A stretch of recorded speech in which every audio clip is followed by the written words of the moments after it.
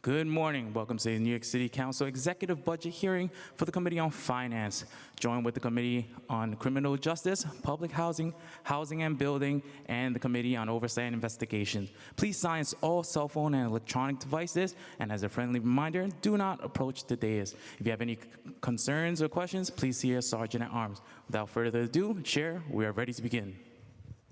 Great. Good morning, everyone. Good to see you all. Welcome to the sixth day of the FY27 Executive Budget Hearings. I'm Councilmember Linda Lee, and today's hearings will begin with New York City Department of Correction, followed by Department of Housing Preservation and Development, and the New York City Housing Authority and Department of Investigation. I'm pleased to be joined by my colleague, Chair of the Committee on Criminal Justice, Councilmember Selvina Brooks-Powers. And we have been joined by Council Members Wong, Caban, Ressler, Majority Leader Abreu, Council Member Brewer, and I think that is everyone right now. So welcome to our Commissioner Stanley Richards, and your team. Thank you all for joining us today to answer our questions. On May 12, 2026, the administration released the Executive Financial Plan for FY26 to 30 with a proposed FY27 budget of $124.7 billion.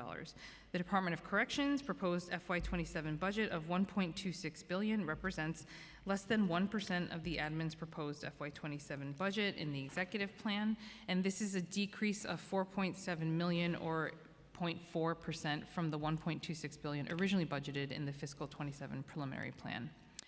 This decrease results from several actions, including a vacancy reduction and uniform savings due to the reduction of over 500 positions, civilian overtime savings, and contract renegotiations.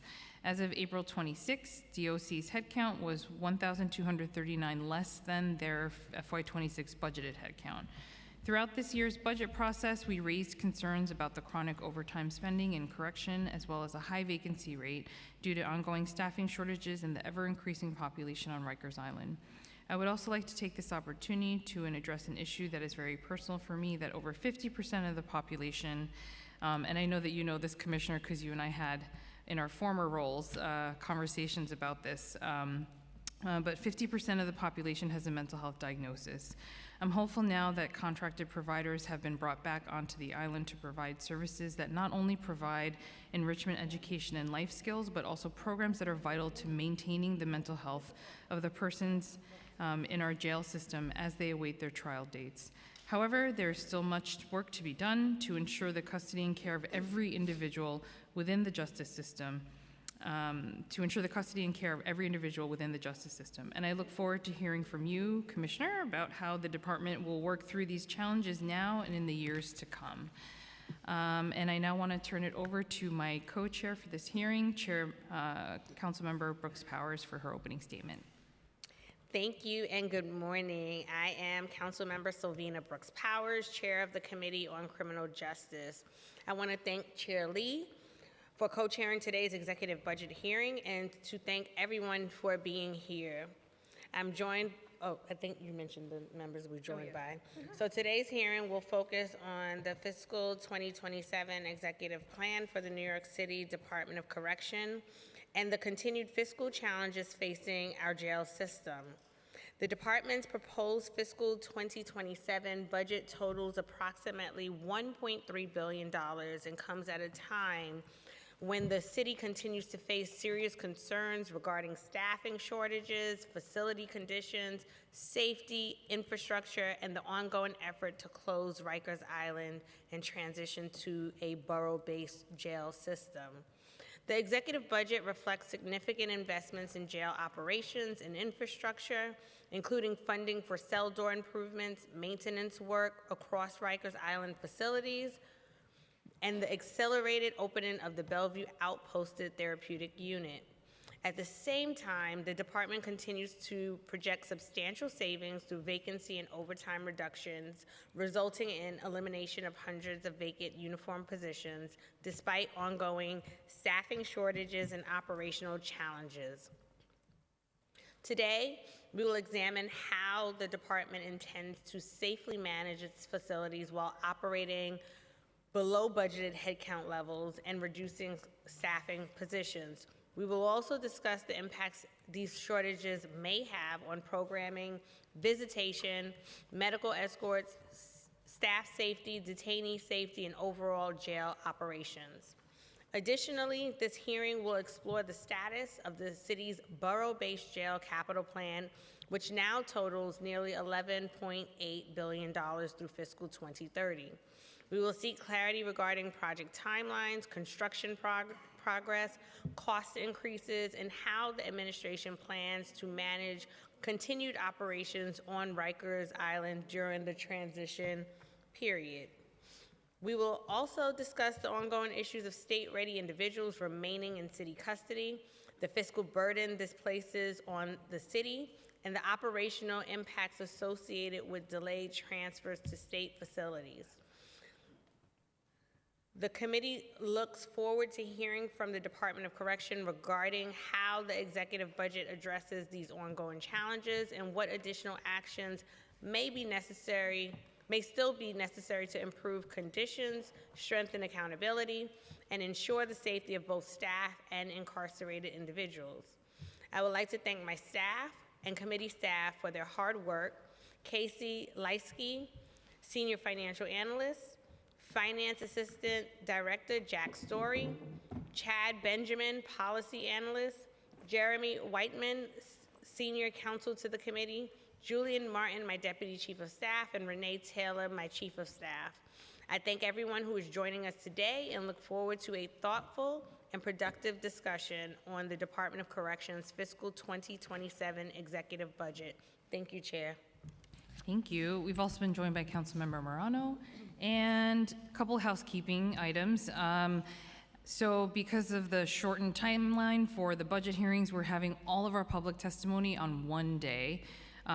So Wednesday, June 10th, 9:30 a.m., we're going to have public testimony for all the different city agencies. So please make sure to sign up. For folks that are sitting here and listening actively, make sure to take notes, ask questions when you come in that day. We want to hear from you. So just wanted to make that announcement. And we are on a tight timeline. So, if we can keep both questions and answers and responses as brief as possible, because we want to make sure to get through all the members' questions. That would be greatly, greatly appreciated. And without further, and the DOI hearing later this afternoon at 4 p.m. is actually going to be at 250 Broadway, not here, because we're getting kicked out of this room, right? Yes. Okay. So, without further ado, I'm going to pass it on to Brian Sarfo, our amazing committee counsel, for the swearing in. Good morning. Do you affirm to tell the truth, the whole truth, and nothing but the truth before this committee, and to respond honestly to council member questions? Commissioner Richards? I do. Chief Rember? First Deputy Commissioner Egan? Senior Deputy Commissioner Claude Lebec? I do. Chief Lemon? I do. General Counsel Conroy? I do. And Deputy Commissioner Zubair? I do. You may begin. Well, good morning, Chair Brooks Powers and Chair Lee, and members of the Committee on Criminal Justice and Finance. I'm Stanley Richards, Commissioner of the New York City Department of Correction, and I am joined today by members of the department's leadership team. Thank you for the opportunity to discuss the department's fiscal year 2027 executive budget and the work ahead of us to strengthen safety, stability, and accountability across our jail system. When I appeared before the council in March for the preliminary budget hearing, I spoke about the vision and priorities that would guide my leadership. I said then that transforming a system like ours is not like turning a speedboat. It's like turning a cruise ship. That remains true today. Meaningful change in a system as large and as complex as ours requires discipline, consistency, partnership, and a sustained effort. It requires a balance of bold urgency and quiet patience. In the first 4 months of my tenure, I have spent a great deal of time listening and learning. I have listened to the dedicated staff who work tirelessly in the jails every day. I have listened to the people in our care. I have listened to advocates, providers, labor partners, oversight bodies, and many members of this council. Listening and learning is quiet work, but it is not idleness. Listening matters because people closest to the work often understand the challenges best, and we cannot undo harm or hope for a better future if we do not understand the challenges that led us to the place we are in today. While listening may be quiet work, it is not static work. My team and I have been moving with urgency on issues that matter because the stakes are high every single day. Over the first months, we have taken meaningful steps towards preparing the department for the future while addressing immediate operational needs. We opened the city's first outposted therapeutic housing unit at Bellevue Hospital, creating a new model of care for people in custody with complex medical needs and expanding access to specialized treatment in an environment designed to support health and dignity. We reached an important milestone in the borough-based jail transition with the topping off of the Brooklyn facility and continue planning efforts with our sister agencies to prepare for one of the most significant transitions in this city's history. We also welcomed 261 new correction officers into our ranks, the department's largest graduating academy class in nearly 7 years, an important investment in rebuilding our workforce and supporting safe operations. At the same time, we have continued engaging collaboratively with the remediation manager and his team as they onboard and establish their operations. We view this work as complementary to our broader goals of strengthening accountability, improving operational effectiveness, reducing violence, and creating systems that are sustainable over time. Real progress requires partnership, and that includes our partnership with the court, the remediation manager, and the federal monitor. Let me take a moment to speak candidly about where we are as an agency so that our conversations today are grounded in a shared understanding of current conditions. The department does not have control over who is in our care or for how long, but we are a critical player in ensuring that there is a strong continuum of care before, during, and after one's incarceration. Currently, we have approximately 6,700 people in our care, which is significantly above where we were several years ago, despite having fewer staff. We need support from all of our partners to bring that number down, to promote safer operations in the near term, and to get to the number we envision for the borough-based jails. Continuing to manage a population this large creates operational pressures across nearly every aspect of the department's work, from housing and transportation to medical escorts, programming, and supervision. But population growth alone does not fully describe the challenges we are managing. Today's population presents increasingly complex behavioral health and services needs, as Councilwoman Lee described. Many individuals come into our care experiencing housing instability or homelessness, substance misuse, a history of trauma, and limited social supports. More than 4,100 people in our care, approximately 60% of the population, have a BRAD H designation, indicating increased interaction with mental health services. In addition, 20% of the people in our care are identified by our partners at Health and Hospitals Correctional Health Services as having serious mental illness. These realities shape how we staff facilities, how we coordinate movement, how we deliver program, and how we partner with correctional health services and others to provide care before, during, and after incarceration. This is why I continue to say that safety and humanity are not competing values. They depend on one another. Our staff are asked every day to manage situations involving complex human needs while also maintaining and secure operations. Correction officers are not social workers, but the reality is they often find themselves operating in environments that require compassion, patience, communication, and partnership, in addition to the traditional correctional responsibilities. They have one of the toughest jobs in the city, and we need to support them in this work. That is why one of my priorities continues to be returning to what I have called Corrections 101. Safe jails begin with the fundamentals. Housing areas must properly be supervised. Required tours must be completed. Services must be delivered consistently. Concerns must be elevated and addressed appropriately. Policies must be understood and carried out. Those are not small. Many of the issues identified repeatedly across oversight reports, recommendations, and operational reviews ultimately point back to correctional fundamentals: communications, supervision, responsiveness, accountability, and consistency. None of this happens without a robust workforce. One of the things that has impressed me most during my tenure as commissioner is the strength and diversity of the people who choose to work in this department. Women play a critical role throughout this agency at every level of service and make up nearly half of the uniformed workforce.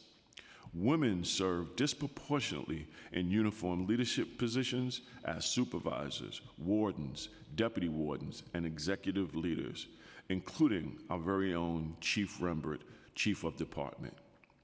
We have built a leadership bench that increasingly reflects the workforce and the city we serve. The number of women in uniform leadership positions is something we should recognize, not because leadership looks one way, because talent and opportunity should not. Building the future of this department means ensuring talented people see corrections as a profession where they can lead, grow, and shape outcomes. That brings me to something I know many people have questions about: the reduction in the budgeted uniform headcount reflected in fiscal year 2027 executive plan. I want to address this directly because I know our staff are paying attention. Uniform staff are not being terminated, and no positions are being eliminated to achieve this reduction. The adjustment reflected in the fiscal year 26 and 27 budgets are a reduction in vacant budgeted positions based on current recruitment and attrition projections, in alignment with where we realistically expect staffing levels to be.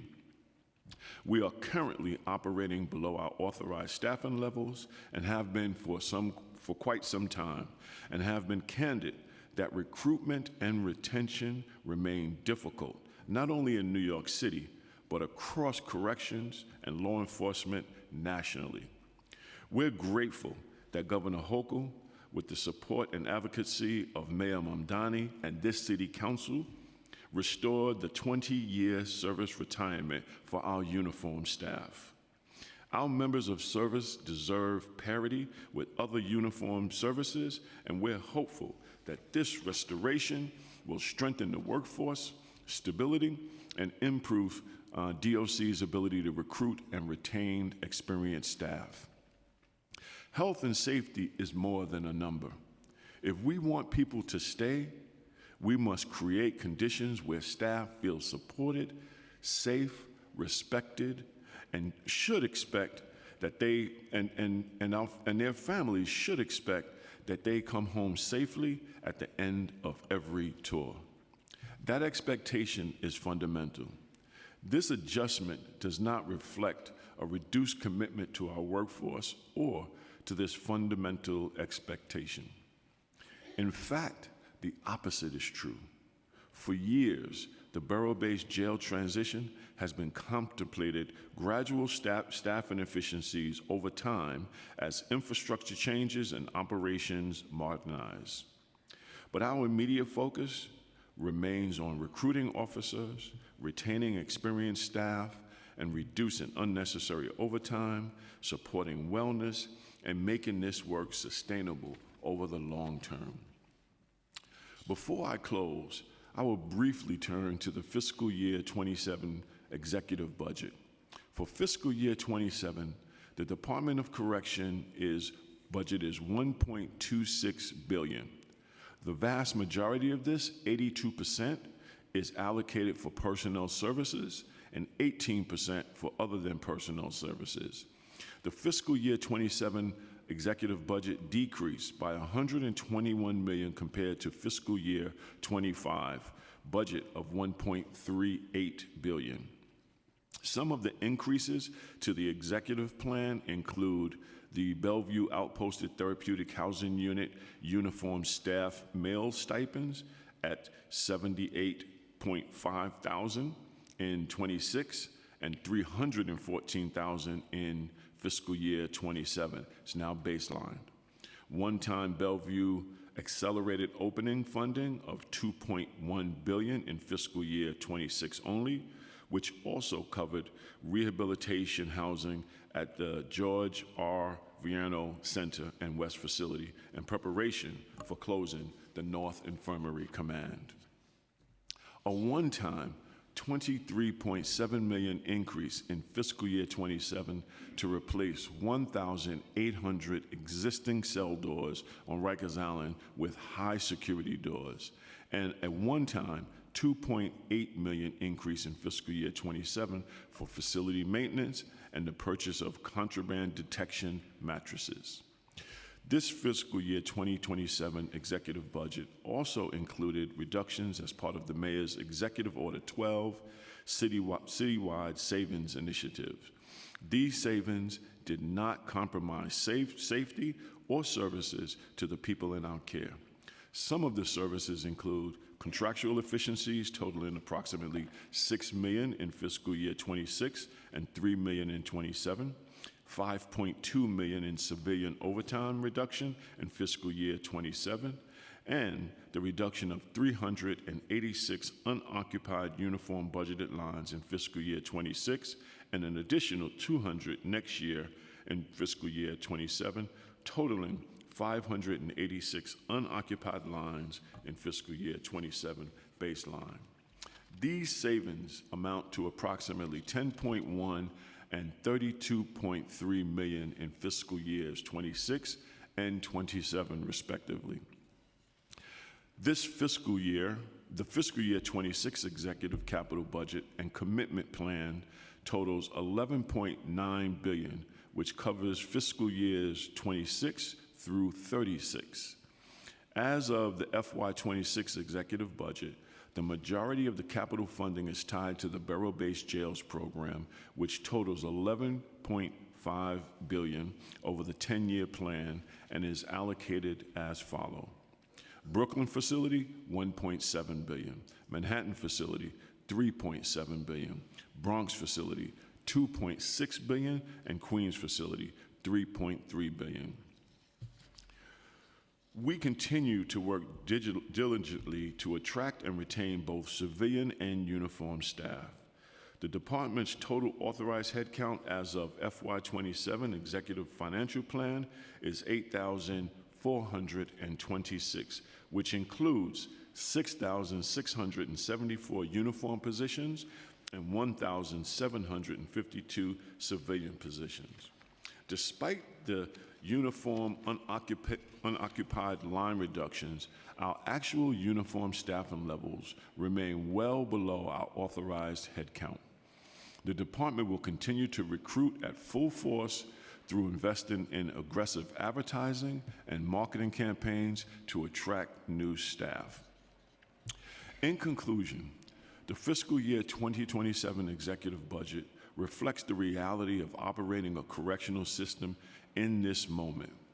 Population pressures, aging infrastructure, staffing challenges, preparation for the borough-based jails, and continued investments in modernization and safety. It reflects difficult choices and a commitment to operating reasonably while continuing to move this department forward. We remain committed to closing Rikers Island and preparing the borough-based jails, and we remain committed to ensuring safe and humane conditions for our staff and the people in our care throughout that transition. Thank you. Thank you for allowing us to come and present to you. There are no shortcuts and there are no quick fixes. But I believe progress is possible when we are honest about the challenges we face, disciplined in how we respond, and committed to keeping people at the center of our decisions. Putting people first is not simply a slogan. It means supporting staff so they can support others. It means creating safer conditions. It means investing in people and expecting excellence from one another. And when we do that, safety improves, services improve, outcomes improve, and public trust improves. Thank you for your partnership and your continued engagement, and we look forward to your questions. Thank you. Thank you so much, Commissioner. We've also been joined by Deputy Speaker Williams, Councilmember Salam, and Councilmember Narcisse. And I have to say, there were quite a few of us on the council that actually went and did a tour of Bellevue Hospital and the facilities and the mental health programming there. So just wanted to commend you for doing that because, as we all know, it's very easy for folks to fall through the cracks when they're transitioning from different parts of the criminal justice system. And so it's really crucial we have a lot of these services that are available to them. So thank you for that. And I know they have an additional request, which we're looking at Bellevue Hospital for their mental health services. So we'll be taking a look at that. Okay, so really quickly, I just have questions related to 4 different topics, and then I'll move it along to our chair. So in terms of the outstanding terms and conditions, one of the conditions of funds in the Units of Appropriation 003 of the Department of Correction and Unit of Appropriation 001 of the Office of Criminal Justice Coordinator, DOC and MOCJ are supposed to submit a 2-year forecast or relevant plausible policy impact models given the makeup of the actual observed jail population and related trends. And the first report was supposed to be submitted on or before January 15th, 2026 and cover the period beginning July 1st, 25 and ending December 31st, 25. And I believe the report is still outstanding, so just wanted to get a sense of what you think the timeline would be to receive that report. Thank you for that question. And I'll turn it over to my colleague to speak more specifically about it. We understand that report is out overdue, and we want to report accurately the timeline and what is needed. And so we are in the process of conducting an assessment so we could be transparent to the council and really speak to where the department is at and what's the plan moving forward. It is important for us not to just submit a report for the sake of submitting a report. Checking boxes is not something that we want to do. So we ask for your continued patience. We appreciate your patience and your partnership, and we will get that report to you with accuracy and detail so that you understand where the department is heading. And if you could also speak to, as you're going through this, what some of the challenges may be, if there are challenges. I don't think there are challenges, so to speak. I think it's just a delay. So we will follow up with the council as to exactly when we'll submit that. But I think we're well underway on that report. And again, we're hopeful that you have it soon. Okay, perfect. And if you could get back to us on the timeline, that would be great. Thank you. Okay, contracts. Following recent concerns raised by public defenders regarding privacy and data collection, is the department reconsidering renewing its contract with Securus? Am I saying that correctly? Yes. Yes, Securus is the right name. Okay. Again, I'm going to turn it over to my colleague to speak to that issue. So the department underwent a public RFP process. Okay. And received a number of vendors. Securus was one of them, and it was selected as the vendor for the communication system that we have. We've looked at all of the concerns in the letters, and we are still undergoing a review of how we could shore up and make sure that all data security within the contract and even our practices ensures that there are no issues with data, privacy, security, or otherwise within the Securitas contract. So right now we are looking at ways to ensure compliance, but I don't know that we're in a position right now reconsidering the RFP, but we will follow up on that as well. Okay, and how long was that RFP contract for? The RFP was initially put out for a 5-year contract with Okay. an option for a 5-year renewal, but we're reviewing that internally as well. Okay, how many other bidders did you have? I think there were 5 total, and it came down to 3 finalists. Okay. Yes, if you could keep us updated on that progress, if they have to go on a cap or whatever it is that they need to fix those issues, that'd be great if you keep us updated. Okay, Commissioner, you alluded to this, the state reimbursement for state-ready programs. At the preliminary budget hearing, you testified that the department receives recoupment on a quarterly basis for all the state-ready individuals who are in your care for more than 10 days. Is that correct? Yes, that is correct. Okay, and what is the current recoupment rate you receive from the state? DC, our DC of Finance will answer that. Faison Zubair, Deputy Commissioner of Budget and Finance. We receive, I'm sorry, your question was how much? Oh, recoupment rate, yes. Recruitment rate. Rate. It was, so it's about $100 a day per individual in custody for over 10 days, excluding those in medical status. Okay. In the council's preliminary budget response, we recommended that in the state and the city enter into an agreement to make more equitable reimbursements as it costs over $400,000 to house a person on Rikers Island for 1 year. I'd actually say it costs more, doesn't it? But in any case, is that a conversation that has been happening or that you would be willing to advocate for? We would love to engage in conversations with our state partners about that. At the moment, right now, we are under an agreement between Department of Correction and the state, and further conversation is always welcome. Okay. I think what I would really like is for the state to take the state readies.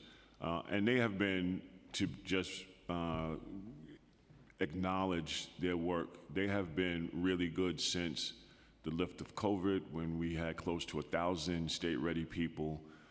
That number has significantly come down, and they continue to take people up. And so we usually hover around about 100, a little over 100 state-readies, but they have been consistently taking people up. And I really just want to acknowledge Commissioner Monticello and his team for working with us to move people up. Okay, and how many state-ready persons have been in your custody for over 1 year?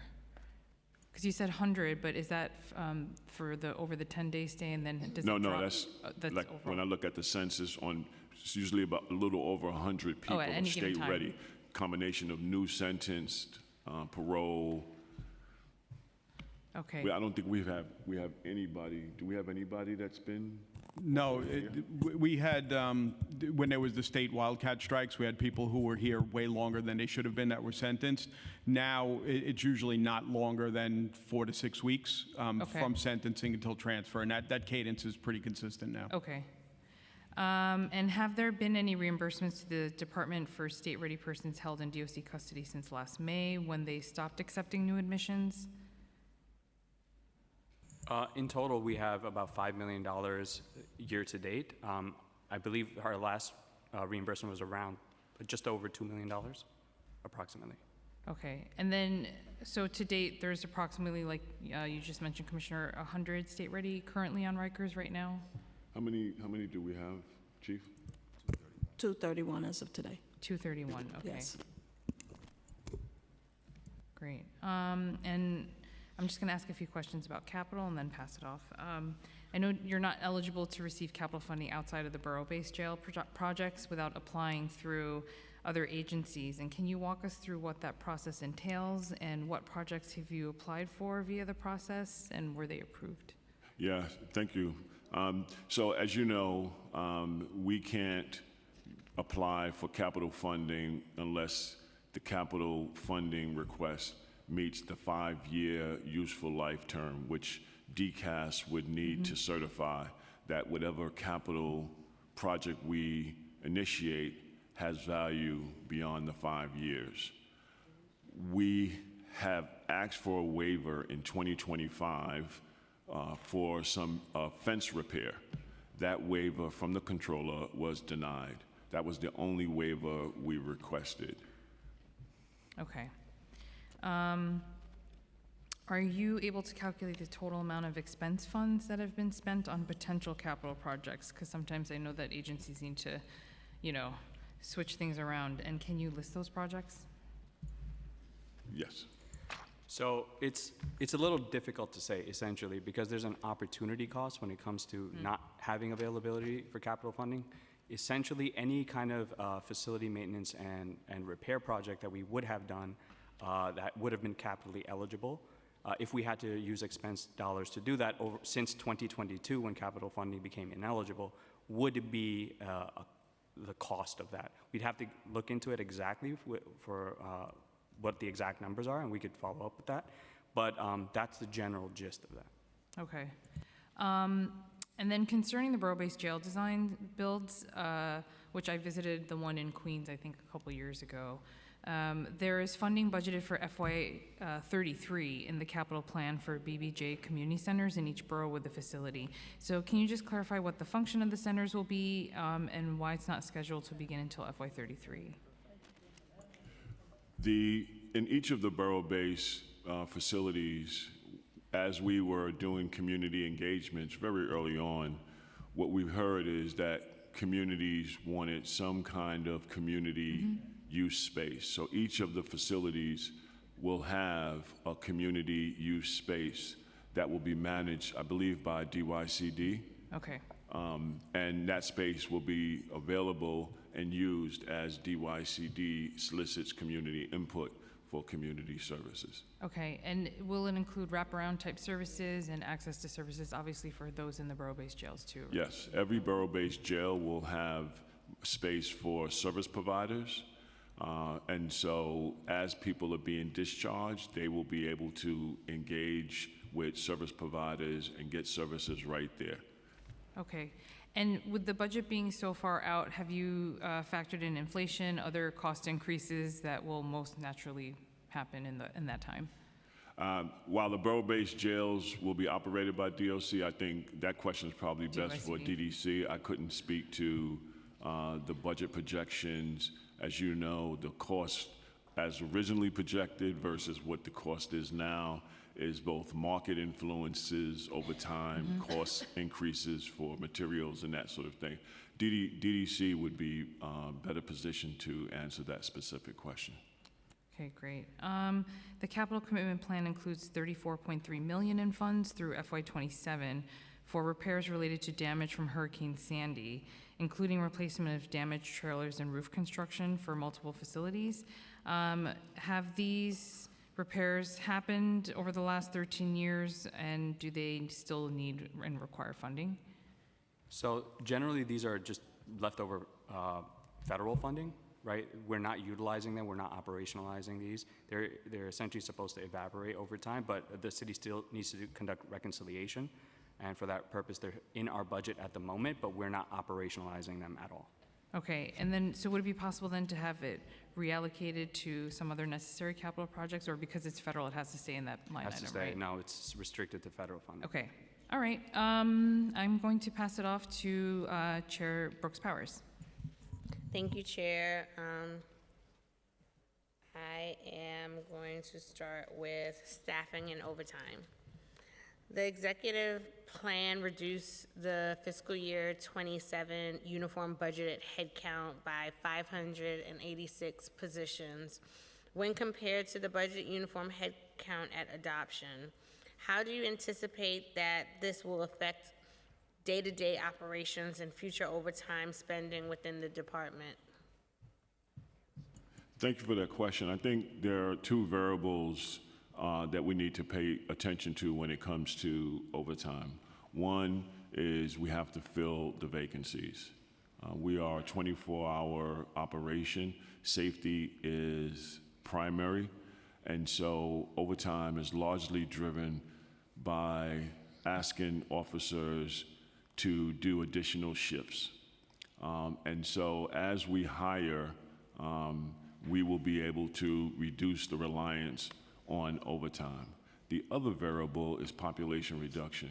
Working with all of our partners at OCA, community-based providers, and the City Council, and the investments that the City Council has made in diversion programs, we begin to bring down the population. As we bring down the population, we'll be able to reallocate those staff, and so we should see a reduction in overtime. But as I said earlier, this is sort of a cruise ship moment. I think we need to chip away at it, and we have alignment right now with all of our partners to work on that. So we are recruiting heavily. We have a class that we will be starting in the middle of June. We have another class that we're going to be starting at the end of this year in December. We have recruitment ads out. We have a test that is about to be launched. And so we're working really hard to try to bring people into the department so we can reduce our reliance on overtime. And I know we've spoken before in terms of the efforts to attract applicants to DLC positions, and I'd like to know what changes, if any, are you planning to make to job descriptions, eligibility requirements, or training?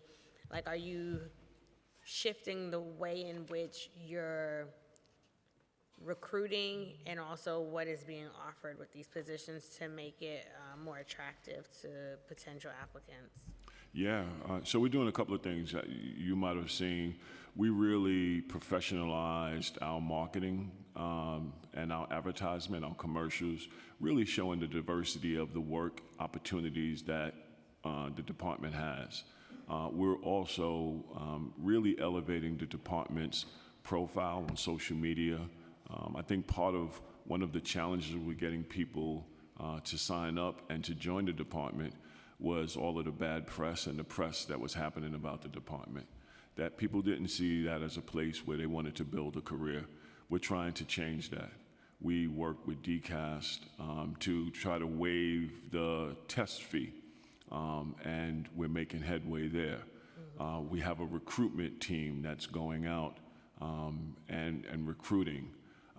Talking to Commissioner Marta from the Veterans Department about tapping into and presenting at some of the military installations close by New York to see if people who are coming out the military are interested in joining the corrections. So we have a full court press on trying to recruit.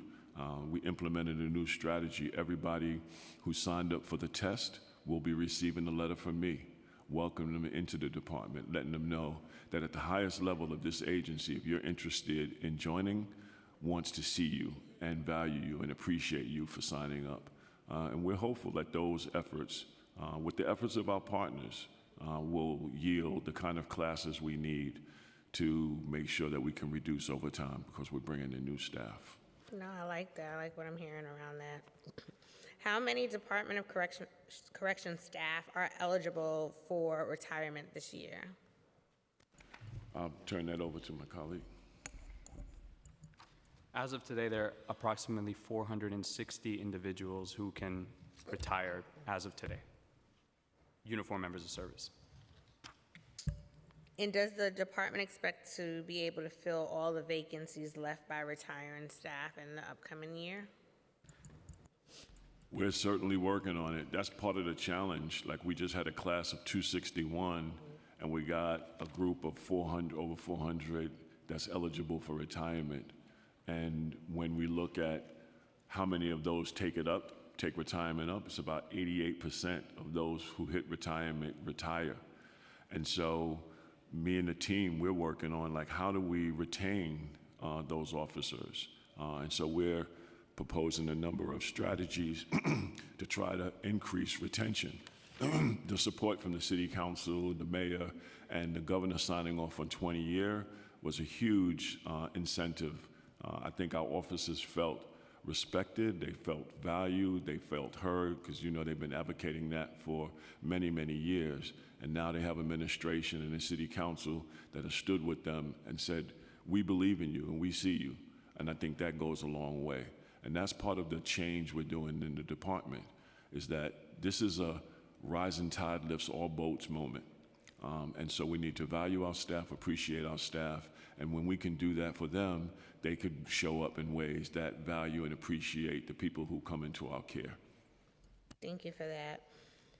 The Nunez Federal Monitors reports offer many recommendations for better staff management. While we know that the remediation manager will also have a role in staff management, can you outline your strategy for how to better manage and deploy staff going forward? Yeah, so one thing we have done, we issued a reorg. The Office of Administration, which manages our staff deployment, is now reporting to our Senior Deputy Commissioner, Lebec, in partnership with the Chief of Department. We are engaging a consultant to do a post analysis. We're doing that both with SCLC and we're doing it with this consultant. And we're working in partnership with Nick and his remediation team. The goal really is to assess what is it what's the staffing structure we need to manage this particular population and this situation. And so that work is ongoing and it's in partnership with the remediation manager.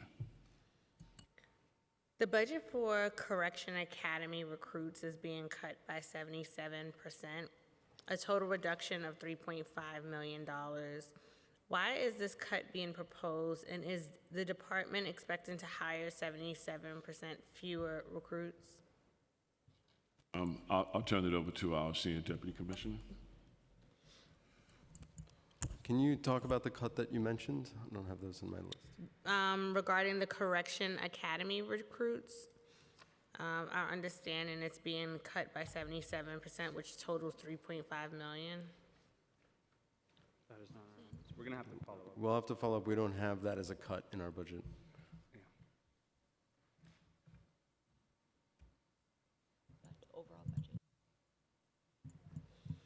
So it wasn't entered as an official change, but it was entered into the report as year over year. So it showed a decline by $3.5 million. But so you're gonna get back to us on? We'll have to get back to you. Yeah, I'm not aware of that. Yeah. Okay. OMB budget documents show the following number of officers assigned to court pens: 333 in Manhattan, 226 in the Bronx, 187 in Queens, and 150 in Brooklyn. Can you give an explanation for these numbers and how many people in custody are typically in each of the court pens at any given time? The chief can speak to the number. I don't know if we have the number in court pens, but I can tell you we do about 700 court transportations every day.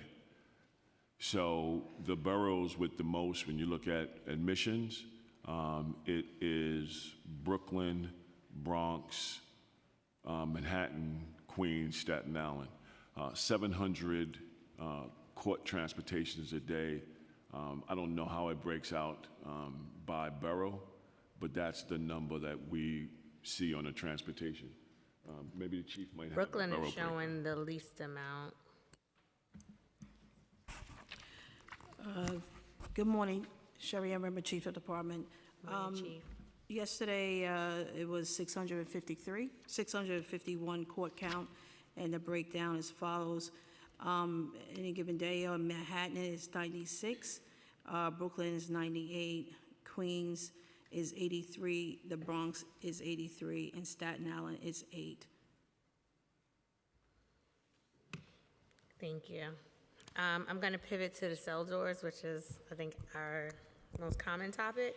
So in recent correspondence, the department has stated that approximately 2,900 doors currently need repair, yet expected facility closures and other efficiencies will reduce the number of doors that need repair by approximately 1,000, adding $23.7 million in this plan to repair 1,800 doors.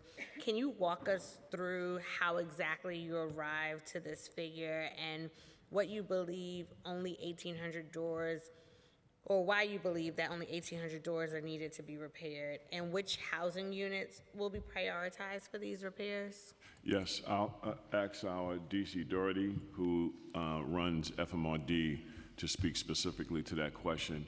But for us, this is a safety and urgency issue to fix as many doors as we can while simultaneously reducing population and preparing the department for the future of borough-based jails. We may, over time, my hope is that the 1,800 will get us to a place where we have reduced population with our partnerships and we have begun to transition into the borough-based jails. But I think that's an ongoing assessment, but that's what we have right now. Thankful for OMB, thankful to Mayor Mamdani and First Deputy Mayor Dean Fullahan for supporting this initiative and understanding how critically important safety is for our officers and for the people in our care. So I'll turn it over to DC Doherty. Good morning. Do you affirm to tell the truth, the whole truth, and nothing but the truth before this committee and to respond honestly to council member questions? I do. Can you ask the question one more time? Sure. In recent correspondence, the department has stated approximately 2,900 doors currently need repair, yet expected facility closures and other efficiencies will reduce the number that need repair by approximately 1,000, adding $23.7 million in this plan to repair 1,800 doors. Can you walk us through how exactly that figure was arrived to and why the department believes that only 1,800 doors need to be repaired? And then once you answer that, I'd like to know which housing units are going to be prioritized with the repairs. So as the commissioner stated, I think very clearly and well, it's an ongoing assessment contemplated with the depopulation, the bringing on of borough-based jails, so on and so forth. As far as the location that's being identified, that is OBCC Tower, and the thought process was that is one of the primary locations that has the greatest identification for safety and security, particularly and for doors.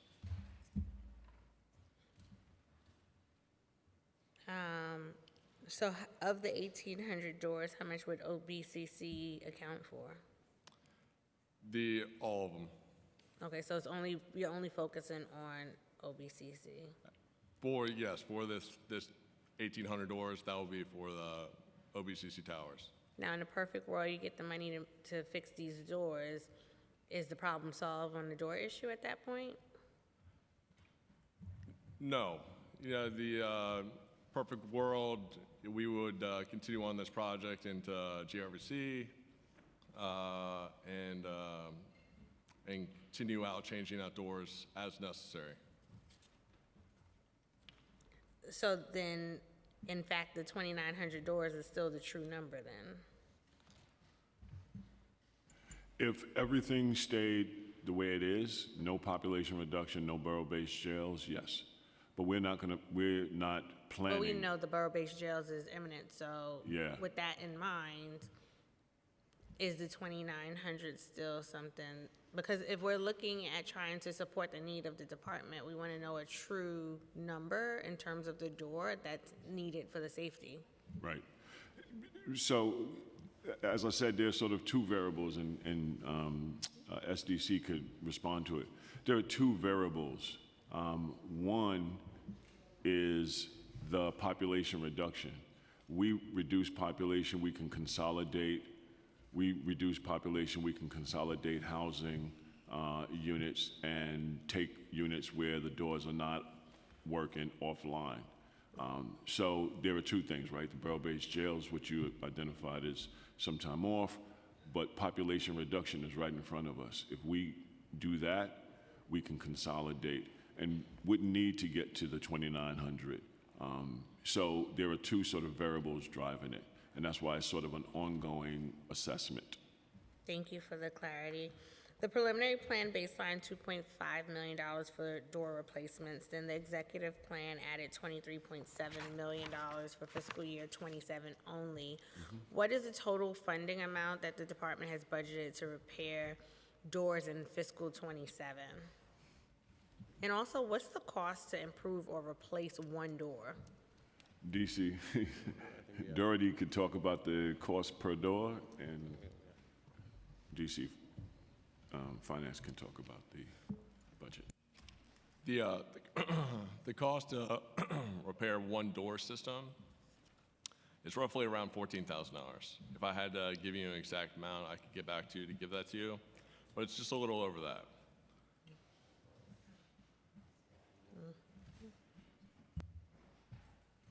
The budget for this year?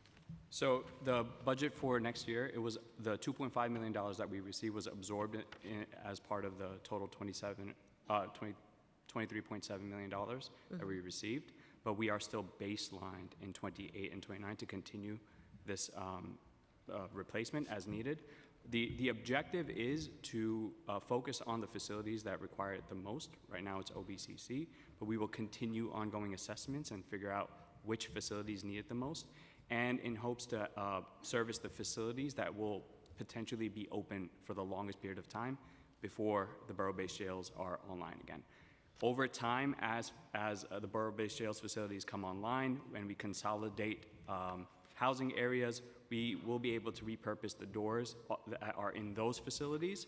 Therefore, we will not require the total 2,900 that we were anticipating, and which is why we only requested 1,800 doors total, which is, I think, what you were looking for. Thank you. In the same vein, but pivoting in a sense to the borough-based jails, have you made progress with City Hall concerning next steps of transferring land parcels over to DCAS per Local Law 16 of 2021?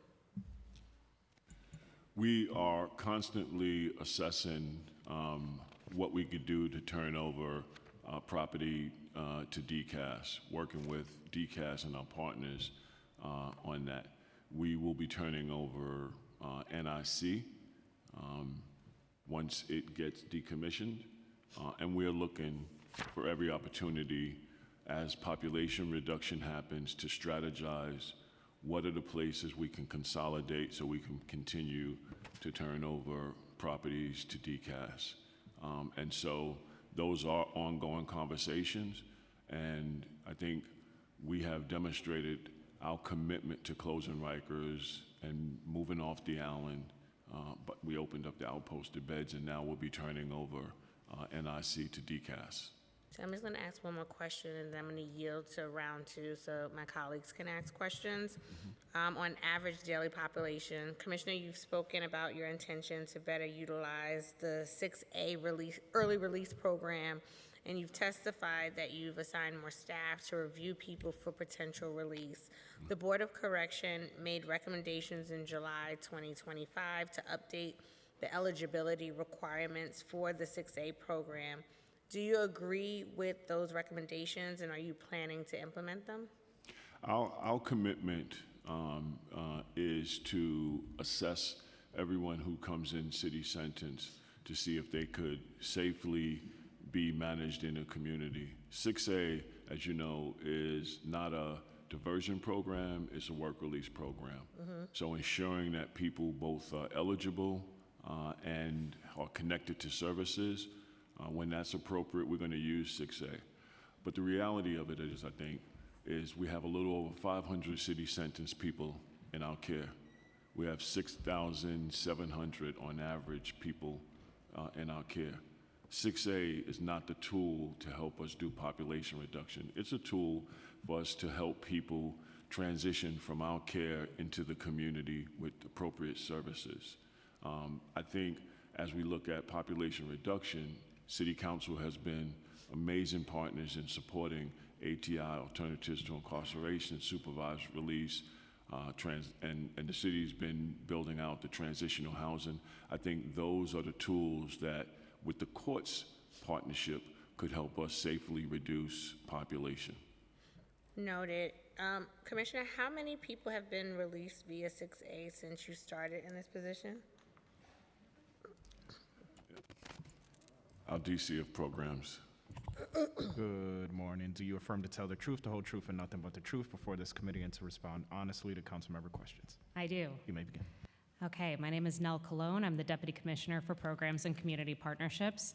And I want to answer this and kind of cushion it in two ways. One is that there's been approximately 10 people, but that is not, we have offered it to more than 10 people. 10 people have accepted. How many were eligible to that point? Eligibility is, well, we review every person. So we have approached approximately 15 people. 5 of those have refused, 10 have agreed.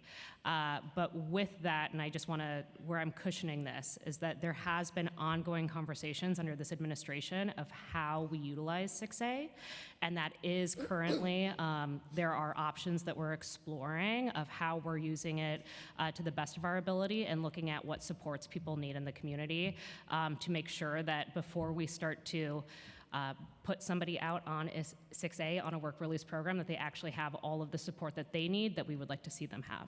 Do you find that housing is a factor in excess, like in being eligible in this? Like, are there people who would be good candidates for the program but lack stable housing and are therefore not released? No, housing is not a factor in not releasing, and I say that because we work closely with the Mayor's Office of Criminal Justice and all of our community-based providers like the Fortune Society, who actually have been able to secure housing, transitional housing for people. So it is not, or has not appeared to be a barrier for us, because every person that has identified that they need housing has received housing through these partnerships. Okay, great. We've also been joined by Councilmember Epstein on Zoom, and we will start with our Deputy Speaker, followed by Councilmember Caban.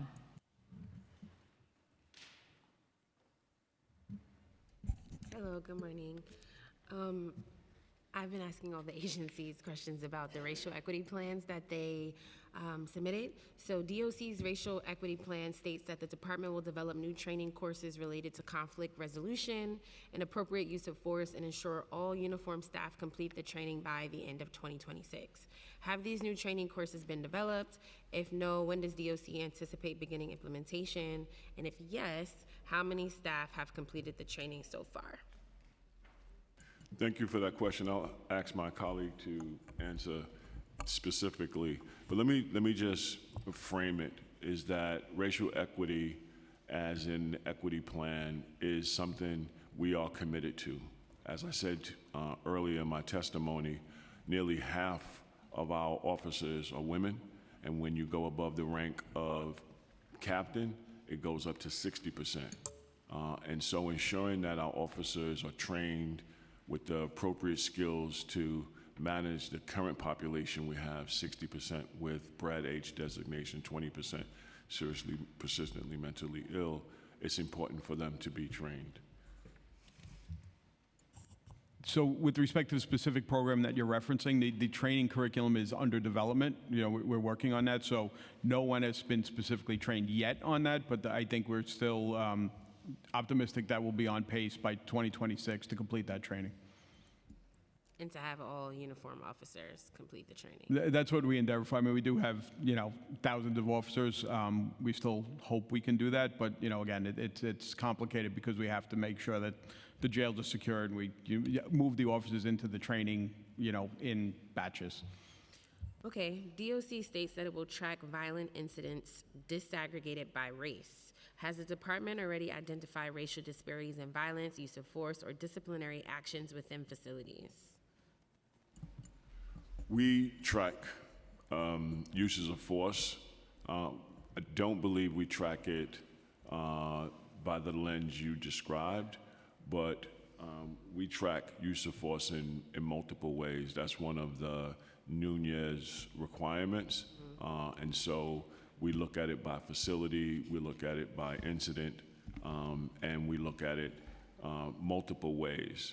I need to get back to you on whether or not it's tracked as you described. Okay, thank you. Yeah, you all said that you were gonna start tracking it disaggregated by race. So you, DOC, set that plan, so. Yeah, I need to get back to you on where we're at with that. One strategy identified in the plan to improve staff retention is the development of an employee satisfaction survey. And I know you talked a lot about employee satisfaction and supporting employees. And I actually found out that I think I have the highest number of correction officers in my district. So this is important to me. So how far along is DOC in developing and implementing that survey? So we have already implemented a survey in OBCC, and we're developing sort of teams of leaders, officers in each of the facilities that will be sort of the credible messengers about getting feedback from what the officers need. Staff wellness and staff support are really important to me. That's why I am out there, I tour, I talk to officers. I don't want to just collect data for the sake of collecting data. I want to collect data and hear what officers are experiencing so we can take action on it. And so we've done it in OBCC, and we're going to be running it through the remaining facilities. The other thing that we've started doing, we have a wellness center where our care staff operates, and we provide hot meals.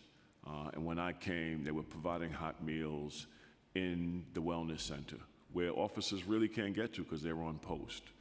My senior advisor, who now oversees CARES, understood that and understood we were missing something. And we've created rotating food delivery. So when they make breakfast, they deliver it to the facility to make sure the officers who can't get off the post and can't get out the facility have a hot meal to eat. And that has been received really well. Just one more question in terms of how your racial equity plan may or may not be, I'd say, referenced or included in the FY27 exec budget. So two things. There were several goals in your plans requiring new technology systems to improve data tracking and reporting. So just wanted to know if any of that is reflected in the FY27 exec budget. So different things such as new data systems to support historical data tracking, a digital logbook system to track compliance and minimum standards, a new programming tracker system, and then DOC also said that they plan to expand a therapeutic housing unit in partnership with Correctional Health Services. So just want to know if there's any funding reflected in the FY27 exec budget to support those facilities and services. I'll have our DC of Finance talk about the budget, and our DC of Programs can talk about what we've done with programs in terms of substance misuse and the partnership with Correctional Health Services. So yes, we've been implementing many projects that are aimed at that specifically. The largest project we have is our JMS project, our jail management system project, which is a combination of both capital and expense funding. It's close to, I want to say it's over $60 million. $60 million. And on the Bellevue Therapeutic Housing Unit, we were allocated approximately $2.1 million as part of the 2026 plan for the accelerated opening. So. Yes, and I'll answer to the programming question. So just if we dive a little bit deeper into that specific goal, the first kind of strategy with that is the Correctional Health Services expansion, which does reference or is reference to us of the Bellevue Therapeutic Units, which did open up. And we have been working in close partnership with Correctional Health Services to make sure that our programs are supportive and supplementary to the clinical work that they're really providing. And then as we move along into how we're expanding program opportunities across multiple facility sites, I'm going to use the example of our substance misuse services challenge-based procurement that was implemented in the last 6 months. Since that has been implemented, we have opened up a sober living community in one of our facility sites with the opportunity to expand, we hope shortly. We have also expanded substance misuse education courses, as well as peer-related groups similar to AA across multiple housing units throughout the agency and multiple jails. And so we're fortunate to bring, while not the clinical treatment that is done by Correctional Health Services, additional therapeutic access and support, and that's from the lens of substance misuse services. We are also partnering with the Osborne Association on a trauma-informed care contract, and in the last 6 months have onboarded the majority of the staff associated with that contract. We have them now at 2 sites, providing groups to people in our care. So we are ensuring that we're expanding, again, therapeutic access, and over the last 6 months have been very intentional about where we're having this access. Thank you, that sounds great. But given this is a budget hearing, could you share how that's reflected in the FY27 exec budget? Is it reflected there? Yes, so if we look at the Division of Programs budget, it's approximately about $27 million. Now, about 85% of that is contracts. So that's roughly about $23 million is associated with contracts. And how we articulated that in the specific racial equity plan is that we identified about $22 million worth of those contracts are associated with advancing the racial equity plan. Thank you. Councilmember Caban, followed by Brewer. Thank you. Good to see you, Commissioner. Thank you all for being here. So I want to kind of pick up where Chair Brooks Powers left off on the conversation on 6A. I appreciated that y'all said, hey, this is not the strategy to decarcerate. We got a long ways to go. The census is historically high, unfortunately. And it is true that, you don't get a say in who goes through those doors, but you do have a responsibility once they're there. And it was interesting. Yesterday, we had the public safety exec budget hearing, and the NYPD commissioner testified that everyone on Rikers was there on a felony, which we know is demonstrably false. You started talking about the population a little bit, and so I know you said that as of today, the population is a little over 6,700, right? About that, yeah. About that. So it's about that, and then a bit over 5,000 of that are people who are held on pretrial detention, so they can't afford to meet the conditions of their bail. There are, and these are the numbers as of the 31st. I didn't check this morning, but as of a couple days ago, over 370 incarcerated for misdemeanors, over 100 incarcerated on technical violations.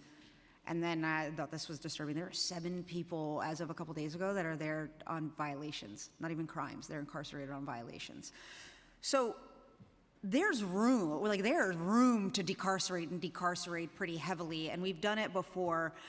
My question for you, Commissioner, is, do you agree that in order to reverse this trend we're seeing of an uptick in the census, do NYPD, do prosecutors, do they need to be partners in ending, in working to reduce the census? Because like you said, 6A alone that's a fraction. What are your thoughts there?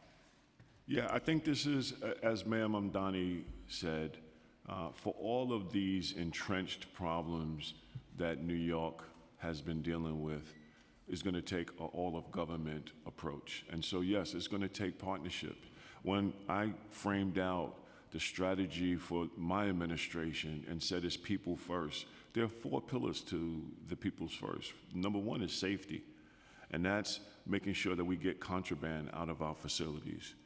2 is program innovation. I think, as you said, we don't have control who comes in, but when they come in, we have an obligation to provide care for them and an opportunity for them to build a new life. And so creating program innovation. And then the population reduction is diversion and ATI and SRP. The first deputy commissioner and I and my team have talked about creating a second look opportunity with OCA and prosecutors and defense. We need to take a look. Are there people in our system that we could safely divert to have their cases managed in the community?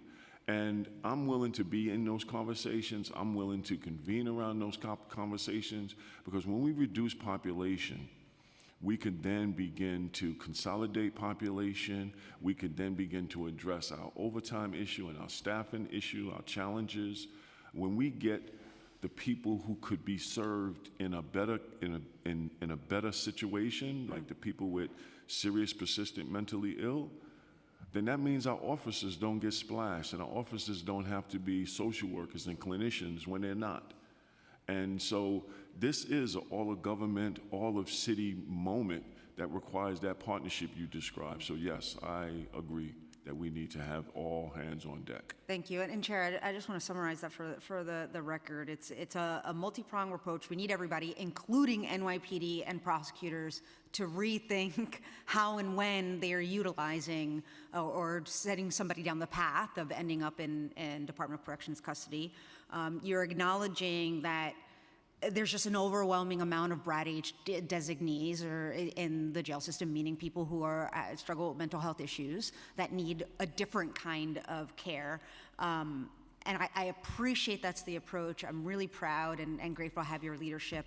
I was just concerned when the chair asked the really good question yesterday of the commissioner of like, hey, do you see a role in helping with the census on Rikers? And she said, no, I don't know where we come in on that. So I really, really appreciate the holistic approach you're taking, and thank you, Chair. Great, thank you. Councilmember Brewer, followed by Ressler. Thank you very much. Congratulations on everything. One question, Bellevue. I know I've been there a couple of times. How many people are there now, approximately? Chief? 96. Okay, so that's great, because it was like 104 beds, I think. Something like Yes, that's accurate. I have good memory. Next question is food. I mean, I'm a nut on this topic. So as you know, James knows and Chelsea knows. We visited the cafeteria, we ate the food, we met with the staff, we gave them awards. But the food budget has been cut from 19 million to 18 million. And obviously, we want good food. So how are you going to rationalize that, given inflation, but also the need, I think, as you're talking about programming, which is important, so is health, in my opinion, and also supporting local farmers. It's a great question, and I'm going to turn it over to our Senior Deputy Commissioner who can talk to you about food and nutrition. He oversees it. And I can tell you, we heard you, and we appreciate your comments, and we are looking into the food that we provide. From Grow NYC, and a little salt, just once in a while. Thank you. We heard you on the salt. Yeah, so with respect to the salt, we do have standards that are I know. I heard those stupid standards. Go ahead. Okay, Just talk about the food. We follow the standards for the health of the people in custody and for the food that we serve. With respect to the budget, we don't have any shortfalls there, and we were not cut in the most recent financial plans or recently to impact our food budget by any means. In fact, the whole team at Nutritional Services is looking at ways that we can deliver more and better food every day. And so over the last 2 weeks, we tried out a pilot where we're getting a sense of what is everybody's favorite meal and can we roll out more of that. And so we're adding more of those meals to our menu right now. We're actively putting out a survey on food, and we're developing a new tech system to develop a new menu and to make sure that that menu is in accordance with our food policy and standards. Okay, so you haven't been cut. We have no budget issues there. We were What able is the to food roll out budget? What is the food budget? Do you know? 19.9 million. Okay.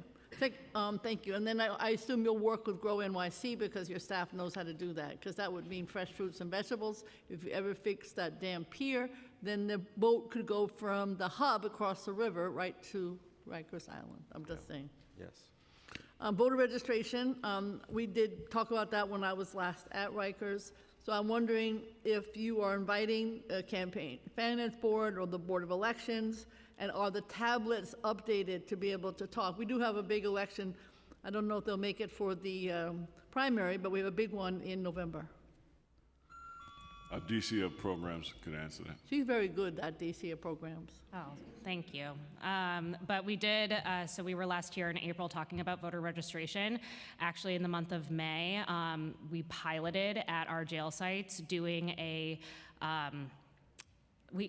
congregate voting effort, so that every person that had signed up for an absentee ballot was brought in to do their absentee ballot in a congregate space, socially distanced and set up, so it felt more like a true voting experience.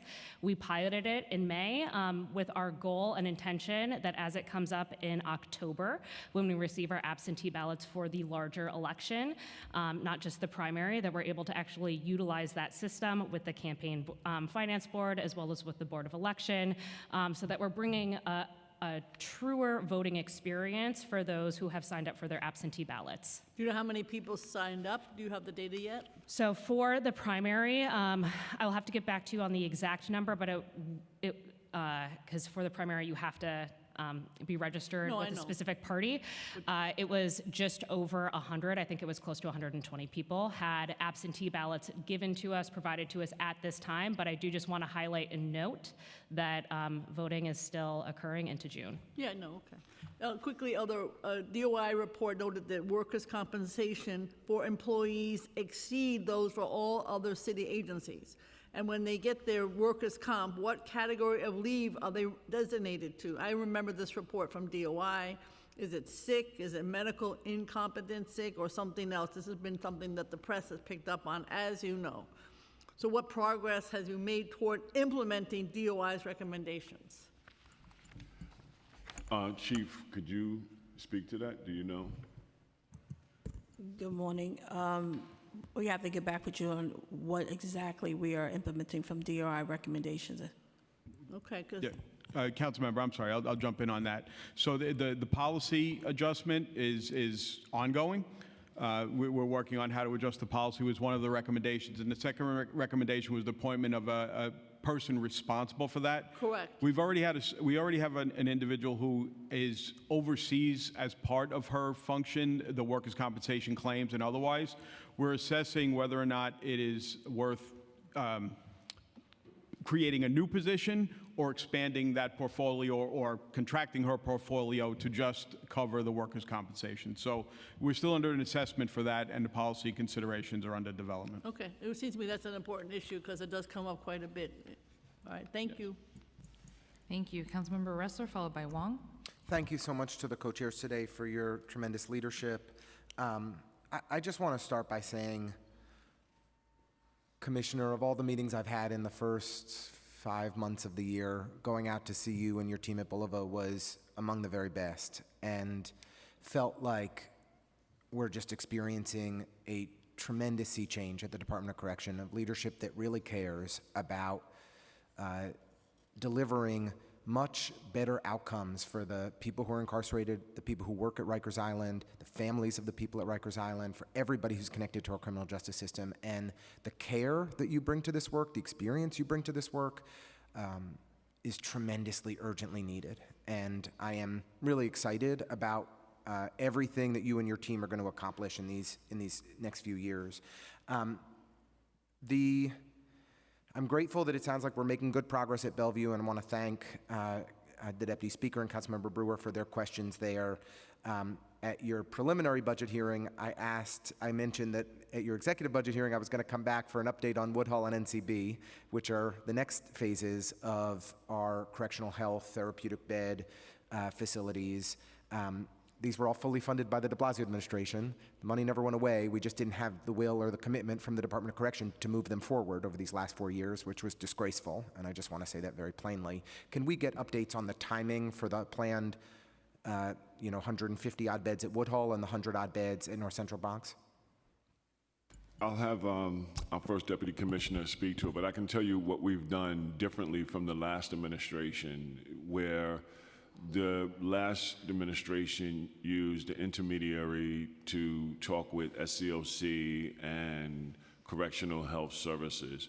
We have now stood up a standing meeting with SCOC, Correctional Health Services, and DOC to make sure that we're all in the room and we're walking through the decision points we need to make and the steps we need to take with everybody being in the room, as opposed to having the conversations with a few and then what a difference it makes when somebody actually wants to solve the problem rather than being a barrier to it. Exactly. So we get it, we appreciate it, but so tell me, how are we doing on, the money's there, this is a budget hearing, but we're keen to understand what the timing is. Yeah, here we go. Hi, council member.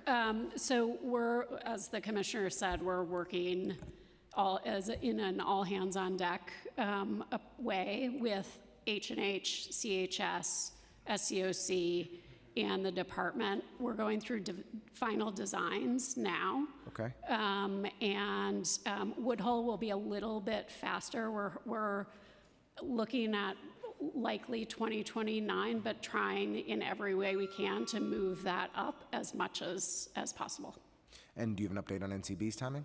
Both are along the same timeline. Woodhull would likely come first and Okay. then NCB. Just for the record, when these were announced, it was anticipated that Woodhull would open in 2023, NCB would open in 2025. There are hundreds of people that will suffer on Rikers Island because of the failures of the Adams administration here. Appreciate you all getting this back on track. And then I think what I'll just ask as my final question is a big one, so I'll just leave it as open-ended for you all to respond. We're 3 years away from Brooklyn opening. There are more than twice as many people from Brooklyn and Staten Island in your custody today that can be accommodated in the Brooklyn jail. What are the specific things that we can point to in this budget? What are the things that we need to be prioritizing and investing in moving forward to actually drive the population down so that everybody from Brooklyn and Staten Island, Frank, I'm looking out for you, can be accommodated in our facility? And then secondly, the Adams administration sliced in half the number of therapeutic beds that were planned for the Brooklyn facility. Have you begun to identify strategies for how we can provide alternative therapeutic care models to serve more of the people, recognizing, as you did in your testimony, that nearly 60% of the people in DOC custody today have a BRAD H designation? I think the strategy is population reduction, and City Council has been amazing in supporting ATI diversion. So the more we can expand that capacity, the more we can expand SRP, the more we can bring online housing. And Mayor Mamdani has committed to doing that and rolled out his housing plan. Those are the kinds of resources people in our care need when they come home. We have strong partnerships with service providers like Fortune, Osborne, Cases, and others. You know anyone at those organizations? I know a little something about one of them. All of them, actually. Yeah, look, the mayor and this council, we need to start prioritizing significant expansions of those investments, or we're not going to hit our population reduction goals. That's how and you so do we it. don't have the money in the budget right now to actually get on track, and all of us together need to start getting real serious real quick. So thank you very much. Thank you. Really appreciate you. And that's something we're looking out for in the budget as well. Councilmember Wong, followed by Morano. Thank you, Chairs. Commissioner Richards, the original cost of the borough-based jails was about $8 billion, and today, when we look at the OMB budget, the cost has ballooned to $11.47 billion, and the completion dates have been slipped to 2031 to 2032. At what point do everybody in this room acknowledge that closing Rikers is no longer fiscally or logistically credible? And what are we doing to face that reality? Can you talk about it? Yeah, I think as I said in my opening remarks, I think we have to continue to focus on population reduction. As a department, we're doing everything in our power to expedite the borough-based jail process. We are committed to closing Rikers Island, and every step we take, every decision we make, we hope that we're demonstrating as an administration our commitment to closing Rikers Island. I can't speak to the 2027 deadline. I think that is a city council conversation, but we are committed. Make no mistake, we are committed with closing Rikers Island. And if we can begin to do population reduction, and that's something that DOC can't do, but in partnership with community partners and the courts, we could begin to do it. I think in the last Lippman report, there's a blueprint on what we can do to bring down population through case processing, through increased diversion, housing stability. The question is whether or not this is the moment, and I believe it is, where we can work in partnership to make that happen. Yeah, I read the Lippman report myself. I also read the legal analysis published by City Journal earlier this year, which says the current jail plan, the borough-based jail plan, violates state correction law, which requires Rikers to remain the city's jails until new facilities are operative and funded. So if that means that if that is true, then potentially it requires the council to amend local law 49 before any closures can be legally proceed. Do you agree with that, or that's something you have to look into? I think that's probably a question for law, the law department in terms of how that law would work. I think my role and my commitment to the city council is that this administration is going to work every single day to pull the levers that we can pull to expedite the borough-based jails and reduce the population in partnership with city council and our providers. What we don't have control over who comes in. We do have control over how we treat people when they come in, the kind of resources we leverage to ensure that when they leave, they don't come back, and to connect them to our community partners. That commitment I give to you right now and to the city council. Thank you. Can I have time for round two later? Or thank you. Okay, Councilmember Morano, followed by Narcisse. Thank you, Chair. Thank you, Commissioner, for your testimony. Appreciate you being here. You testified that DOC currently has approximately 6,700 people in custody and that we need support from other stakeholders to get that number down for the borough-based jail system. What population level does DOC believe is necessary for the borough-based jail plan to function as designed, and what specifically gives you confidence that we can get from 6,700 to that number, whatever number that is? Thank you for that question. I think the number is what we're building to, which is 4,100 beds in the borough-based jail system. So we need to bring that number down around that to that number.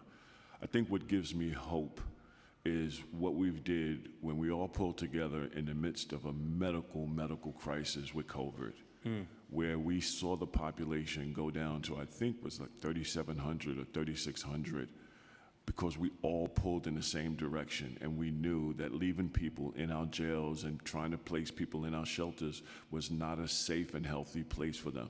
And so we pulled together and we leveraged city resources and community partnerships to bring the population down safely. Safely, we brought the population down. And I think that's the kind of effort we need to have right now, where we don't see our opposition as the thing to focus on. We see our partnership as a thing to focus on, because this is New York City, and this is a moment where New York City can do big things. We can show the country that in New York City, of over 8 million people, that we could safely reduce our reliance on incarceration, make sure communities are safe and thriving, and making sure people who were incarcerated can build a new life. We've done it before, and we can do it again. You spoke eloquently about the importance of a robust workforce and noted that staffing shortages remain one of DOC's biggest challenges. Yet the budget reduces 586 uniform positions. I know you alluded to this earlier, but just to reiterate, if staffing is essential to safety, why is the city reducing authorized uniform headcount? My colleagues can speak more specifically to that, but I can tell you what we looked at is what is our hiring projection. We have had vacancies for many, many years, and like other correctional jurisdictions, they're dealing with staffing shortages as well. And so the number that we put in there is a number that we feel that allows us to hire up so we can have safe jails and be able to reduce the vacancies, because those would be positions that we wouldn't be filling because we couldn't. I would just add that the budget still allows us to hire over 1,000 correction officers today if we wanted to. So we have the resources to hire the staff we need to bring down all of our overtime issues. This is a very thoughtful process to think about what are our true operational needs, but we can still hire. Chair, may I get it in one more, or do you want me to wait for round two? Got it. Thank you, Chair. Sorry. So you said one of your priorities is, I think you call it Corrections 101, which I think is a great term and a great philosophy. Proper supervision, completing towards accountability, responsiveness, consistency, everything. If you had to identify the single greatest obstacle preventing DOC from consistently getting those fundamentals right today, what would it be? I think it's a couple of things. One, I think is morale. people have been at work, our staff come to work, and they have not felt valued and part of the process. They felt isolated, just like the people in our care. And I think when people feel diminished, they show up in ways that reflect that diminished value they feel. And so part of what we're doing is saying, as we look at population reduction and safety, we have to also look at how we value in our staff and appreciating our staff, so that when they show up to do the job, they show up with their full selves. They show up doing exactly what they need to do. And so morale is a big piece of it. The other piece of it is we have, I think, tried to punish our way into compliance. And if we learned anything over the decades, it doesn't work. And so how do we create teachable moments for our staff where people who are coming in want to do the right thing and may not do the right thing? How do we use those moments as opposed to a punishment moment, a teachable moment, where we're giving the staff the tools and the support necessary to show up and do the job as needed? And that's what this administration is doing right now. Thank you. Great. We've been joined by Councilmember Feliz, and we have Councilmember Narcisse, followed by Salam. Good morning, Commissioner, and your leadership, and thank you, Chair. Thank you for your work. As a matter of fact, it's a new approach, live experience, which is very important. And my question is live experience as a registered nurse for doing reentry program and visiting folks.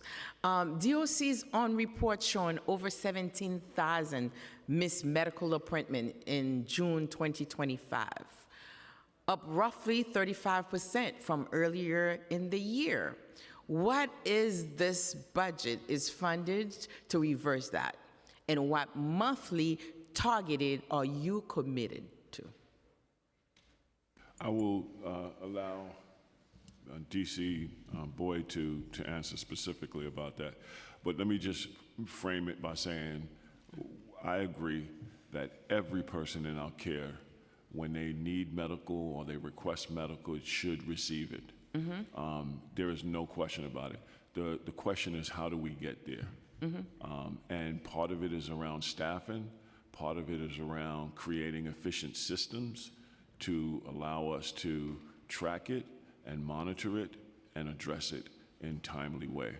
But I'll have DC Boyd talk specifically. And I believe he probably gonna have to answer the following question too. How many escort and transport posts are currently on field on a typical day, and how many of that year's missed appointments are attributed to no officer being available to transport the person? So, James Boyd, Deputy Commissioner for Quality Assurance and Compliance, and good to see you again, Council Member. I'll have to circle back. Oh, yep. Swear you in. Do you swear to tell the truth, whole truth, and nothing but the truth before the council members? I do. You may begin. So medical and access to care, as you know, remains a top priority for DOC. As you see everyone here at the dais, in some way or some fashion, we are contributing to that conversation with our partners at Correctional Health Services to make sure we're finding innovative and creative ways to make sure we are supporting people who have high medical needs. As the Commissioner alluded to in his testimony, we are dealing with a population who needs a high level of care and high level of needs. I have to go back and look specifically at the snapshot that you're referring to when it comes to missed medical appointments, but just overall in calendar year 2025, there were just over 773,000 scheduled appointments. Of that, 5,500 instances of missed medical appointments were due to no escort, accounting for less than 4% of non-production and less than 1% of scheduled appointments. And I don't say that as a measure of success or acknowledgement of success, but that there's more work to be done. And so I think there's an opportunity to work with CHS to look at what is the forward-facing solution. And I do think that's leveraging technology and system integration. And for the long-standing partnership we've had with CHS, there's been a reliance, and at no fault of no one's own, of operating, relying on paper and emails. And so just last year, we launched a pilot to use a clinic production dashboard, which was a first for CHS and DOC to have this shared application that allows us to track the universe of clinic production, regardless of people are scheduling it, unscheduled, requests, and walk-ins. And that was a game changer because these applications allow for transparency so everyone knows if someone are getting access or whatever level of care that they're supposed to receive in a facility, regardless if they're even being transferred to another facility.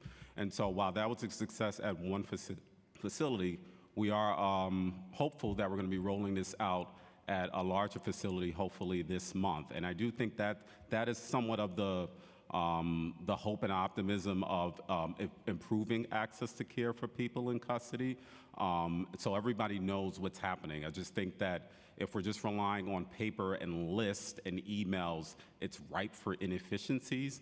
And I think just having that more data and documentation in a more efficient outlet allows us to tackle this problem a little bit more clearer. And about the staffing, you working on the staffing to make sure we get the support? Don't have that staffing metric, but we can certainly circle back. I don't know if the... Like escort to get those folks to the destination. Good, still good morning. Good morning. Good afternoon. For the staffing that's assigned to the clinic is part of the escort purpose, but we have taken it even a step further. Anyone can escort a person in custody to their available appointment. So we have taken it a step further that we're not just relying on the clinic staffing for that. Anyone can assist by taking the person in our care to the clinic, period. Okay, I like that. Just making, thank you. But let me put that in an operational context. There's always challenges. As you know, we have staffing shortages. So when it comes to priorities, the priority is safety first, so we make sure that all of our housing units are fully staffed. So when the warden is looking at where the warden needs to assign people, priority is safety first, so it's the housing units, and then we do the staffing for escorts and other activities. Chair, I have one more question I'm interested in, may I? If the jail population was lowered, right, or was able to be consolidated, which jail would you close first? And what plans, if any, do you have to spend money on the physical infrastructure at Rikers? How much money do you plan to spend during fiscal 2026, fiscal 2027? Is that if that money, if so, will be included in the executive budget and under what line? Go ahead, DC. It's loaded, but if you want me to repeat, I'll repeat. No, we got it. So DC Zubair could answer the budget questions, and then the chief could answer what facility she would want to close if we was able to reduce population. So on the budget side, we alluded to this earlier. Due to the off-Rikers Day, we are not capitally eligible to do any kind of infrastructural and repair in our facilities themselves. So any sort of repair would have to be done through the expense budget of what already exists, right? So there isn't anything necessarily carved out within the budget structure specifically because it's all encompassing for the entire island. But exactly where we would designate that or where we would allocate those funds for which facility, that assessment is always ongoing. It's which facility needs it the most. But in terms of just speaking purely on capital side, we cannot utilize capital funding for the repair of our facilities themselves. So I want to be clear about that. Okay, and I'm still worried about the care of the officers that are working at Rikers as well. So I'm leaving it with that. Their wellness is very important as well. Thank you. Thank you, Chair. Thank you. Councilmember Salam, followed by Felice.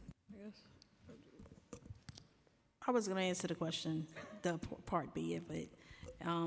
I would look to close, not because of the name RNDC. I know that's where we house our young adult population, but we can repopulate them in another facility. I would look to close RNDC, follow behind EMTCs, follow behind GRVC, follow behind Rosa Masinga. Thank you. Thank you, chairs. And Great to see you. Just a few questions. In terms of state readiness, in terms of the persons, the council identified $66 million in unclaimed state reimbursements for incarcerated state-ready persons in city jails, which the executive plan did not reflect. What is the status of recouping those funds, and how many people are currently held in city jails awaiting the state transfer? And I know part of that question may have been answered earlier in terms of the people being held, but yeah. Yep. So, well, we sort of alluded to this earlier. Right now, I don't exactly know how those numbers were derived, right, the 66 million, but because we have a very prescribed way of how we get reimbursement from the state, it's $100 for each individual in custody who has been in our care for over 10 days after their declaration date, meaning the day that we tell the state that they're ready to be transferred. So 66 million seems to be a high amount, so we're going to need a bit more detail on that. But yeah, did that answer your question? Sure. Yeah, we can get the details to you all as well. Yeah. I apologize, sir. Can you repeat the second part of it, please? The second part was, what is the status of recouping these funds, and how many people already currently held in city jails? How many people are there currently being held in city jails awaiting state transfers? State ready is 231. 231.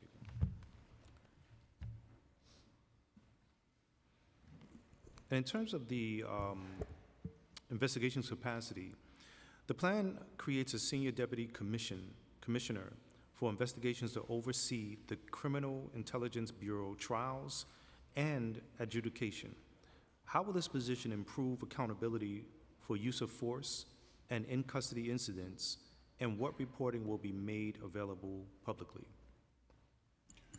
Yeah, so underneath the new org chart that we submitted, the remediation manager will oversee all investigations. So that's the ID unit, the investigations division, that is the CIB, which is the gang investigations unit, trials and litigation, which is where members of service get their charges adjudicated, informal charges, which are charges that are handled on the facility level, and adjudication, which is part of how the people in our care get their infractions adjudicated.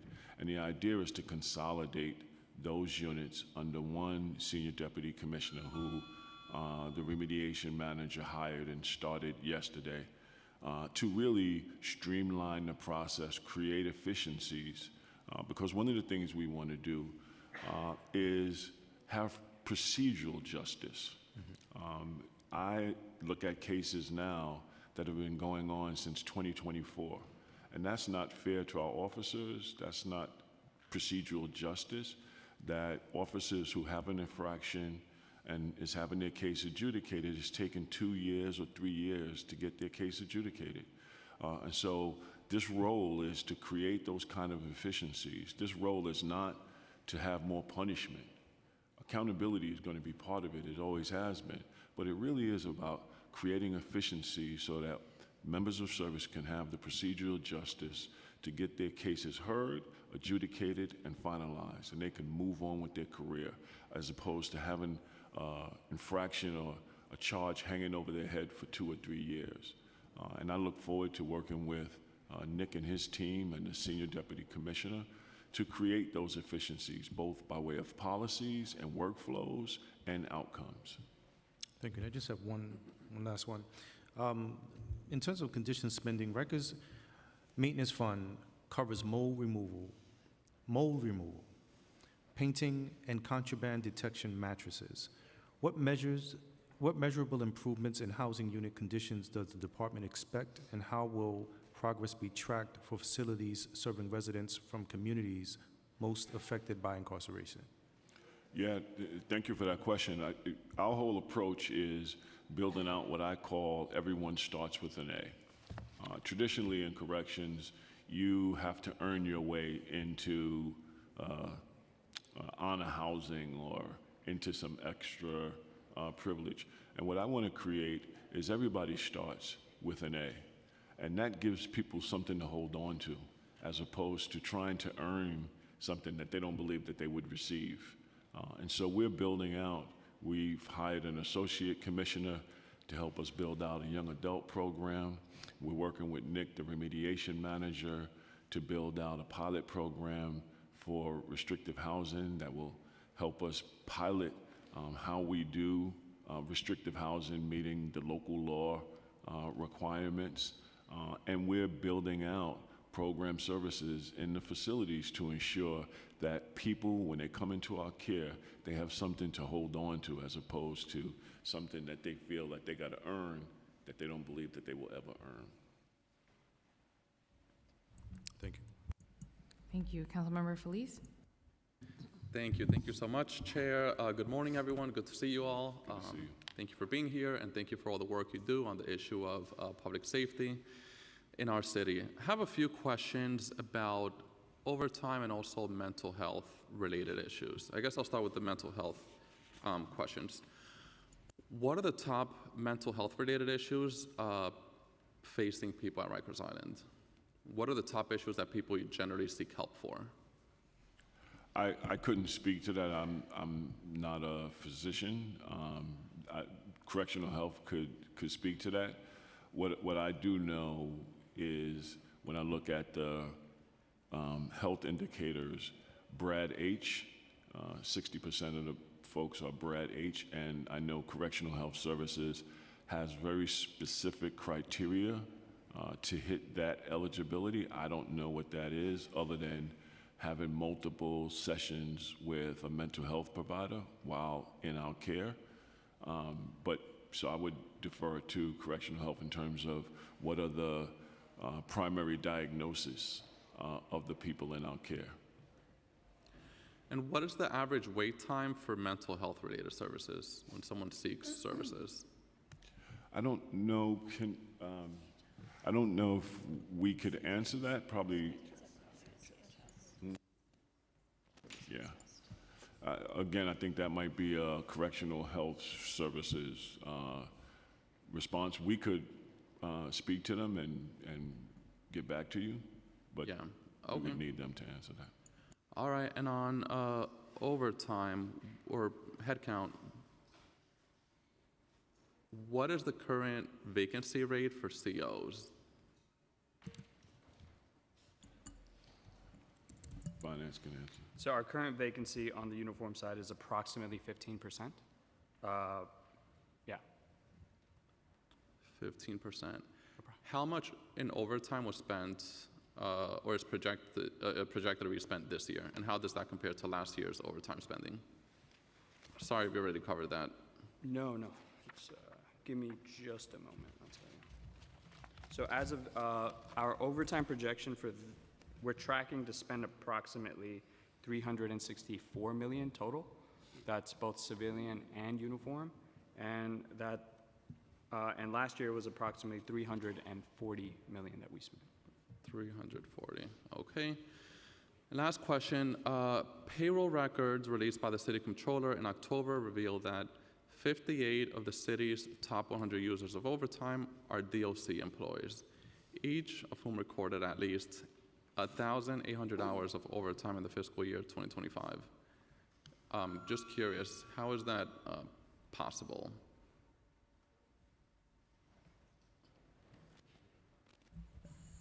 Well, sorry, can you say which exactly part? How is that possible? Or so 1,800 hours of overtime in the fiscal year 2025. Yeah, so I'd have to work with you to understand those exact numbers that you're referencing, but with respect to what we're doing about it, is beginning to put in strict restrictions on people that are coming up as having excessive overtime. And so we have processes going into place now to do that. And what are some of those measures that we're taking to decrease overtime and make sure that if there is overtime, that people are actually working those overtime hours? There's certain individuals that will not be allowed to receive any overtime whatsoever based on the hours of overtime that they've worked fiscal year to date. And then we're also adding a number of new approval processes on overtime. So in some cases, it won't be an immediate supervisor that can even approve overtime. It would be someone like myself. All right, thank you so much. Okay, and then Councilmember Wong, really quickly, round two.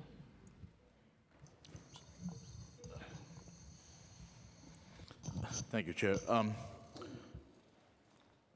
Actually, the figure I get was that Department of Corrections projected to spend approximately $370 million on overtime on fiscal year 26, and that's larger than the budget of DOI or HPD enforcement. So just that's the number I get, and if you could explain that, that would be great. But that was not my question, but you can go ahead.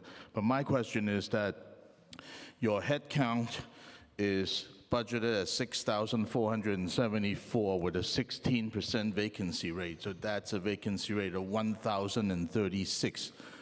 And isn't this your budget cuts 586 budgeted uniform positions? So isn't your budget, you're ratifying a failure of recruitment or something else is going on? Can you, that's my question. Can you talk about it? Sure. I'll answer your first question.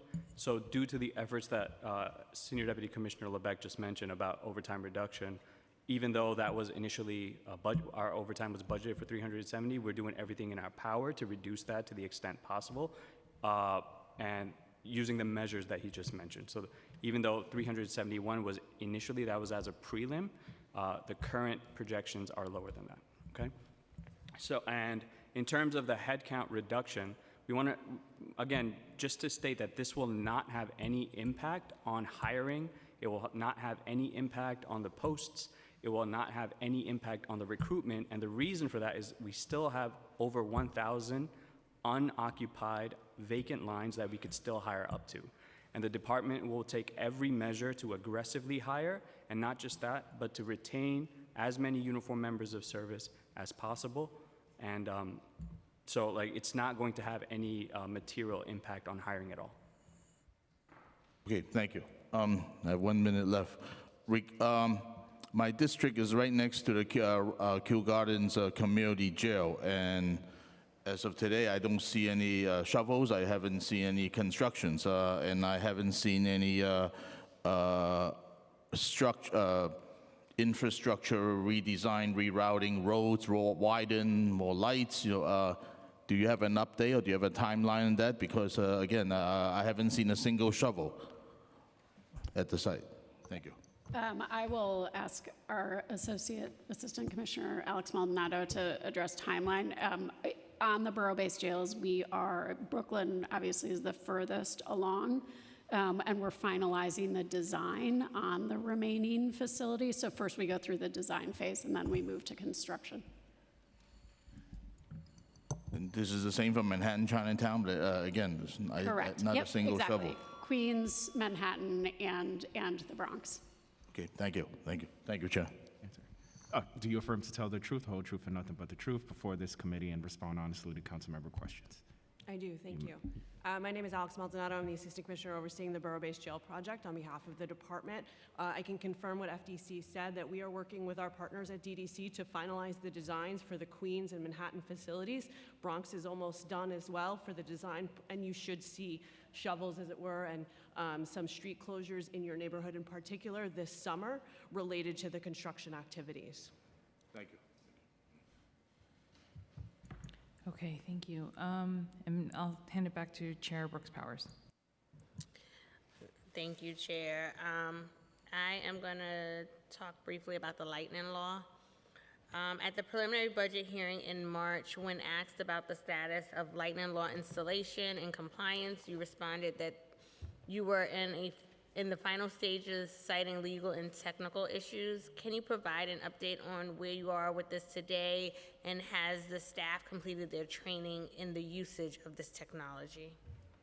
Yeah, we testified exactly as you said, that we were at the finish line. We are dancing at the finish line right now. What we've done is we're engaged with the defender organizations who are going to be the end users of the product, and MOCJ, the finalizing terms of use, which we flagged as quite onerous for the persons in custody. So we wanted to make sure that that was fair and reviewed by their attorneys.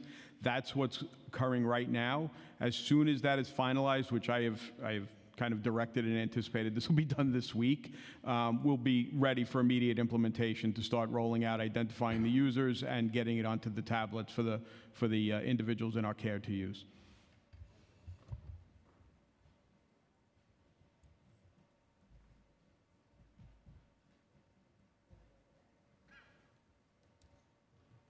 All right, last few questions. We're at the final stretch.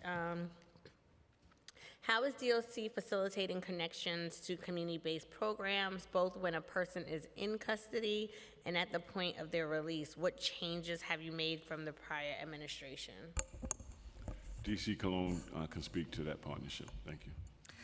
Well, I think one of the biggest things that has occurred really robustly since March is the onboarding of FedCap and the Fortune Society team members for transition planning and transportation services, as well as the beginning of the subcontract with 100 Suits for Men, which has allowed for us to provide transportation for people directly to the location that they need to go, such as a service provider, upon getting released from custody.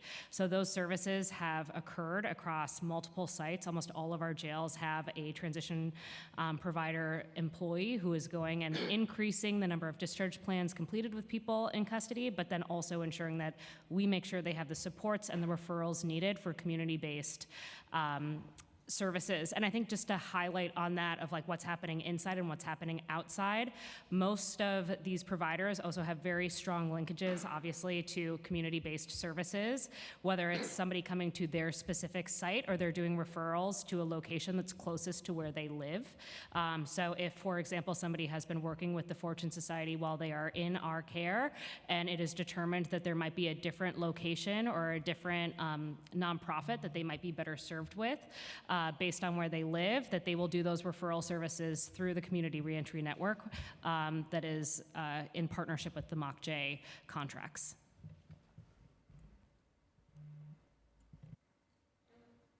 And what other steps are you taking to help safely reduce the jail population? Yeah, as I said, unfortunately, we don't have control over who comes in the front door or when people leave, other than those who are sentenced to city time. What we've been doing is working with our partners to make sure that they're engaging with our population and leveraging the resources that's in the community and through our partnership to try to get cases processed faster, trying to get people who are appropriate for diversions diverted. And so with our service providers, Fortune and Osborne and other service providers, leveraging their ATI and supervised release, working with Center for Justice Innovation on supervised release. We can't control who comes in or who goes out, but we can leverage the partnerships we have, and that's what we're doing. And every opportunity I get to say we need to work together on population reduction, I hope motivates people, engages people to seize this moment to reduce the population. And my final question is, as the population in custody increases, does the department believe that funding for services like food, clothing, and bedding are accurately budgeted? You know, the budget we presented is based on the population we have, and we anticipate population going down.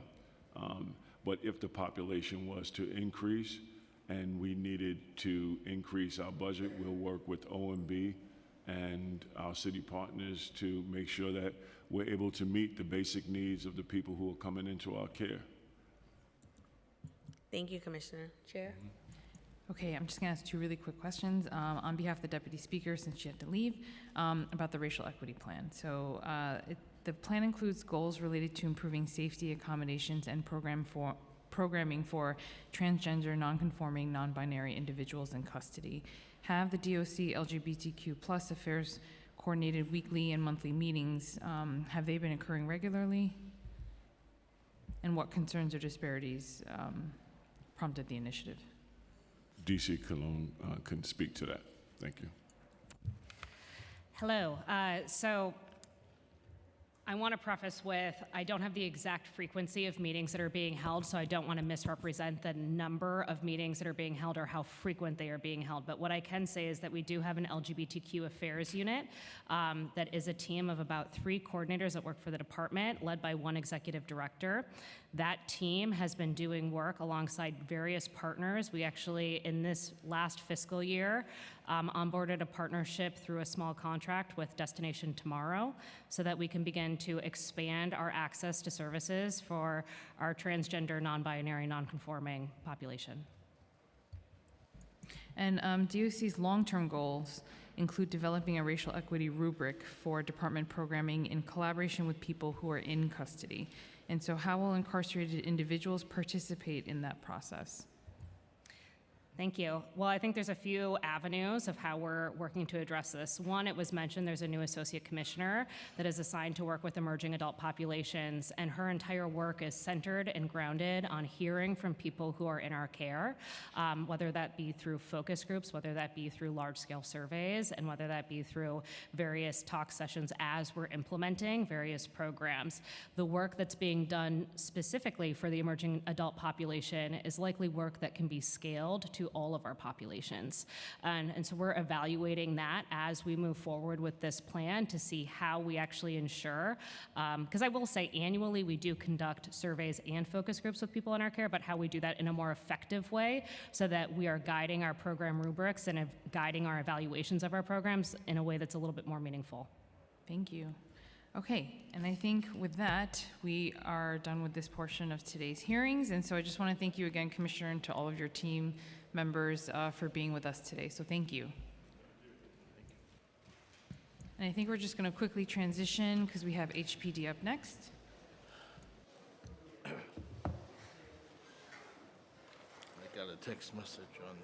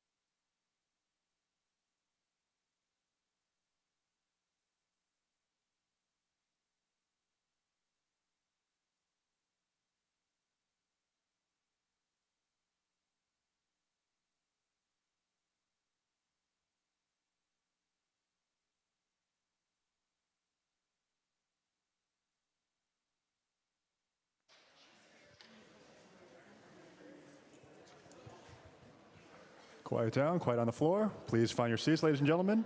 Just a reminder, there are no food and beverages allowed in the chambers. You can finish that outside if you have to. Thank you for your cooperation. As I chomp on my croissant.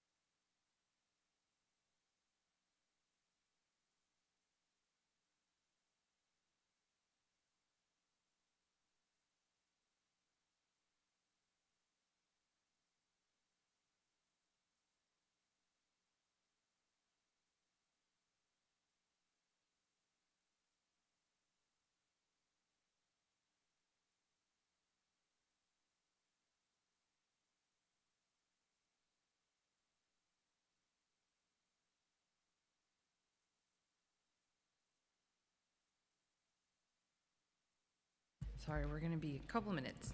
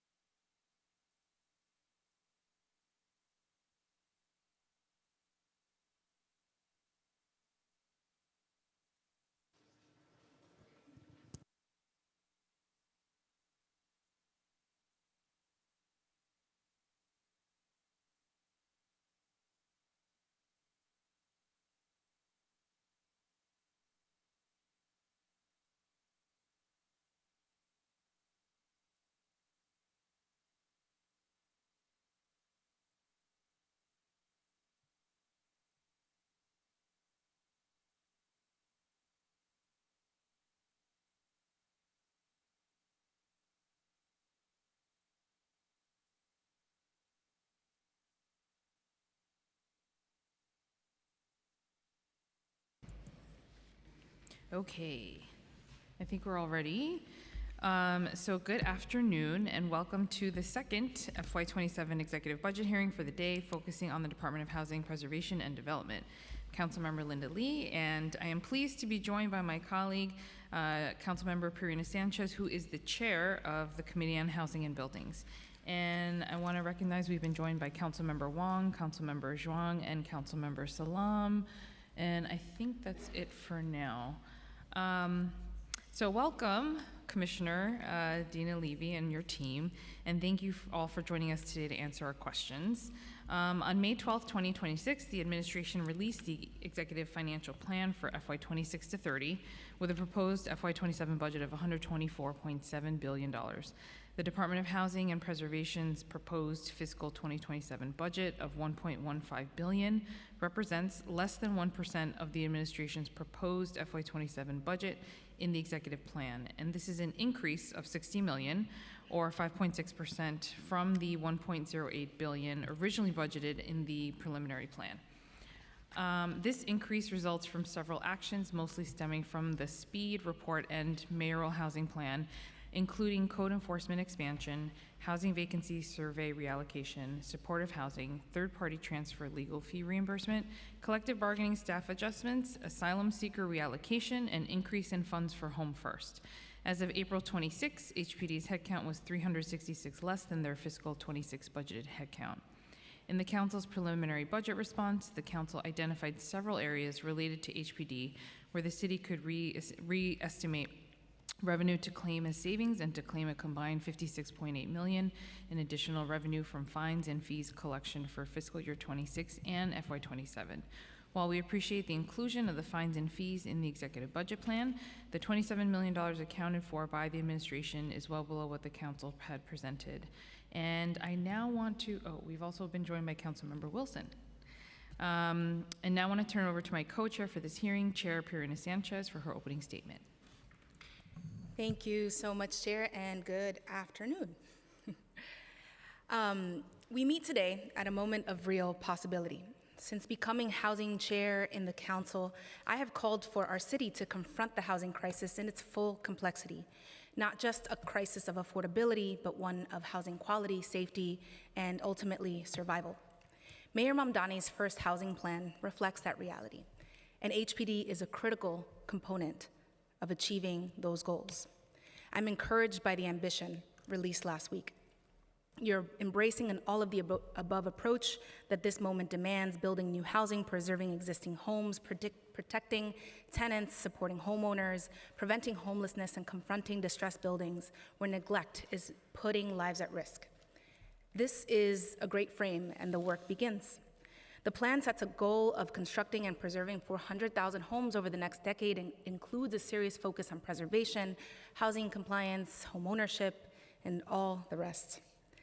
But rightly, it names the Bronx, and that to us matters because the Bronx is hurting. 10% of our households, our homes, or families are facing an eviction filing each year, and 26% of Bronx households are reporting 3 or more violations, deficiencies within their homes. Families in our boroughs are calling 311 again and again for complaints and feel that repairs never come. This is personal, but also this is tragic because we're seeing that in older buildings and across the outer boroughs, fires have doubled in the last 2 years. This is due to proximate causes like self-closing doors that are not closing, people leaving doors open behind them, missing smoke detectors, but fires are displacing families, fracturing communities, and taking lives, like a 1-year-old that we lost on Bainbridge Avenue just a few weeks ago. These tragedies are the result of decades of deferred maintenance, disinvestment, and systems that too often respond after the harm has already happened. Major building systems should be replaced on a roughly 20-year cycle, experts say, but for decades we know that in New York City this has not been the reality, and the bill collector is here. That is why the preservation work ahead of us must be sharper, more targeted, and more accountable. Programs like Article 11s, J51s, every single preservation tool that we have in the city of New York must be evaluated through the simple lens of whether they are stabilizing buildings, protecting tenants, improving conditions, and saving lives. The central question before us today, in my estimation, is whether the housing plan's ambition is met in the proposed executive plan budget for fiscal year 27. The fiscal year 27 executive plan proposes a budget of $1.14 billion for HPD, which excludes NYCHA PACT funding, and that's approximately $80 million less than HPD's fiscal 2026 adopted budget of $1.22 billion. The executive capital commitment plan also totals in $16.9 billion for HPD, excluding NYCHA PACT funding. The plan also identifies a new needs of $1.2 million in fiscal 26 and $50.6 million in fiscal 27, which are critical investments that include additional code enforcement staffing, tenant interim lease repair funding, and new mortgage assistance program financing, as well as incentives for basement ADU conversions, and 17 additional positions related to the speed report to streamline and expedite development. We're also pleased to see an increase of $5 billion across the executive capital commitment plan, including approximately $500 million for, never mind. It's a good investment. We understand that this increase is intended to account for new requirements under the Construction Justice Act, as well as to supplement additional production and preservation. I want to highlight that there is important work already underway, and we look forward to your partnership in implementing that work. Billions in housing and infrastructure commitments that we secured through City of Yes, which I will continue asking about. We're also advancing the Safer Homes Act together to go after the worst landlords, and that will need to be reflected ultimately in the budget upon passage. We're continuing conversations around COPA. Speaker Men in Small Lots and Big Impact work is also underway. And we're working to better support aging deeply affordable housing, including struggling co-ops and Michelamas before they reach crisis. So just to highlight before wrapping that the central questions we're looking at today are, does the executive budget match the ambition of the housing plan? Does HPD have what it needs in order to deliver? How will preservation dollars reach the buildings and communities most at risk? And how will we move faster from commitment to completion? I'm excited to be here today, excited for your testimony. And before we begin, I want to thank the finance staff, especially finance analyst Carla Naranjo, Assistant Director Daniel Krupp, Deputy Director Chima Obichere, and Percy Sutton, fellow Catherine McMahon, and for their work on this hearing, as well as Legislative Committee staff, Austin Malone, Billy Eck, Jose Conde, Dirk Spencer, and Reese Hirota, Noah Schlossberg, and Mohammed Shahid. Finally, I'd like to take this opportunity to thank my team, Chief of Staff Maria Villalobos, Deputy Chief Ben Ratner, Gerard Fernandez, Kim Castellanos, and Dylan Campos. Thank you, Chair. Great, and we've also been joined by council members Maloney, Aviles, and Feliz. And with that, just a couple logistic announcements. So I've been saying this at every hearing, but we're consolidating all the public testimony into one awesome long day on Wednesday, June 10th, starting at 9:30 a.m. So for those that are sitting here listening to the hearing, please come back on June 10th with any questions that you may have and sign up for testimony. So again, June 10th, Wednesday, starting at 9:30 a.m. And also, just to quickly announce, the DOI hearing that's scheduled for later today at 4 p.m. will be across the street at 250 Broadway. So that's where the hearing will be. And with that, I will pass it off to our amazing committee counsel, Brian Sarfo, for the swearing in. Good afternoon. Do you affirm to tell the truth, the whole truth, and nothing but the truth before this committee and to respond honestly to council member questions? Commissioner Levy? I do. Deputy Commissioner Caphart? I do. And Chief of Staff Pristine? I do. You may begin.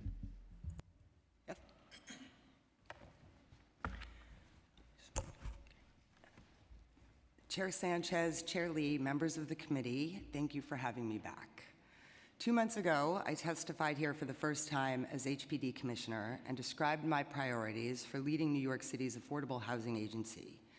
Then I outlined 4 primary areas of focus. First is my commitment to making sure that HPD fixes what is within our reach, from completely revamping the Housing Connect lottery and marketing system to ensuring that our partners get clear and timely communication about projects in our pipeline. I remain committed to simplifying over-complex procedures and replacing them with common sense reforms. Second was my promise to build more housing faster and more efficiently, because this housing crisis will not abate unless we build significantly more housing of every type and in every neighborhood. More housing for seniors, those earning the lowest income, homes for people with special needs, for unhoused people still living in shelter, and for those looking to become first-time homeowners. I also spoke about the need to maintain the affordable housing that we have worked so hard to create, because housing growth without preservation will leave us standing in place. Almost 500,000 New Yorkers live in HPD-regulated housing, and we must ensure that their homes remain safe and affordable for decades to come.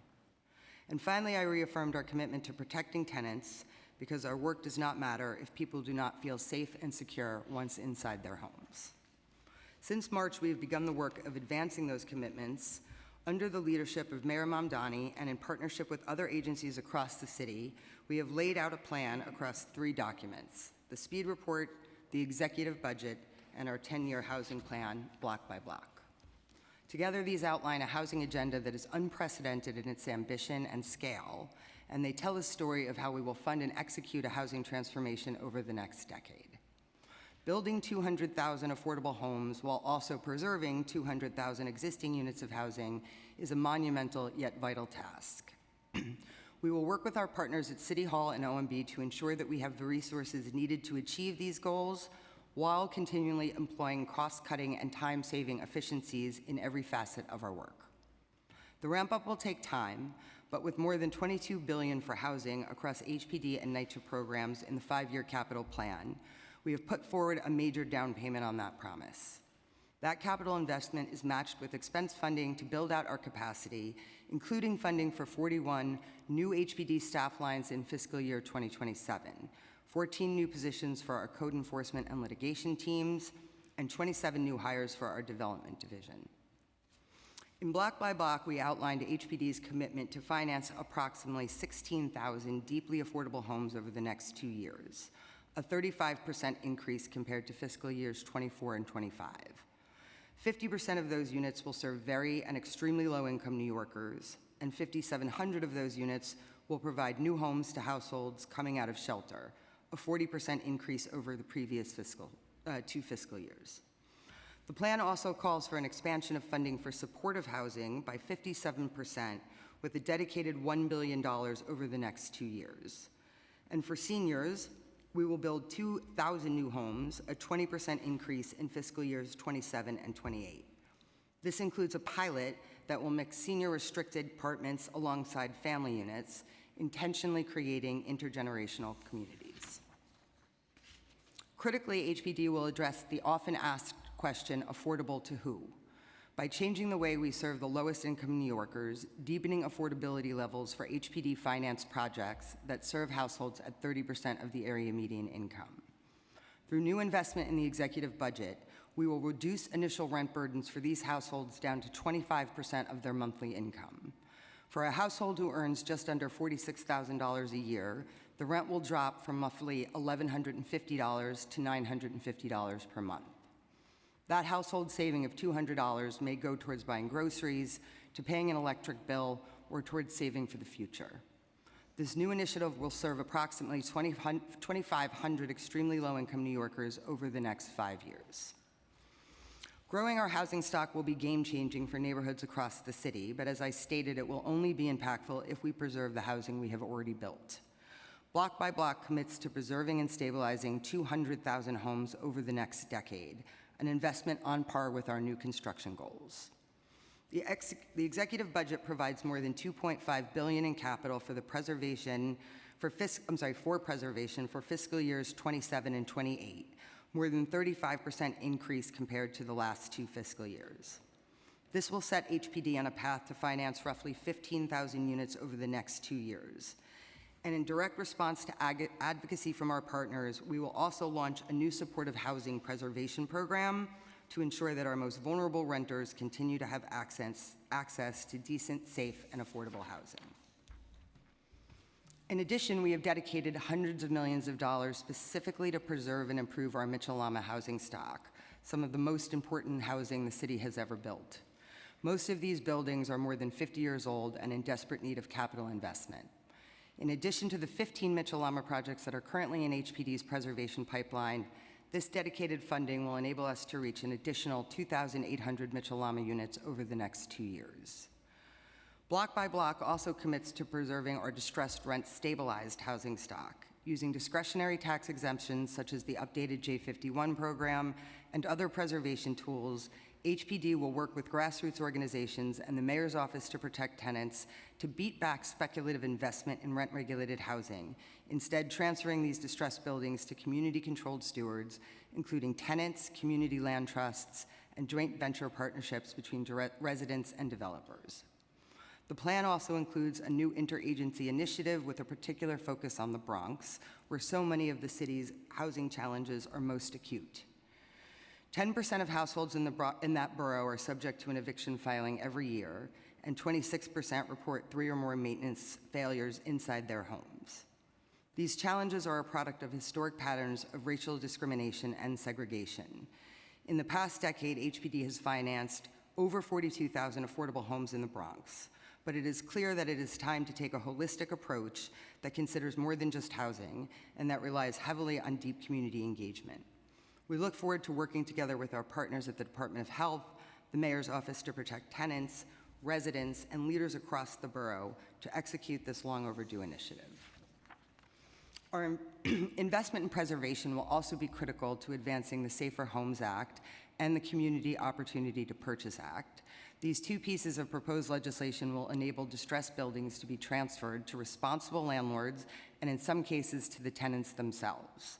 We would like to thank Councilmember Sanchez and Councilmember Nurse for your leadership in advancing these critical preservation proposals. Our commitment to protecting renters also extends to our homeowner community and those seeking access to that opportunity for the first time. For too many New Yorkers, homeownership remains out of reach, particularly in Black and brown communities, which have historically been underserved.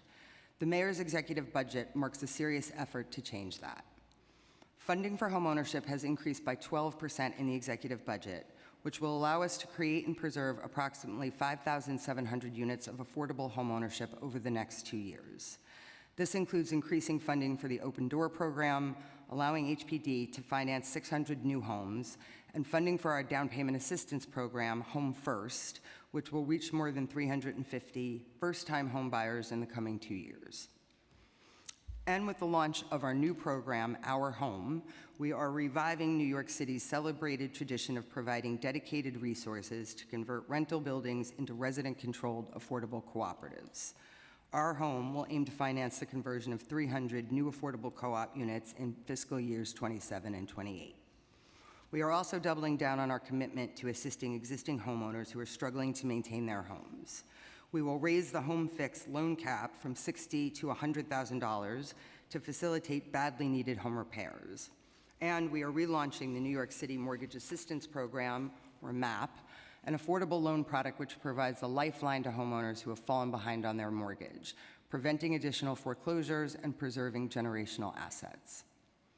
Lastly, I would like to highlight the significant commitments outlined in Block by Block dedicated to improving our code enforcement system with a focus squarely on holding negligent landlords accountable.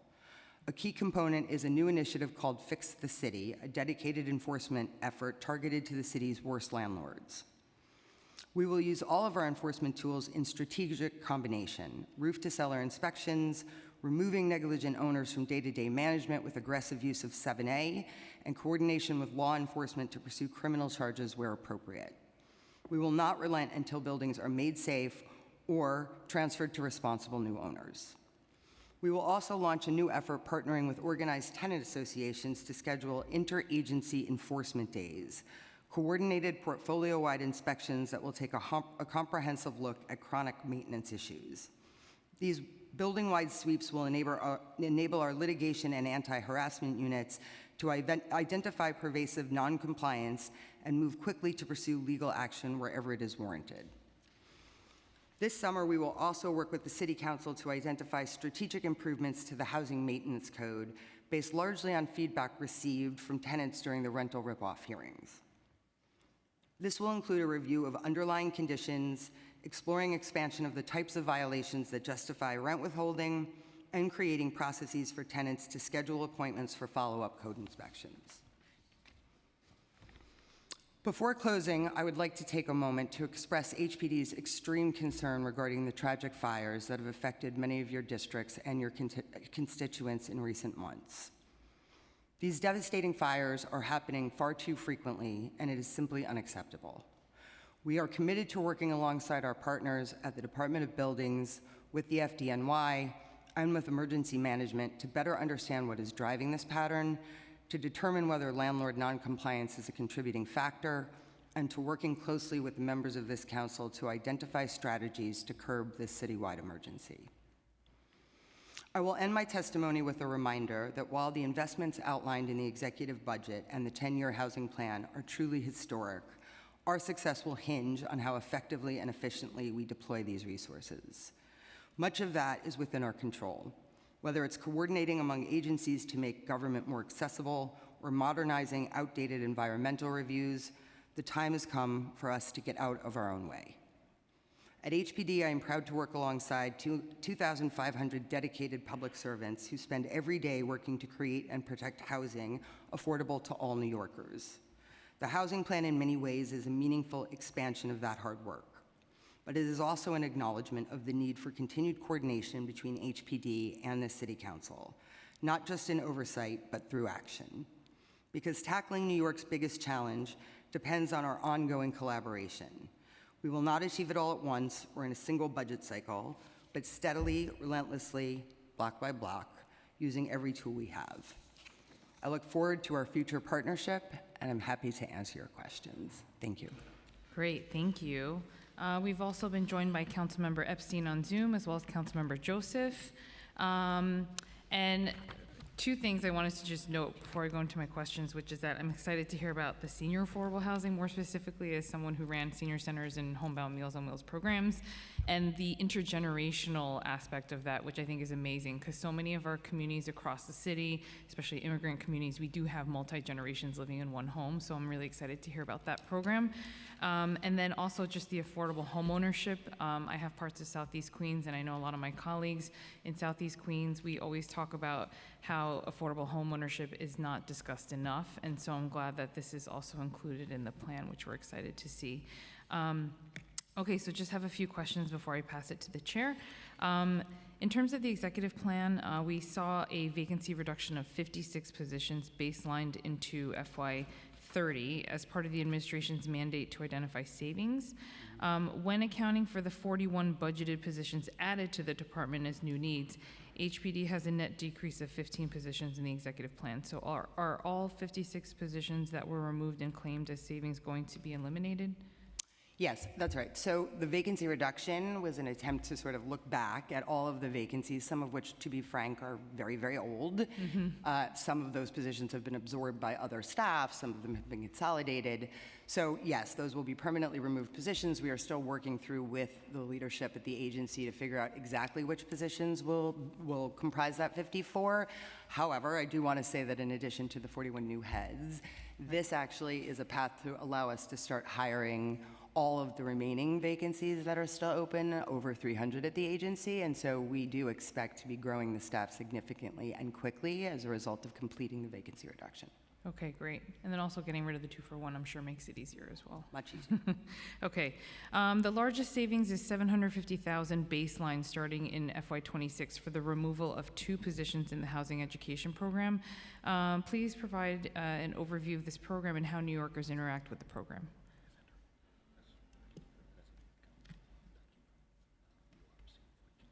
Okay, why don't you?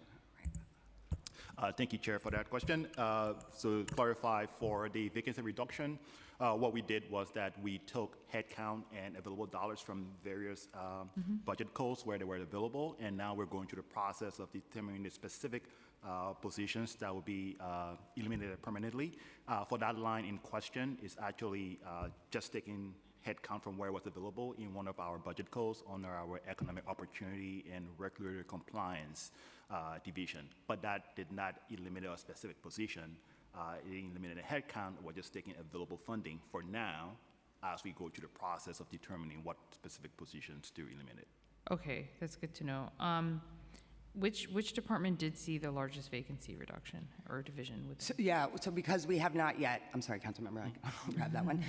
We have not yet completed the process of identifying the 50 poor positions. We haven't we can't say which unit in particular will feel it. We are trying to sort of look at actually where the vacancy, the older positions, again, have been absorbed either by existing staff or through consolidation. So as soon as we've completed that exercise, we'd be happy to report back out on which positions. Perfect, thank you. Yes, and then also the types of positions that were eliminated as part of the vacancy reduction as well, whether it's inspection positions, legal, clerical, administrative. That'd be great if you can include those as well. Of course. So I just want to, because I know that we definitely don't want to see a decrease in services, which I know, so I just want to clarify for the record. So as these positions are baselined into the out years, we do not anticipate any sort of decrease in services, correct? That is correct. Okay. And then my last question is just something that came up, because we've been having roundtables with a lot of the nonprofit providers, and one of the things that was expressed to us was for the nonprofit partners that do build affordable housing, they go through this really rigorous process with HPD, and it takes quite a long time to get all the checks and balances in order. And then separately, they have to go through another separate approval process with OMB. And I'm just wondering, from your perspective, I know you're relatively new in the role, but are there ways that we can sort of streamline that and have some of it at least be simultaneous instead of sequential, if that makes sense? Because as we know, as these projects get delayed, it just keeps increasing the cost. And so when you think about tax dollars and things like that, I feel like if we could streamline that process, it would save on cost, as well as put more money into the project itself. We completely agree, and as you know, the speed report is all about how to go more quickly in terms of what we're building, and also how to sort of dedupe, right, not have duplicative, agencies passing things back and forth. So I think that's a big part of the work that we're working toward. I think in terms of the process between HPD and OMB, really that comes just down to whether or not projects are coming in on terms. So one of the other things we're working on is really a prioritization for our pipeline so that folks really understand what the agency is prioritizing. One of the big things we'll be prioritizing is cost efficiency, as well as whether or not units are getting built, both in terms of the programs that we care about, so the typology of housing, but also where that housing is getting built. But I do think as we start to tighten that process, we will be able to move projects between us and through OMB to approvals much more quickly. Okay, fingers crossed. Okay, great. Chair Sanchez? Great. Thank you, Chair Lee. I think this is the first hearing we've chaired together. Yeah. Well, thank you. I'm excited. This is exciting. It's an exciting moment, and just there's a lot of ambition going around, and I completely agree that it's going to be up to us to take what is on paper and what is written down and moving that into a reality. Also, Commissioner, thank you. Thank you for just acknowledging and recognizing what is happening in the Bronx and Queens, in the outer boroughs. Even as a council member, I still often feel like I'm yelling into the void, and so it's really heartening to hear you acknowledge us. So that's my first question. It does feel like the Bronx is burning again, and it feels like we are seeing, it's not a feeling, it's a doubling of the number of fires in the Bronx and Queens in the last 2 years. It is a dramatic increase in the number of fatal fires, the number of New Yorkers we're losing to these fires. And so just to pick up on the last bit of your testimony, can you highlight the ways in which FDNY's data on where fires are happening, the risk factors that they believe to be the most important, where is this information featured in HPD's preservation and code enforcement work? Yeah, I appreciate the question and share all of what you said is true. It's been pretty devastating to witness the number of fires and severe fires and fatalities as a result. I'd say at the moment, we are still trying to understand if there is a causal or a specific thing that is causing the fires. And to be frank, I don't think we know the answer to that just yet. We have started conversations with DOB, with emergency management, and with the fire department to see if there are patterns in the data, if there are things we need to do from a housing maintenance code or compliance perspective. We already do a fair amount, as you know, of outreach and coordination with FDNY around self-closing doors and the importance of that, and also having smoke detectors. But I do think your point is correct. To be preventative, we need to understand what's causing the rash of fires, and I think, you know, I don't want to speculate about that. We don't yet know, but I think it is really key to figure it out in order for us to then come up with solutions that we would propose. Thank you, Commissioner. I am going to push back because FDNY testified yesterday in no uncertain terms that it is the electrical systems within buildings that is the primary cause of the uptick in fires. And so happy to hear the conversations are happening, but you know, the question is where, apparently wasn't happening before, but where is HPD incorporating these findings? And it should not just be when fires are increasing the way that they are right now, but it should be in general. The code enforcement agencies, there's so many of them. Housing lives across so many agencies in the city of New York, as is reflected in the plan. We want to see these programs speaking to each other and this data speaking to each other. Moving toward the housing plan itself and this potential disconnect that we're seeing in our analysis of the housing plan versus the executive budget. There is a lofty goal of 400,000 units created or preserved in the next 10 years. The plan is also setting out an ambitious vision for preservation and code enforcement. I am concerned, and we in our review are concerned, that there's a lack of new staff to carry out these proposals. How does HPD intend to meet the ambitious goals of the housing plan without a significant infusion in new staff lines? And to make this very concrete, there is this example from the report. The city commits to investigating every heat complaint as an individual case starting in October 1st of 2026. However, in the budget, we're seeing only 7 new inspectors in FY27. So how can you achieve that really increased inspection goal and the plan's vision of robust code enforcement with such a modest staffing increase? So a couple of things. First, looking back, we looked back at the last 5 years, and it is worth noting that the staff for E&S, that oversees code enforcement, has actually increased 11%. Even during the 2-for-1 and the hiring freeze, you know, they have continued to grow that staff. And as you saw, there are 14 new positions that have been dedicated specifically to increase our enforcement capacity for enforcement days, for Fix the City, and for the commitments we've made regarding heat. So I do believe those things are going to be critical. The other thing that's worth noting is there are 23 hires of inspectors specifically that have now been cleared. As I said earlier, having completed the vacancy reduction, we can now move to fill all of our vacancies. That will take some time, but 23 are already in process. So we will continue to grow our code enforcement appropriately so that we can meet all of the commitments laid out in the housing plan. Thank you, Commissioner, for clarifying that. Are HPD's unfilled positions exempt from the last administration 2-for-1 hiring rule? Can you confirm whether the rule has been eliminated within the agency? Yeah, that's exactly right. So once the 54 positions that we are going to eliminate have been identified, and that is complete, which we are very close to completing, we will both share with the council what those positions are, but it will also free us up to hire over 300 vacancies across the agency that will no longer be subject to the 2-for-1. Sorry, 56. What did I say? 56. Vacancy, yeah. Okay, thank you. That's helpful clarification. So moving from the vacancy reduction, the reduced vacancies of 56 positions, I am encouraged to see areas where the agency is making targeted additions to its headcounts. In addition to staff added as part of the SPEED initiative, which we'll get to, HPD is adding 10 new positions in the Office of Development. Can you share where within that office, what titles are going to be added? And then within the office, where does HPD see the greatest needs? Great. So I do want to clarify that between the housing plan and the SPEED report together, it's actually 27 new heads that will be coming on for the development team. So in the SPEED report, they make pretty specific designations for how those staff will be allocated. They're for environmental approvals, for permitting.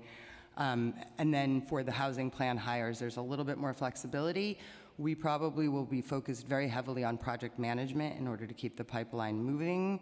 We will also be probably working to increase a little bit of our staff in our Office of Neighborhood Services, where all of our public sites move through and then ultimately go to development.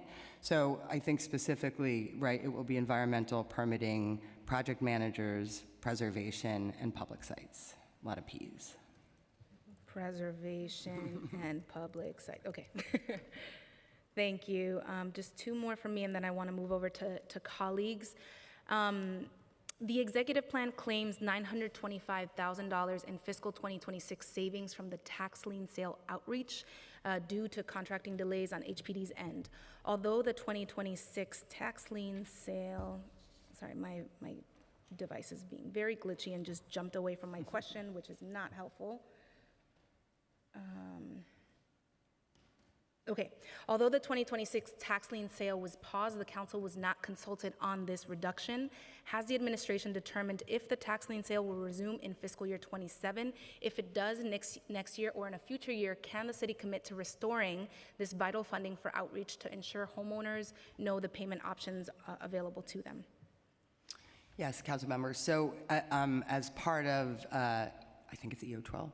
Yes, EO12. Right, where we look to find important savings. One of the places we identified was this $2 million contract for outreach for the lien sale. Primarily that felt logical because the lien sale, as you know, is paused. We remain, so half of the contract, about $1 million for 2026, remains available to the vendor, the Center for New York City Neighborhoods, and they are going to begin outreach now. And then all future funding, so $2 million a year starting in fiscal year 27 and the out years, is untouched and remains available. Okay. Thank you. Then my final question, and I'll come back for more if we have time, because we do have a hard out at 2 p.m.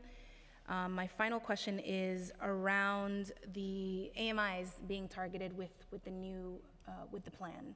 I am heartened to see that there is 50% of the goals, or 50% of what is going to be produced is targeting ELI and VLI households, extremely low income and very low income households over the course of the plan.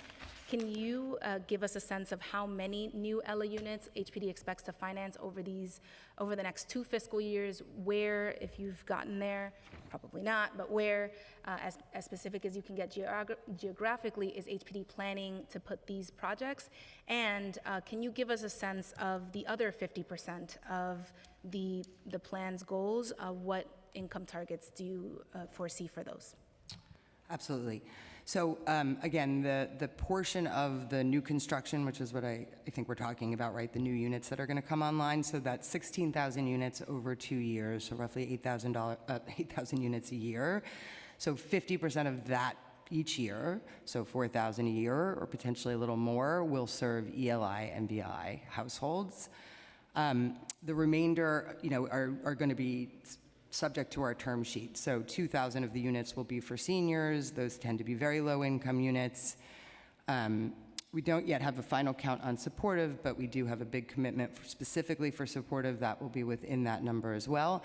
And then most of our financing programs, including LIHTC, serves an income range that has to average to 60% AMI. Thank you. Just an add-on, and then going back to colleagues, how much new funding is dedicated for neighborhood pillars per fiscal year over the next 5 years? I don't actually know how much is for pillars. So we're going to look up to sort of get I want to make sure we give you the right answer. Pillars has been a little bit slow going, as you know. We have not closed a project in fiscal year 2026, but we are trying to revamp it through the lens of, there's a number of portfolios of rent-regulated housing out there that are now transferring either through voluntary sales or through foreclosure. So we hope to see pillars getting more legs. I think we have a project right now that is getting close to the end of the pipeline. And maybe Gardier needs a minute to look up the exact allocation for pillars for the next 5 years, or you found it? No, I'm not finding it, but we'll keep looking and I will get back to you on it. Sorry. Yeah. All right, I will remember. Okay. Thank you so much, Commissioner. Okay, sorry, my back is killing me, so I have to stand up. Okay, we've been joined by Councilmember Ressler, who is somewhere here, as well as Councilmember Hudson, and we're going to, oh, she's not here. So we're going to start off with Councilmember Wong, followed by Wilson. Thank you, Chairs. My first question is about the budget. The capital commitment plan for HPD jumped from 1.93 billion in the preliminary plan to 3.92 billion in executive plan. That's a 102.8% increase in a single revision cycle. What specific projects drove that doubling? Can you answer that? Are you asking what projects will we finance with those new funds? So that's sort of what we just covered in terms of the projections for what we intend to do over the next 2 years, 16,000 units. Okay, well, let's talk about the 6,200 vacant NYCHA units and how many of them will get renovated in this budget cycle. So that would be a question more appropriate for NYCHA. As you know, HPD doesn't oversee the vacant units for NYCHA. I'll ask NYCHA. Thank you. Thank you. Great. Councilmember Wilson, followed by Maloney. Thank you, chairs. Good morning, or good afternoon, Commissioner. Thank you. I have some questions about artist housing. So over the past decade, American cities have been creating artist housing, nearly 3,000 units, but with well over 1,000 more on the way. But in New York, for the first time ever, we've seen a decrease in artists and cultural workers. So,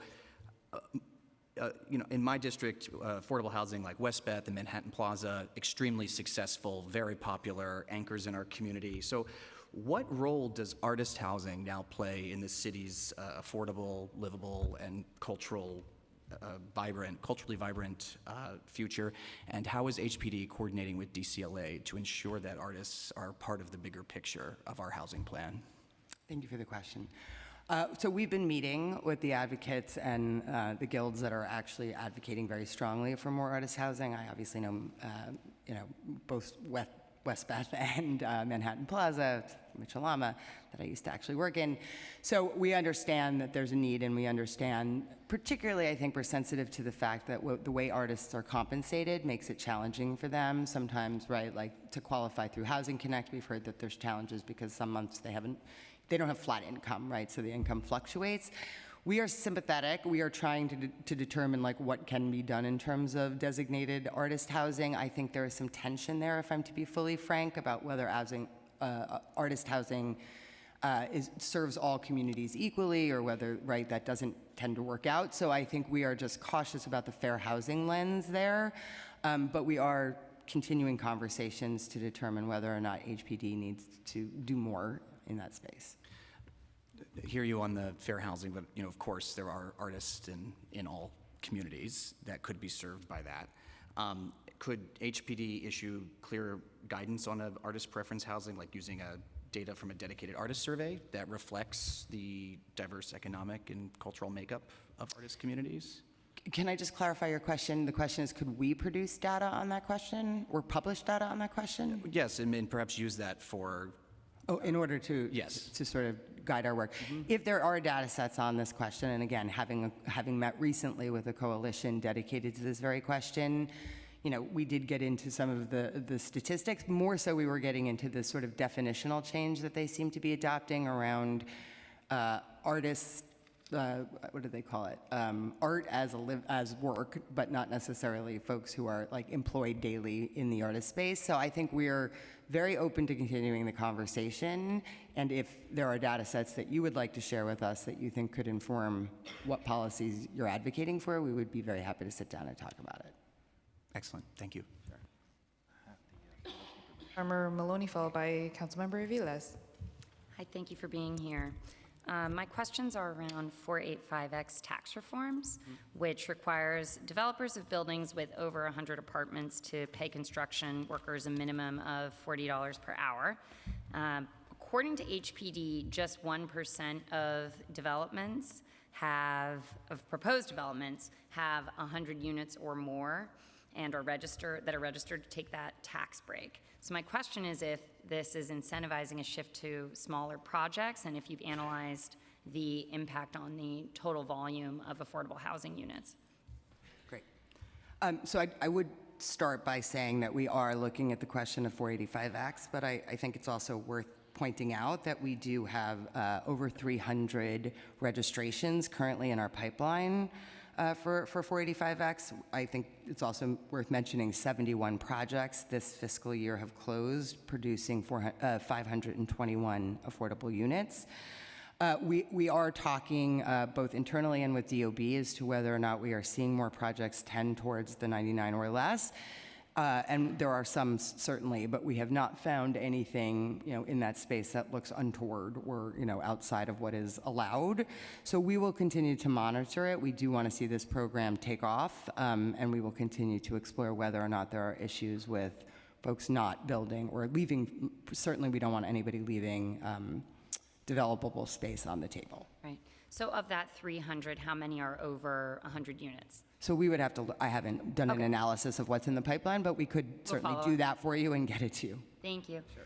And how does HPD determine whether or not a project development is separate, truly separate buildings, or one project? And adding to that, what indicators, like if the buildings have unified design, or if they have a shared financing model or common ownership, do you use to indicate this is one project or truly multiple separate projects?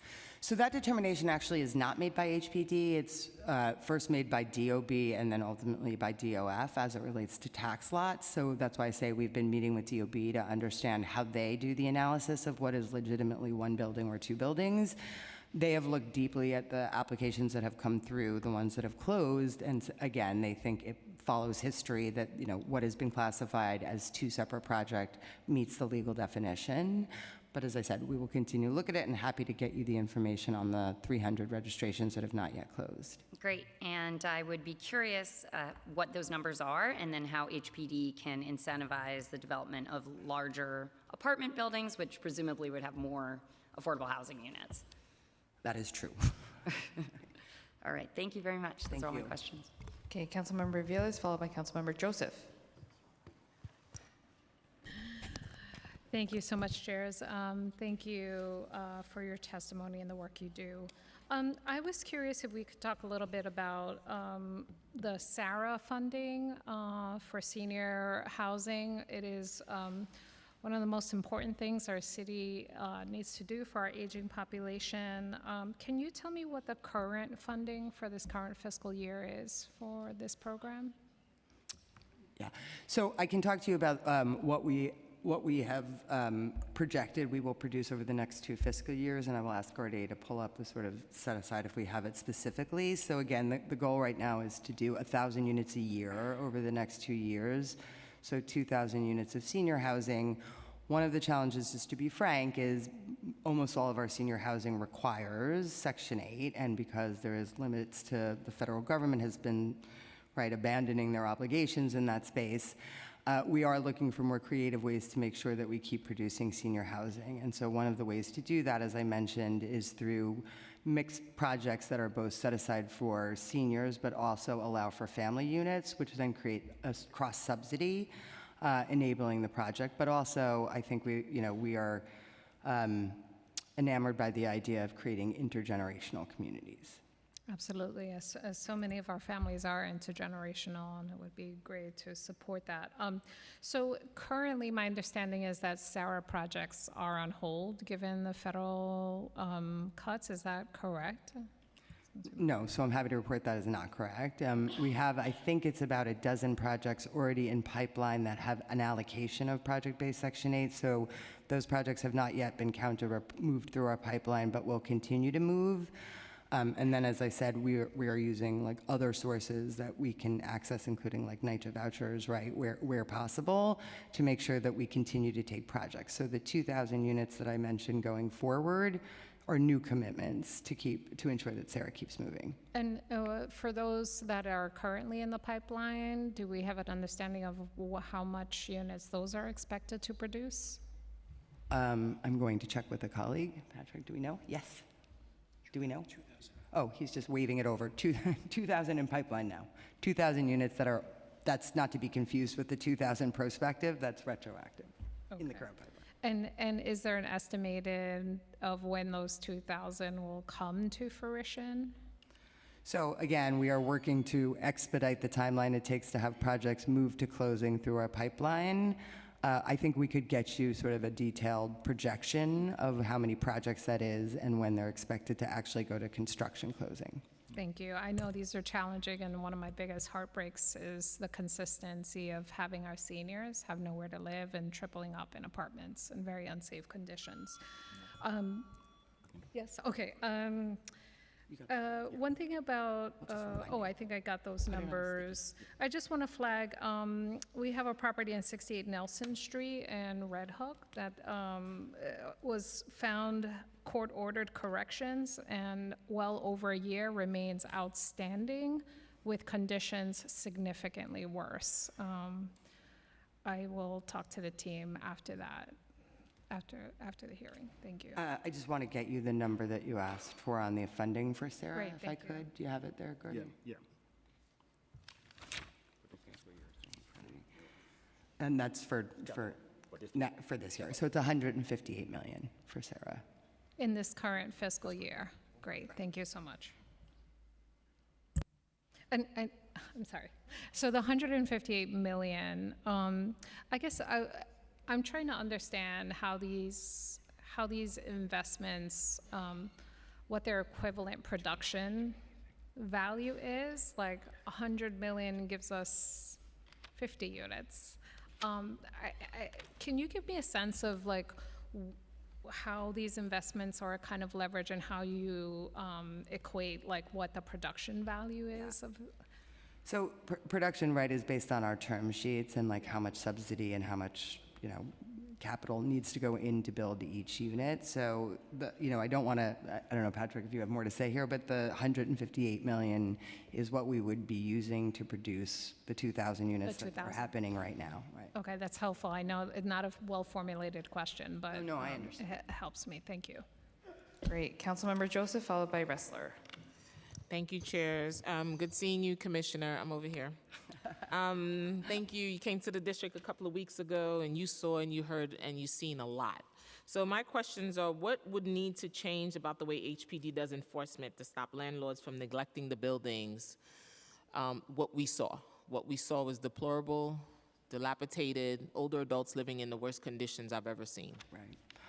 So a couple of things I would like to say, right? So in the housing plan, there are two initiatives that are really meant to address exactly that type of housing, and we want to do it in a very targeted way. So we're calling it Fix the City, whether you like the name or not, right? The intention there is to really go after really chronic landlord neglect, right, where there has been a willful refusal to comply with the law. We do have obviously tools, litigation. We have a whole unit dedicated to bringing litigation.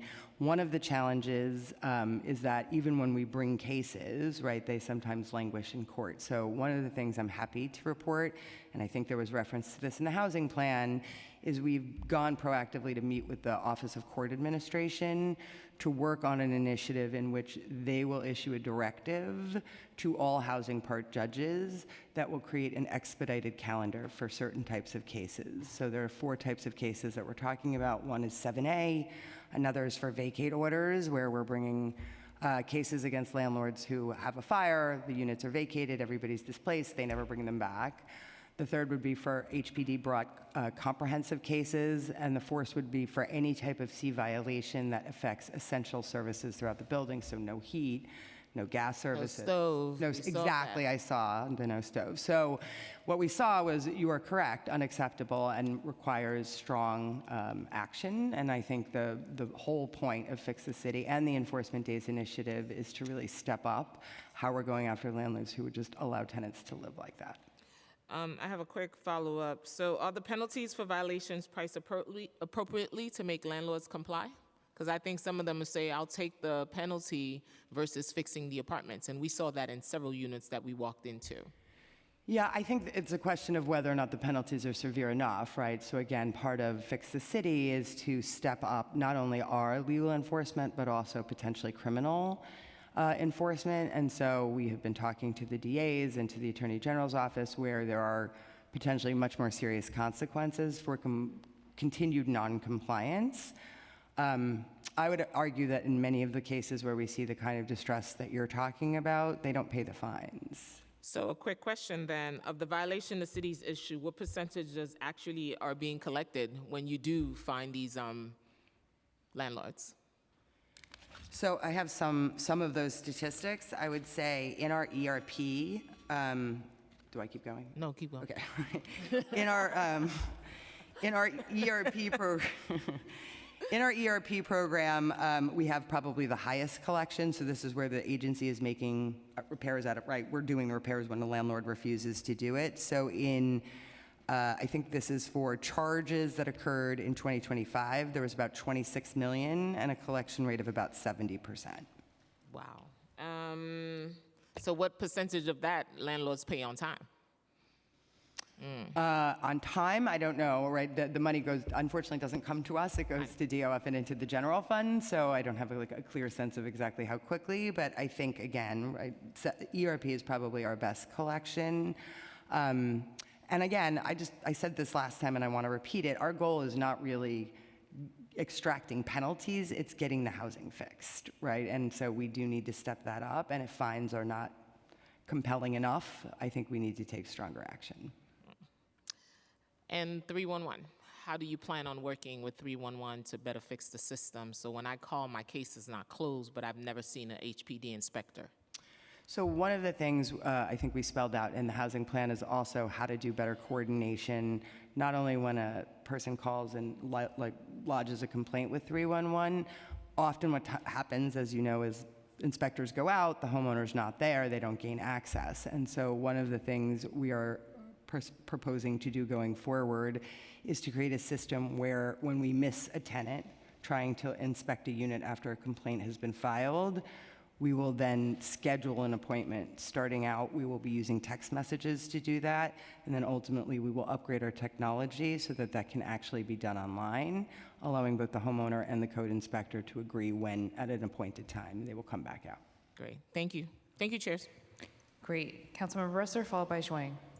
Thank you so much. I firstly just want to say how lucky we are to have Chair Sanchez leading this committee, and thank Chair Lee for her remarkable endurance on hearing 2 of 4 of the day. I think everybody should bring pastries and cupcakes and other nice things to Chair Lee. And thank you, Commissioner, for joining us. So a few things I just want to jump into. First is legislation we passed at the end of last year with great help from HPD. I want to especially thank Deputy Commissioner Santiago. Our indoor cooling bill, landmark legislation, Local Law 23 of 2026, I guess technically it passed into law this year, to require all tenants to have access to indoor cooling during the summer months. While full implementation does not take effect until 2030, there are certainly areas, technology, analysis, planning, where HPD can begin to prepare for this massive shift in New York City. Were there new needs requests submitted to OMB relating to this law for this year? No, we didn't make any requests for new needs, though we have begun the process of starting planning for rulemaking, which I believe we will put out in 2027. And so I think right now the rules are particularly focused on the inspector qualifications for going out and ensuring that the hardware that's put into the unit as part of the cooling bill requirements is up to standard. I think, we have not yet anticipated additional costs that the agency would incur as a result of enforcing the new law.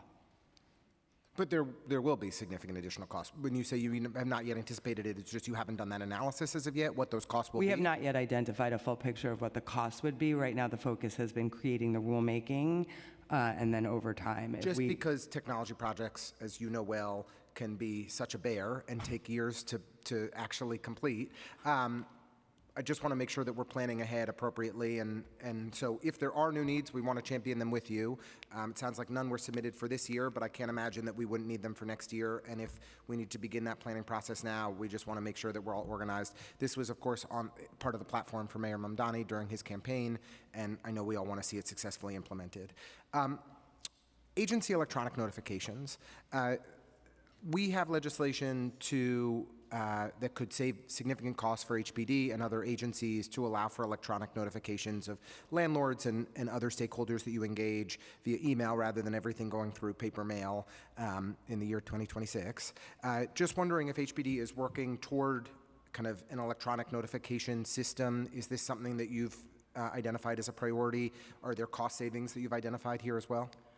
Yes, but to your point, there's also cost incurring, right? So one of the challenges for us in implementing exactly what you're talking about, which is this online notification, is it would require additional technology. So that is something we've started to cost out and are working with OMB to sort of figure out what the final budget for that and other technology upgrades that we need to do for code enforcement, including inspecting vacant apartments. So there is a fairly large sort of series of questions that we're asking about, like what upgrades do we need? I think at least partially we've identified a vendor for some of those and are just trying to finalize those. Okay. Final question as my time expires.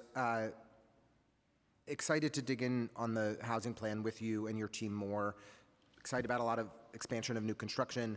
On the preservation side, something that we've raised with you previously, and I think we owe you some details that we'll get to imminently. We're very concerned about expiring 421A buildings that have no good cost protections. And just wondering, as you're thinking about the preservation expansion that was significant, with the $4.5 billion additional dollars in funding that HPD received in the capital plan, is this an area that you think we can target? Any thoughts you can offer there?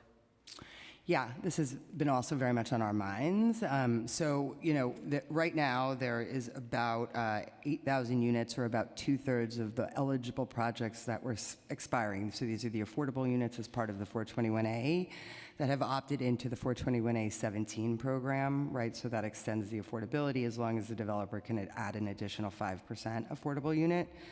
There are more expiring, obviously, and that will continue happening year over year. And so we are exploring, is there more outreach we need to do? Is there more resources we need to sort of bring to bear? But we are also very committed to making sure that we do not lose the affordable set-asides in the 421A. We appreciate that and want to work together on it.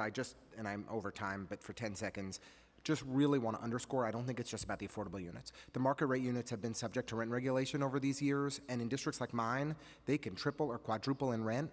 And so we really need to focus on how to keep those units as units that middle-income families can live in today, but will only be available to extraordinarily rich people if we don't protect them. I agree, and I live in one, so just so you know. Half a block outside the district. Yes, and I would also point out, right, that we do understand that those units remain stabilized during the tenancy, right? So they wouldn't lose stabilization protections while the tenant remains in place, but we agree when the tenant leaves, it would become fully market. So understood. Great. We've been joined by council members Morano and Riley, and next we have Zhuang, followed by Hudson. Thank you, chairs, and also thank you, Commissioner. I'm here. Oh, good. Hi. I love about intergeneration housing. I want to know what's the percentage for seniors if it's intergeneration housing. It's an excellent question. I don't know that we've actually gotten to a finalized term sheet. So, right, the question of how many units would be restricted for seniors and how many would be family-size units will really come down to making sure that the cash flow for the project works. We all will be, doing some modeling and some underwriting to create a term sheet. I'm going to just look to see, no, looks like nobody wants to add to that. So I think it would be a mistake to commit right now to how many of a generational building are senior and how much are family, but we would find the balance that way. So our senior doesn't know how much housing they're going to get after the SARA not able to build anymore? No, SARA will continue to build, as we said. I think we also have a clarifying point about how much money there is in the budget for the SARA, but there's 2,000 units that are currently in our pipeline and an additional 2,000 units that we're committing to for senior housing, specifically for seniors, over the next 2 years. And then your team just said $158 million for SARA? I think that's where we want to make a correction. Yeah, that's for the current fiscal year. The question was for the current fiscal year, FY26. For how many units? In 2,000 units. 2,000 units. Then each unit only costs $79,000. What kind of units will be that? I'm not aware of any unit that you can build for $79,000. So I did the math. I'm very sensitive with numbers. $158 million divided by 2,000 units, that's $79,000 each unit. So that is the subsidy that we have to contribute to make the projects go, but I'm not sure I understand your question. I thought you were saying it's less expensive to build NYCHA units? No. For me, it doesn't make sense. For $79,000, we can build a senior units, SARA units for seniors. So also, let me just clarify quickly on the fiscal year. So the question was about the current fiscal year, FY26, which is the $158 million. For the new fiscal year coming up, which is FY27, the budget is about $380 million additional for the SARA program. Okay, how much units for this year? How much money gonna cost? 1,000 units. 1,000? Even 1,000, it's around 160,000. It doesn't make sense. I think we've gotten this a little confused, so I'm just going to ask if you would like an accounting of how much money and how much subsidy goes into each SARA unit for the current fiscal year and for the upcoming 2 fiscal years, we would be happy to get all of that to you in an easier to follow report and then to sit down and talk about it if you have concerns about what it's costing. Sure, because it doesn't make sense for me. 200,000 affordable housing, and also it's only $22 million. For city bill, each apartment average is $600,000. It just doesn't make sense to me. $22 billion can build 200,000 affordable housing. Is this number correct? Yeah, well, the goal for the housing plan is 200,000 units of new units and 200,000 preservation units. This is $22 billion is a huge down payment towards getting to that goal. I think we're going to be in a ramp-up period, and as we said in the housing plan, the goal is to be producing over 20,000 units by 2031. So over 200,000 units, and by what time? By 10 years or how many years? So right now, as the plan lays out, we will be producing about 14,000 units this year, and another a little bit more than that in the next year. And as we continue to ramp up, the goal is to be producing over 20,000 units per year by 2031. Okay. Okay, thank you. You're welcome. Okay, Councilmember Hudson, followed by Morano. Thank you. I want to apologize because I did steal Councilmember Ressler's cushions with the hopes that it would give me a boost, but I know you can't really see me over Councilmember Morano. Okay. I appreciate the lean. You mentioned in your testimony hundreds of millions of dollars specifically to preserve and improve our Mitchell-Lama housing stock. And I'm wondering how specifically those funds will be allocated, and can you share the 15 Mitchell-Lama projects that are currently in HPD's preservation pipeline? We absolutely can. I don't have them sitting here today, but we'll happily send you a report of all the Mitchell-Lamas. I know Tivoli Towers in your district is among them. Yes. It's among the 15? I believe it is among okay, great. the 15. And so your question as to how will the funds be distributed, we obviously have an asset management role for the New York City overseeing Mitchell-Lama portfolio, and so we will be targeting those funds to the projects that are most in physical and financial distress. There is a list. I have, some of them in front of me, but there are, a fair number that need attention, and so we are very, very happy to have a dedicated source specifically for Mitchell-Lama preservation, which will sit incrementally on top of what we already dedicate in a given year or a typical year through our normal preservation pipeline. Okay, great. Would love to continue that conversation offline. Sure. Thank you. And then with regards to emergency housing vouchers, in response to the elimination of the emergency housing voucher program at the federal level, HPD announced a stopgap program of 2 years for the 2,500 emergency housing vouchers the agency currently administers. Can you provide more insight into what the stopgap entails? Absolutely. So this actually started long before I got to the agency, so I just want to give a shout out to the team. Sorry, I don't know which way to lean now. I know, because Councilmember Morano keeps switching his lean. Yeah, you lean right, I'll go left. Thank you. So So the team worked really hard, knowing that the federal government was sort of retreating from this program, which is terrible, to transition all of our EHV holders to our HOME program. So these are federal funds, and one of the things HOME allows for is something called tenant-based rental assistance, TBRA for short.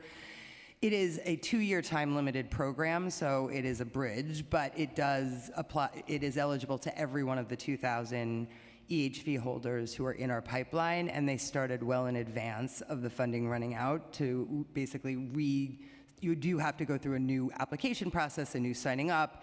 It's a different federal source, but we have made huge progress in transitioning virtually all of we haven't completed it yet, but like have reached out to all 2,000 and have started the process of converting them over to this TBRA funding. That's great and good news. Thank you.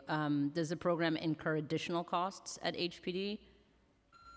Just time and staff, but we're muscling through it. All right. And then how do you plan to support impacted households after the 2 years of the program? I think we'll have to continue looking for all available resources. I mean, there is a hope that the federal government might decide to reinvest in housing sometime between now and then. That would be the best option, but short of that, we will potentially get new home funds in out years, and so we'll have to look at least with, more than a year in advance to see if we can continue going. You can extend TBRA, but that is contingent on the funding being available from the federal government. Great. Thank you so much. And thank you, Councilmember Morano.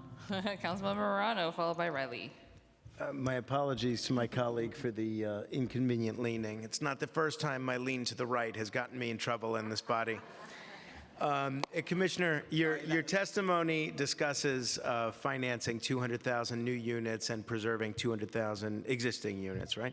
While the capital commitment plan increases by billions of dollars, what is the average public subsidy per unit under this plan, and what specific steps are you taking to reduce that cost over the next 5 years? And I'm not trying to be duplicative of my colleague's question, but I'm just trying to get at, if we're spending substantially more money, how do we know we're getting more housing rather than simply paying more for housing? Yeah, so a couple things to say on that front. I appreciate the question.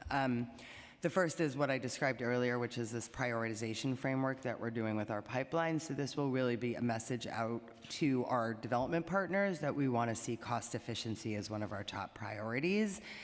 That will solve some of it, but obviously not all of it. So the second thing I would point to is the work that we've just done through the SPEED initiative. So while that's a lot about time, as you've probably heard, time is money. And so creating these efficiencies in the way housing gets built, in the time it takes to build, having, just as an example, the SECRA reform come thanks to the governor and the legislature, that is a huge cost savings to projects, right? It could cost more than $1 million for, we've heard significantly more than that, just to get through an environmental review, many of which don't have any findings. And so anyway, these efficiencies through SPEED we think will help really drive cost savings in production.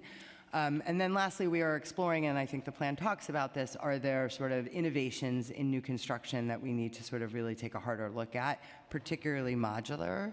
So in what they call industrialized housing, housing not built on site, we have seen some significant savings in total development costs through modular. We'd like to see more, and we've held a roundtable recently to sort of determine, are we missing something? Is there more to do here? But I think it's going to be sort of a combination of factors that help drive down the development costs. Towards the end of your testimony, you said the time has come for government to get out of its own way, which is right up my alley.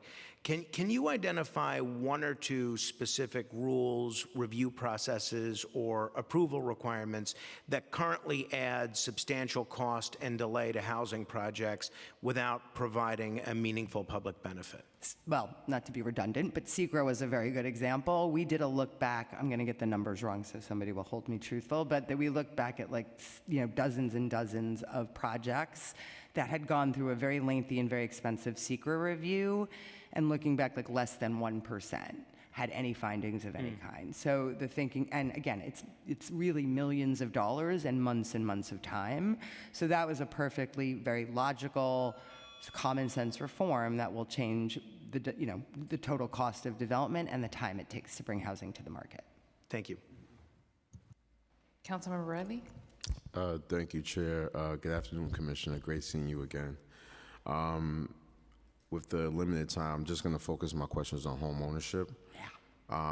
Given the city, HPD projects the creation and preservation of approximately 5,700 affordable home ownership units over the next 2 years. Can you break down how many of those units will be newly constructed versus preserved, and in which boroughs they will be expected to be located? Well, definitely the first part. So right now, the expectation is that 1,450 of those units will be new to the market. So that's a combination of our Open Door New Construction Program, our ANCP program, which is the conversion of rentals to cooperatives, the new cooperative program called Our Home, and Home First, which is our down payment assistance, which is basically, typically for first-time home buyers getting into new. So almost a third, pretty much. No, that's 4. So ANCP is 1, Open Door is 2, Home First, which is our down payment program, is 3, and Our Home, which is our new cooperative.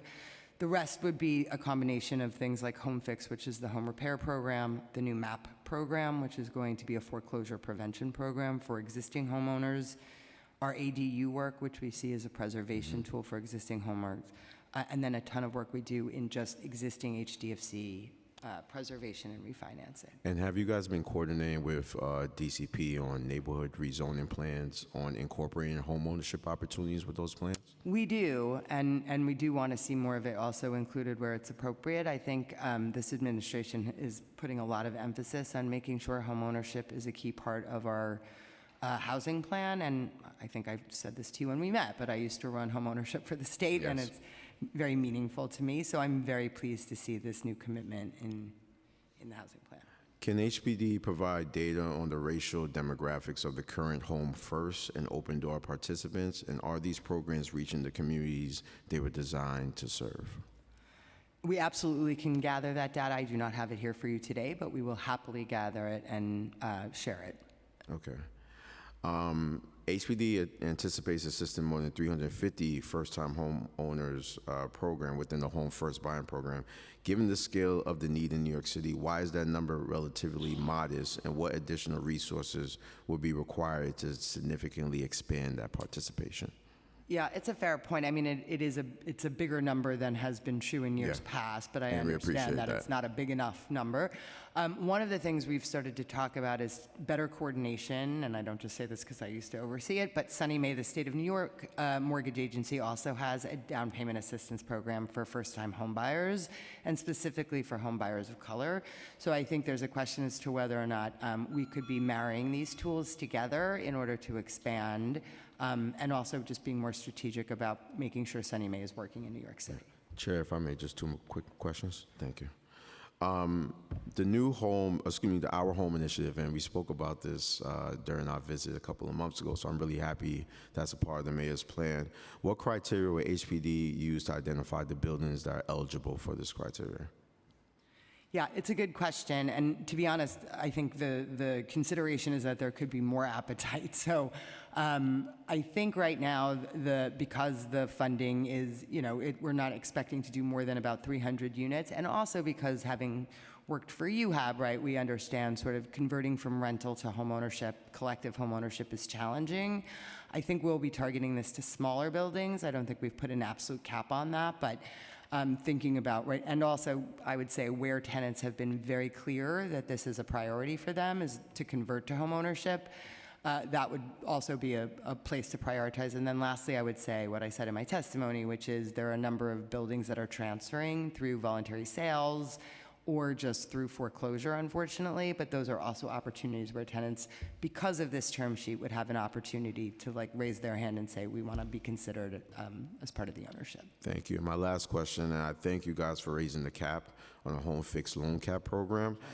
What analysis did HPD conduct to determine that $100,000 reflects the current rehabilitation costs for New York City right now? Our past experience running the program, right? So we do know that, like for-profit developers and nonprofit developers, homeowners are contending with rising costs in the labor market and supplies with tariffs. So looking back at the data that we had from having run the program for many years, we identified 100,000 as a much more appropriate level to get the needed repairs done. Thank you, Commissioner. Thank you, Chairs. Thank you. So just a final round from me, and I think we're going to hear from Borough President Siegel, Hoylman Siegel, in just a bit. But I just want to pick up on a couple things my colleagues said. So Councilmember Maloney was gentle in her questioning, but I do want to uplift that the concern around 485X and 99 unit projects being used, that concern came to me in the form of an assertion that folks in the industry suspect that projects are trying actively to circumvent the wage affordability and oversight requirements that kicks in at 100 units. So I just want to elevate that concern from Councilmember Maloney. And then on Mitchell-Lama's, Councilmember Hudson's question, since you knew her project, do you know if 2865 Kingsbridge Terrace is on the list as well? Let me look. I don't know. I don't know if any of my colleagues here know. It's not, are you saying no, you don't know, or it's not on the list? Don't know. We don't know, but I will find out. But if you give me 1 second, actually, I do have a list of projects that might. Yes. We are, I think, Kingsbridge, right, is a co-op in your district? Yes. And my note to myself is that it's an AP, which is a problem, right? So that's an odd construct, and we probably should talk about why that's happening, because in essence, the tenants are calling code enforcement on themselves, yes? Exactly. But one of the things we're looking at there is to sell the garage, as I understand it, which would generate capital, which would give us a real boost to get into the building and start to address the repairs. But that is an odd construct and something we should probably follow up on, as to like why tenants aren't sort of recognizing their ownership and sort of acting more like tenants, yes. Absolutely, and a huge shout out to Justin Donlin and Nicole and everyone for answering the questions on this property. There are a lot of red flags going on there, so I just wanted to make sure to raise it here. The executive plan includes an additional $1.2 million in city funds baseline starting in fiscal 2026 to provide financial incentives in the basement conversion program, up to $5,000 to 100 homeowners and 100 tenants a year starting in fiscal 27. The ADU program also received additional capital funding in the executive plan through the +1 ADU program. Can you share with us how owners and tenants will be selected for these incentive programs, and how does HPD plan to publicize both the basement incentives and +1 ADU program? Right, so I think you're aware, Councilmember, that we launched ADU for You, which is sort of a one-stop shop for our ADU programs. It's a place where homeowners can go and look at pre-approved models of ADUs that have been sort of, approved by all the different agencies, so that it would be a quicker timeline to get them online. It's also a place where we will promote the basement apartment, which is not quite opened for business yet, but is coming soon. And finally, there is where also folks can then get directed to Neighborhood Restore, who's providing the technical assistance to both homeowners for either basements or for the ADU conversion. At the moment, we are trying to, just cull through the 3,000 inquiries we got of interest for the ADU program. To identify, who's serious, who wants to follow up, provide the additional documentation that we have to collect from each person in order to move them through. So it's sort of, basically who gets their documents to us first. But I think with the basement apartments, we will want to look also at where the highest risk is based on what we know about historic flooding and the risks associated with that. We will be looking to see if we can prioritize folks who are living, frankly, below flood elevation and shouldn't be.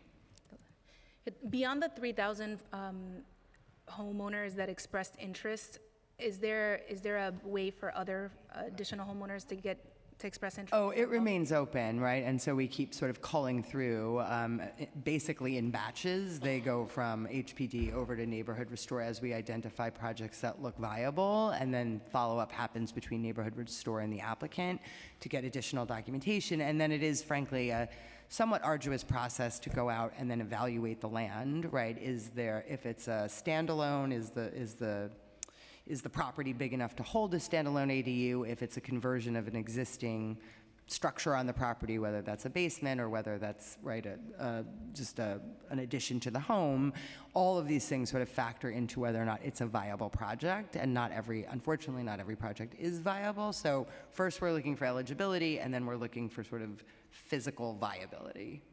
Got it. Thank you.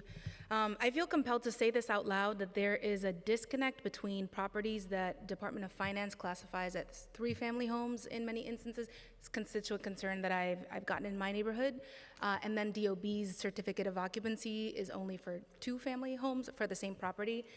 So just, curious, wanted to flag that for you as you continue to talk to homeowners about that disconnect and potential, higher taxes that some folks may be paying. A quick one, is the city-backed insurance pool being implemented by HPD? So it's a partnership generally between EDC, HPD, and HDC. Right now, HDC is going to hold the contract for the technical advisor that's helping us craft the RFP that will go out soon, and then also help us evaluate the proposals that we get back. Ultimately, we will either fund one or more proposals. We're not locked into necessarily one, but so yeah, it's a collaborative effort between the three agencies. Great, thank you. Moving to federal threats, it's not so much a threat as reality. HPD has lost $485 million in federal funding between the fiscal year 26 executive budget and the fiscal year 27 executive budget. $145 million in CDBG grants, community development block grants, and $340 million in other federal sources. Which areas of the agency are these cuts affecting the most? How has the executive plan begun to address any new funding needs emerging at HPD as a result? And to follow up on the question on emergency housing vouchers, HPD has been, you talked a little bit about the tenant-based vouchers that HPD was able to identify. Can you provide an update on the rollout of the home tenant-based rental assistance vouchers? How is that going in terms of, receiving applications and everything that you need from tenants? Yeah, so we have had significant uptake, and I think we've now mailed to, if not the entire population, close to the entire population. And so I feel that we, and again, the team deserves all the credit here, have gotten ahead of this so that we will be able to make the transition before the EHV funding at the federal level expires. If you'd like to know exactly how many humans have actually signed up and transitioned onto the program, we can get you that and certainly follow up. To your earlier question, we've been generally fortunate that the home funding has stayed pretty flat, and I might ask Gardier to comment. I believe the CDBG funding has also remained pretty steady. It hasn't increased, which is what we'd actually like, because dollar values have less over time because of inflation. Where I think we've had the most critical cuts is the Section 8 budget, right? And so the reserves that were swept by HUD, creating a shortfall for us, has been really, really challenging. And we remain very concerned that we need full funding for the Section 8 program. That is just something not really replaceable by city or state government. Did you want to say anything about CDBG? So just to add to that, Madam Chair, the funding, as the Commissioner said, remained flat for CDBG. Excuse me. So what happens is that for the current fiscal years, at times we'll roll over funding from the prior year that was in use. So the current year will have a higher amount, but then for the next fiscal year, we'll revert to the baseline. So that's where you're seeing that drop to what the flat line is. But each year we roll funding over, and as new funds get scheduled, you'll see an increase in the federal budget.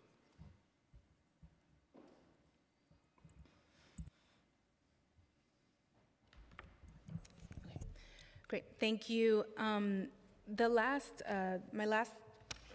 thing is not really questions, but rather comments. I think the housing industry is really excited to see your focus, Commissioner, on lowering operating costs. So I would be remiss if I didn't use this as an opportunity to elevate that. I urge the administration, the mayor, and everyone on down to work with the council to resolve the City FEP's lawsuit, the expansion lawsuit, because it is an important place, an important way to stabilize even more homes and units across the city of New York with steady income streams for those owners. DOB is not testifying before the council, but I do want to highlight on the record that I remain concerned about inspector headcounts there, so you can let Commissioner Tigani know there. we're really keeping an eye out for vacancy reductions. The previous administration did tremendous harm to the inspection staff at the Department of Buildings, and we've sort of been recovering ever since. So just want to make sure that I say that on the record. And those are my last comments. Okay. Well, with that, one second.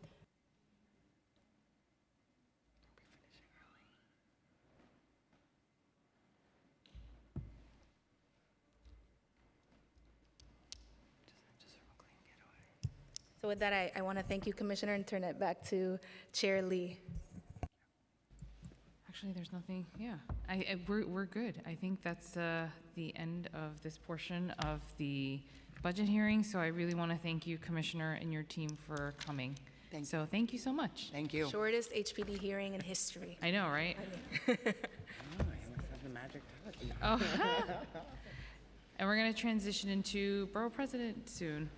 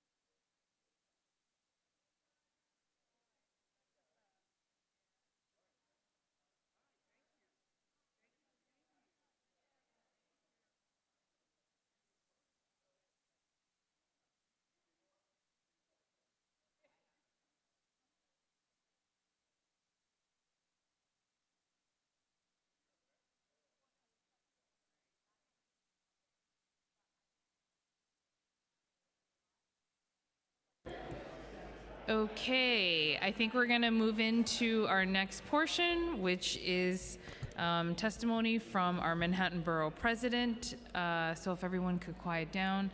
Sorry, sergeants, if I'm taking your job. Okay. We can start, right?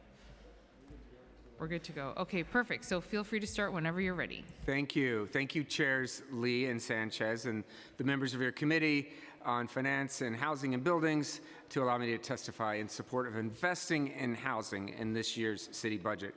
I don't have to tell you, but affordable housing remains one of the city's most pressing public policy issues. In January, to take a Manhattan-specific example, the average rent hit $5,711 a month. That's an all-time high. Manhattan's median income monthly rent exceeded $5,000 for the first time on record in April. The median monthly rent exceeded $5,000 for the first time on record in April. More than 60% of Manhattan residents are renters, nearly 1/2 of households are rent burdened, and 1/4 or more are severely rent burdened. Failing to address the housing shortage could cost our region 730,000 jobs and $1 trillion with a T in lost economic output by 2035. I would concur that the city, thanks to your efforts, is meeting the moment with urgency. I'm excited to support the mayor's new block-by-block housing plan to build 200,000 new affordable homes and preserve 200,000 more. In my preliminary budget response, I called for at least $4 billion a year in HPD capital commitments. And thanks to the support of the City Council, the executive budget not only meets but exceeds this in FY27 with $4.8 billion and in FY28 with another $4.5 billion. This funding is essential to increase the supply of quality, affordable housing as our agency efforts to staff up and be more efficient in the ways that the money is spent. To that end, I'm glad to see that the executive budget increases agency expense budgets to ensure that the capital funds are used efficiently. The recently released SPEED report from City Hall is a landmark attempt to cut the red tape, slowing down affordable housing production. HPD and DCP need the funding for the staff to deliver on these commitments and to ensure speed and production can be accomplished without compromising quality. I, for one, strongly support the investments that the executive budget proposes for these agencies.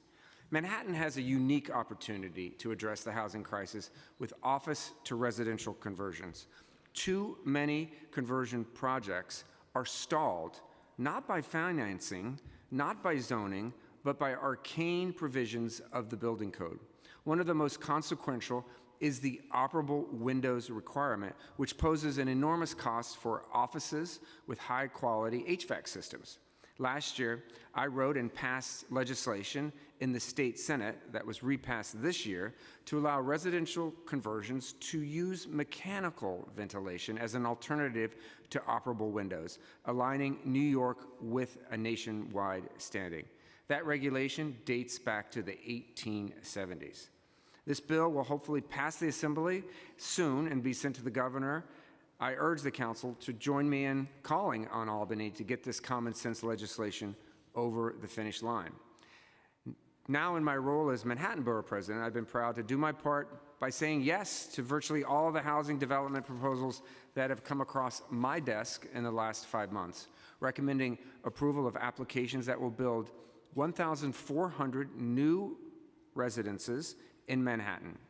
I look forward to continuing to support rezonings that will deliver urgently needed housing, especially in neighborhoods that have seen very little affordable housing development. But building more housing is only half the equation. Equally important is keeping New Yorkers in their homes.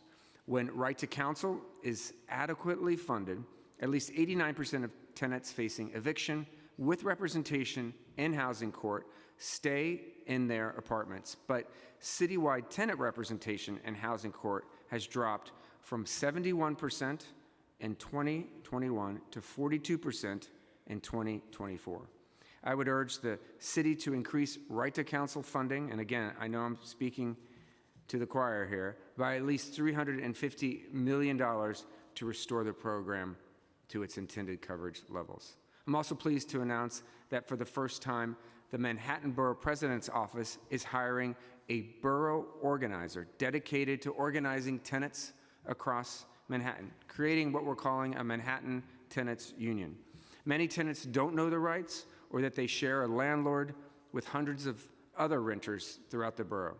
Our borough organizer will be on the ground in community centers, at tenant association meetings, and in buildings, ensuring that tenants know what protections they have and have the collective power to enforce them, because tenants are stronger united. And finally, no conversation about Manhattan housing is complete without a mention of NYCHA. Manhattan is home to 243 NYCHA developments, housing 91,010 Manhattanites, an irreplaceable source of affordable housing for low-income residents. A 2025 needs assessment found that NYCHA requires $78 billion over 2 decades to reach a state of good repair. I welcome the additional NYCHA capital commitments in the capital plan, and I urge the city to double down on these investments in the coming years. NYCHA residents are also particularly exposed to federal funding instability. A proposed HUD rule that I'm sure you're familiar with would terminate housing assistance. The federal termination of the Emergency Housing Voucher Program is putting more than 7,200 NYCHA and HPD voucher holders at immediate risk of losing rental assistance. I would urge the city to conduct a thorough assessment of potential federal impacts and commit to supporting families at risk. From low-income public housing residents living in deteriorating buildings and federal funding cuts to market-rate tenants experience record-high rents, New Yorkers are indeed facing the existential housing crisis. The FY 2027 adopted budget reflects the pressing need to invest in all types of housing for New Yorkers today and for generations to come. And I want to thank you for your support of that budget, everything that you're doing to increase it, and for the opportunity to testify today. Thank you. Thank you so much, Borough President, and for your continued support, fight for more housing, affordable housing, right to counsel, which is very big and important for the city council. So thank you so much. Yeah, no, echoing that. Thank you so much for taking the time to join us today. Thank you. Thank you very much. Thank you. See you soon. Okay. Okay, and I think that closes out our HPD portion of our budget hearings, and next we will move on to NYCHA.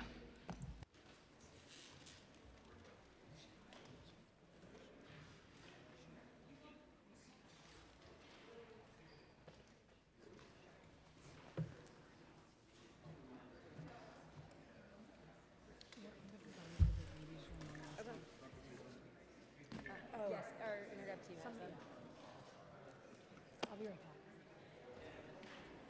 Would you like to share a mic? Oh, yeah. I think you might have a little bit more. Maybe, depending on the moment.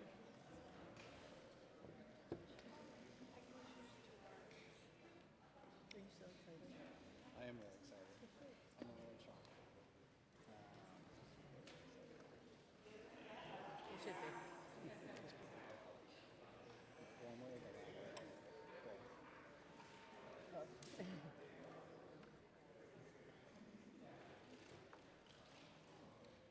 I'm waiting for Danny to switch from hooray, hooray, hooray till Yeah. midnight. You could switch multiple times in a day. I know. It's like the weather in Iceland or something. Yeah.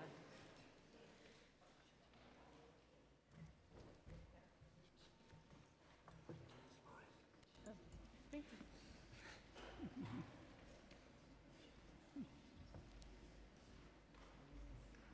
Think we didn't say anything bad? Yeah, no, he's only said good things.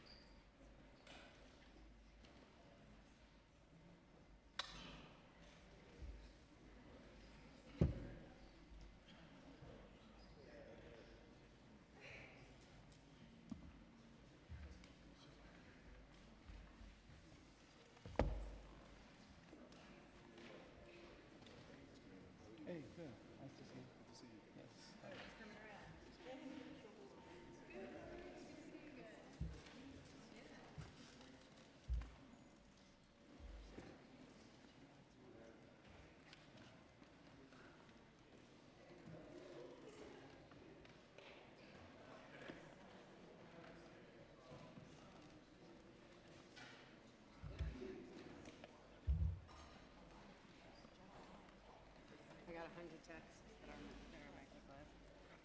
That are what? That our mic was live.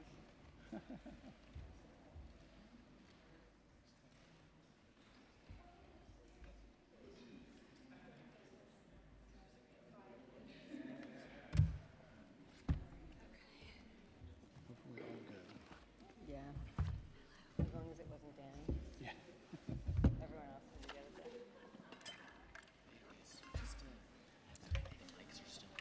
Yep. Just so you're aware. Still? The live stream is picking it up. But it's not on anymore. This is just from. I think there's a delay. Still red. Anika? Yes. You have to turn your mic off. That one's on still. It's just red.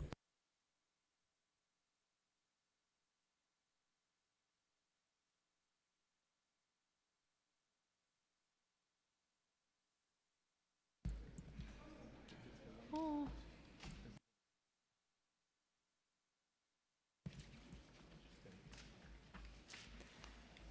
Okay, is everyone ready? You guys are good to go? Okay. All right. We're getting kicked out at 4, so I want to get started. Okay, so good afternoon. Welcome to the third FY27 executive budget hearing for the day, focusing on New York City Housing Authority.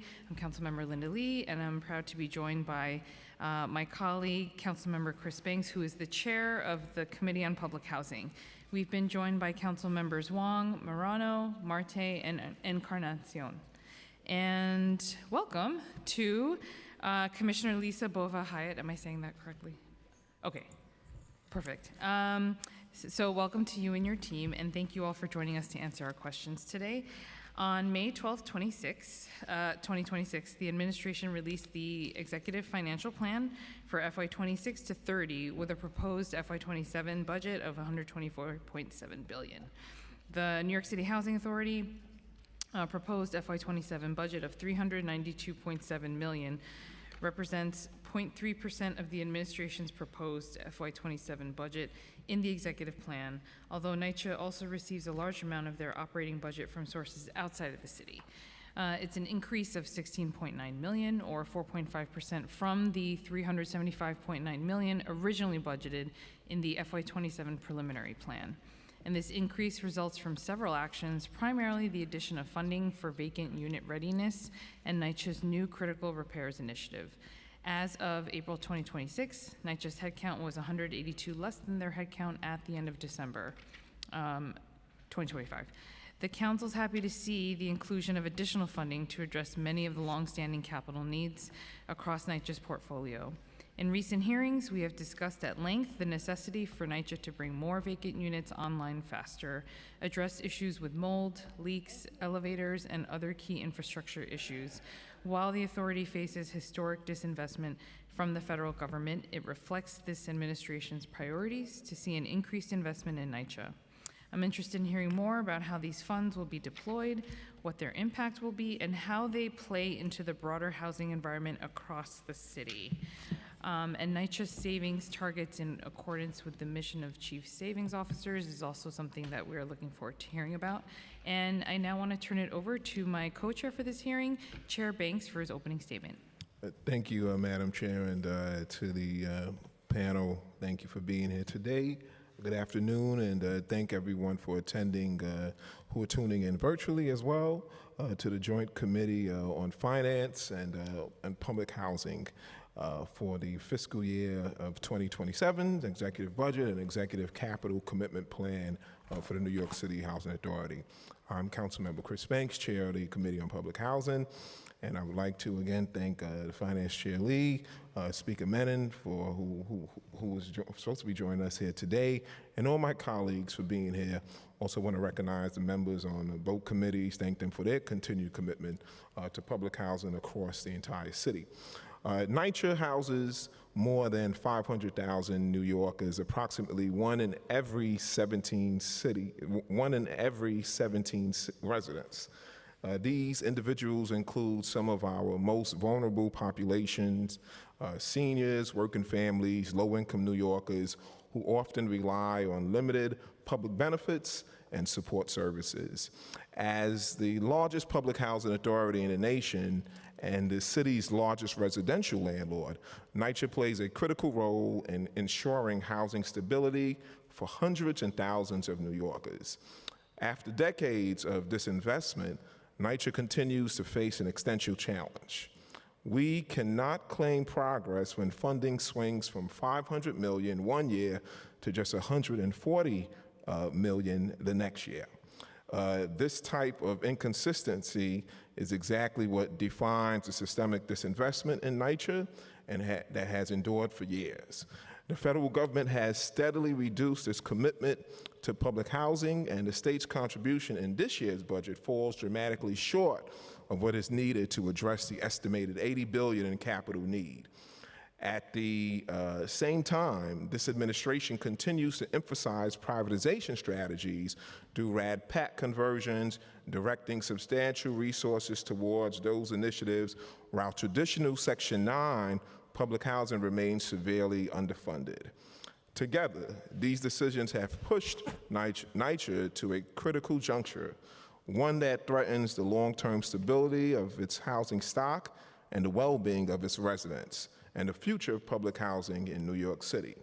The Mayor's Housing Plan, released on May 26, titled Block by Block, rightly recognizes NYCHA's central role in both a provider of deeply affordable housing and a key component to the city's broader housing strategy, but recognition alone is not enough.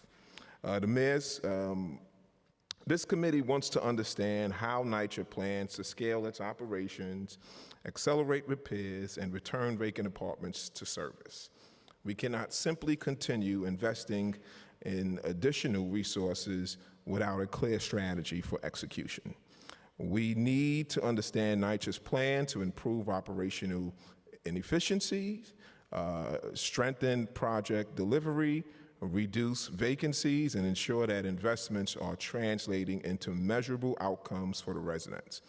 Time is of the essence, and we cannot afford to continue to delays, mismanagement, or misuse opportunities when thousands of New Yorkers remain on a waiting list while apartments sit vacant. We must also hear clearly and concretely how this administration intends to position NYCHA moving forward.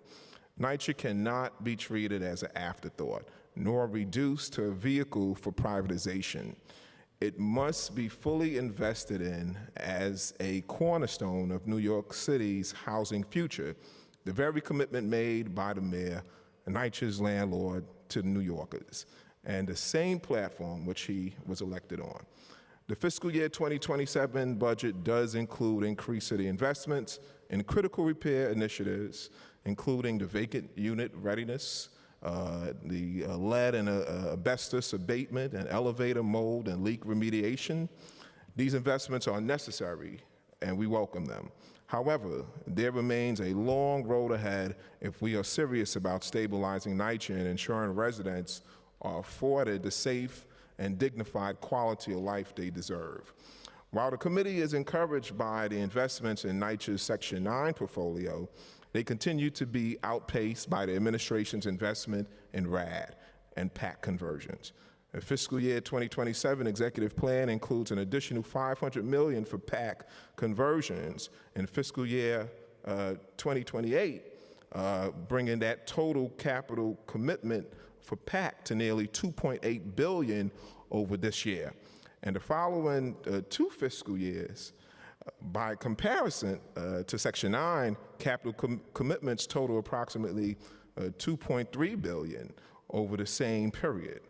Today, we look forward to hearing from NYCHA's leadership about how they are balancing the investments across the authority, how these funds will translate into meaningful improvements in residents' daily lives, and how accountability will be maintained as an increasing share of the portfolio's transition to private management. Simply put, and this committee, I'm asking, how does NYCHA plan to steady this ship?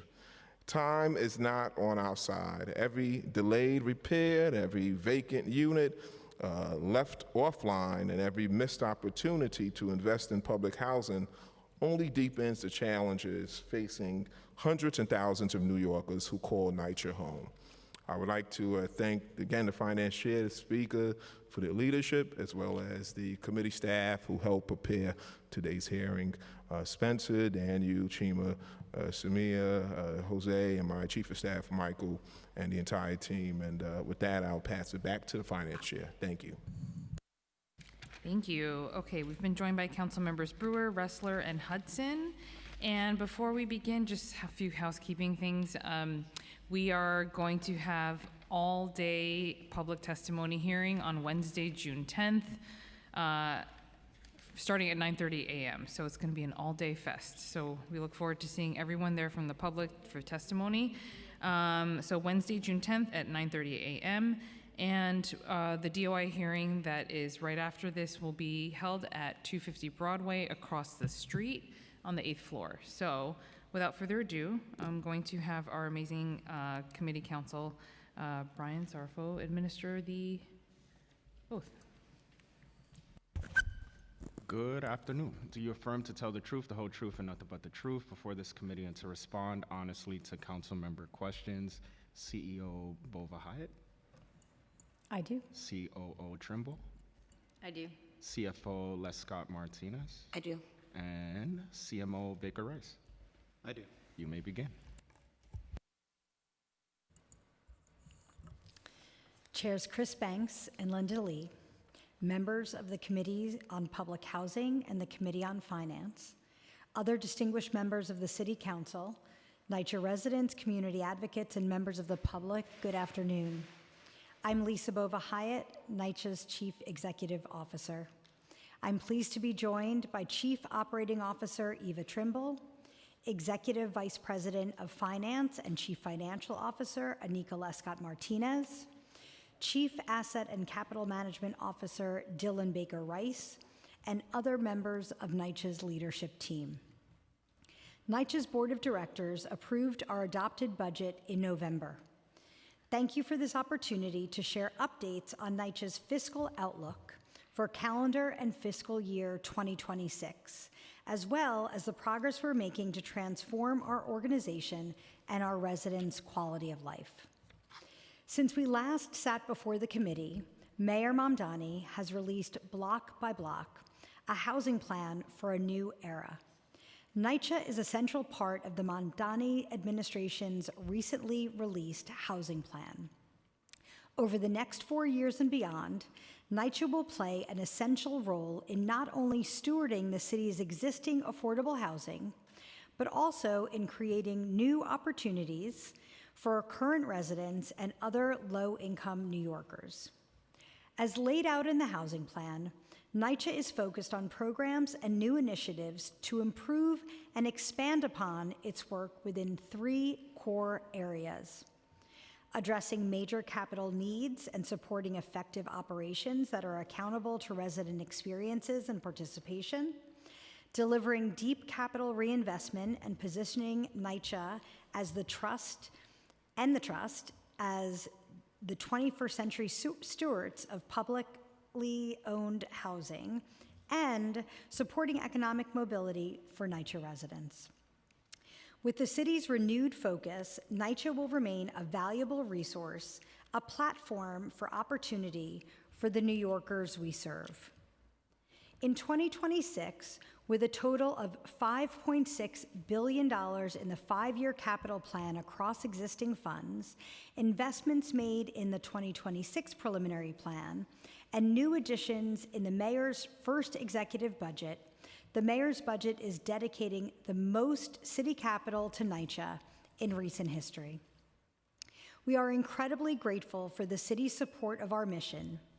Mayor Mamdani and his administration are investing $500 million in new capital funding over the coming years that will enable us to comprehensively renovate thousands of homes through our innovative Pact and Trust programs, initiatives which provide residents with fully renewed homes while maintaining their rights and protections, as well as the integrity of our public housing.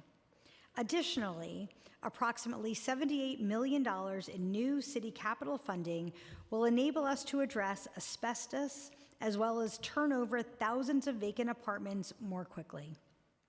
In addition, the city committed approximately $76 million in new expense funding over fiscal years 2026 to fiscal year 2030 to address mold, elevators, and vacant apartments.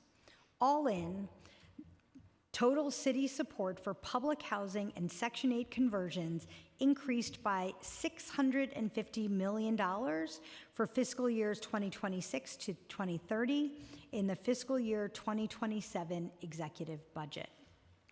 In addition to new funding, NYCHA is currently investing over $6 billion using city, state, and federal sources in its Section 9 properties across 500 capital projects.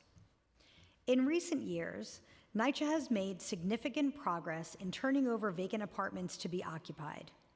Annual move-ins have increased by more than 50% since 2023. The average turnaround time has been cut by 73 days since August 2024, and standardizing environmental testing and abatement has been implemented to ensure that every turned-over apartment is lead-free, mold-free, and asbestos-safe. The lead and asbestos work are time-consuming and costly, but critical to protecting resident health and safety. The average cost to make each apartment move-in ready is about $59,000, driven mostly by environmental remediation requirements and the scale of repairs needed across our aging portfolio. Further, the number of apartments requiring turnover work is not static, as people continue to leave NYCHA for various reasons. NYCHA also facilitates transfers of existing residents to newly open units, including statutorily mandated categories such as survivors of domestic violence or those requiring accessibility accommodations. As a result, vacancies continue to cycle through NYCHA's system even as turnover performance steadily improves. As of May 20th, about 6,000 vacant apartments remain in NYCHA's vacant portfolio. To address these challenges, the city announced it is investing the largest capital commitment to vacant unit turnover in the city's history. In the recently announced executive budget and in the mayor's block-by-block housing plan, the city committed $256 million in capital funds and $118 million in expense funds through fiscal year 2030 to restore vacant NYCHA apartments and prepare them for tenancy. With this additional funding, NYCHA will be able to renovate more units and house more New Yorkers in deeply affordable homes. We thank the City Council for its repeated advocacy and leadership on this issue. We will continue providing updates to the Council on our efforts to address the conditions in these units and bring more housing to as many New Yorkers as possible.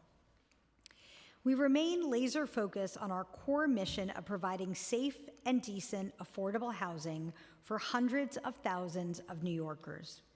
To that end, we are making the best possible use of the limited federal funding that's available, while also pursuing innovative strategies for bringing billions of dollars of investment to our properties, delivering to residents the quality of life they deserve.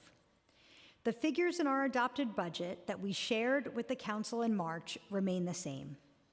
We anticipate a balanced budget by year-end, with $5.6 billion in expected expenses, matched by our total anticipated funding of $5.6 billion, and we expect to invest $3.6 billion in capital funding in our developments this year. However, the rent revenue deficit remains a major challenge. We collected only about 87% of the rent charged in April, and current arrears amount to approximately $493 million across 61,000 households. We are relaunching an informational campaign to let residents know how they can get help with paying down their arrears. Additionally, there is still uncertainty about the level of federal funding we will receive. And we remain concerned about federal funding cuts that could affect our operations. Congress's appropriation bill for 2026 decreases operating funding for public housing authorities nationwide by 14%. If NYCHA does not receive competitive shortfall funding from HUD to make up the gap, we would need to reduce operating spending by up to $158 million by year end. Even if we must make difficult choices to keep our budget balanced, we will always prioritize residents' health and safety along with essential services. We know that members of the council are as concerned as we are about the fate of the federal government's emergency housing voucher program. Once the federal government announced last year that it would be ending this critical program, with funding running out by the end of 2026, 4 years earlier than expected, we began developing a plan to assist the approximately 5,200 NYCHA participants. While NYCHA does not have the funding necessary to transfer EHV households to the traditional Housing Choice Voucher Section 8 program, we are working hard to provide them with a new subsidized housing option. To that end, we reached out to EHV participants through multiple rounds and modes of communication to encourage them to complete a public housing application, which we are accepting through this summer. As of May 27th, we have received 1,275 public housing applications from EHV households, and we have begun matching some of those applicants with vacant apartments across our housing portfolio. The city has identified $80 million in Home Art funding to reallocate to HPD's Home TBRA program to assist a portion of NYCHA's current EHV participants. The proposed use of funding is contingent on HUD approval. NYCHA takes seriously the timeline with which we are operating under and is working with referral partners participating in cross-agency working groups with City Hall and HPD to look for any approach to assist EHV voucher holders. We are wholeheartedly devoted to pursuing every possible strategy to ensure that NYCHA remains a vital resource of affordable housing for New Yorkers, for today and for decades to come. Thank you for your critical partnership and support as we continue making progress on behalf of the families we serve. We are happy to answer any questions you may have. Thank you. Thank you, Commissioner. We've also been joined by council members Osei and Aviles, and I'm going to try to zip through my questions to give members more time. So really quickly, obviously NYCHA is a huge part of the mayor's housing plan, and especially when talking about affordable housing. So in the housing plan, the report outlines that a host of new financing tools, some of which you've outlined, are being created to achieve the widespread capital funding needs across the portfolio.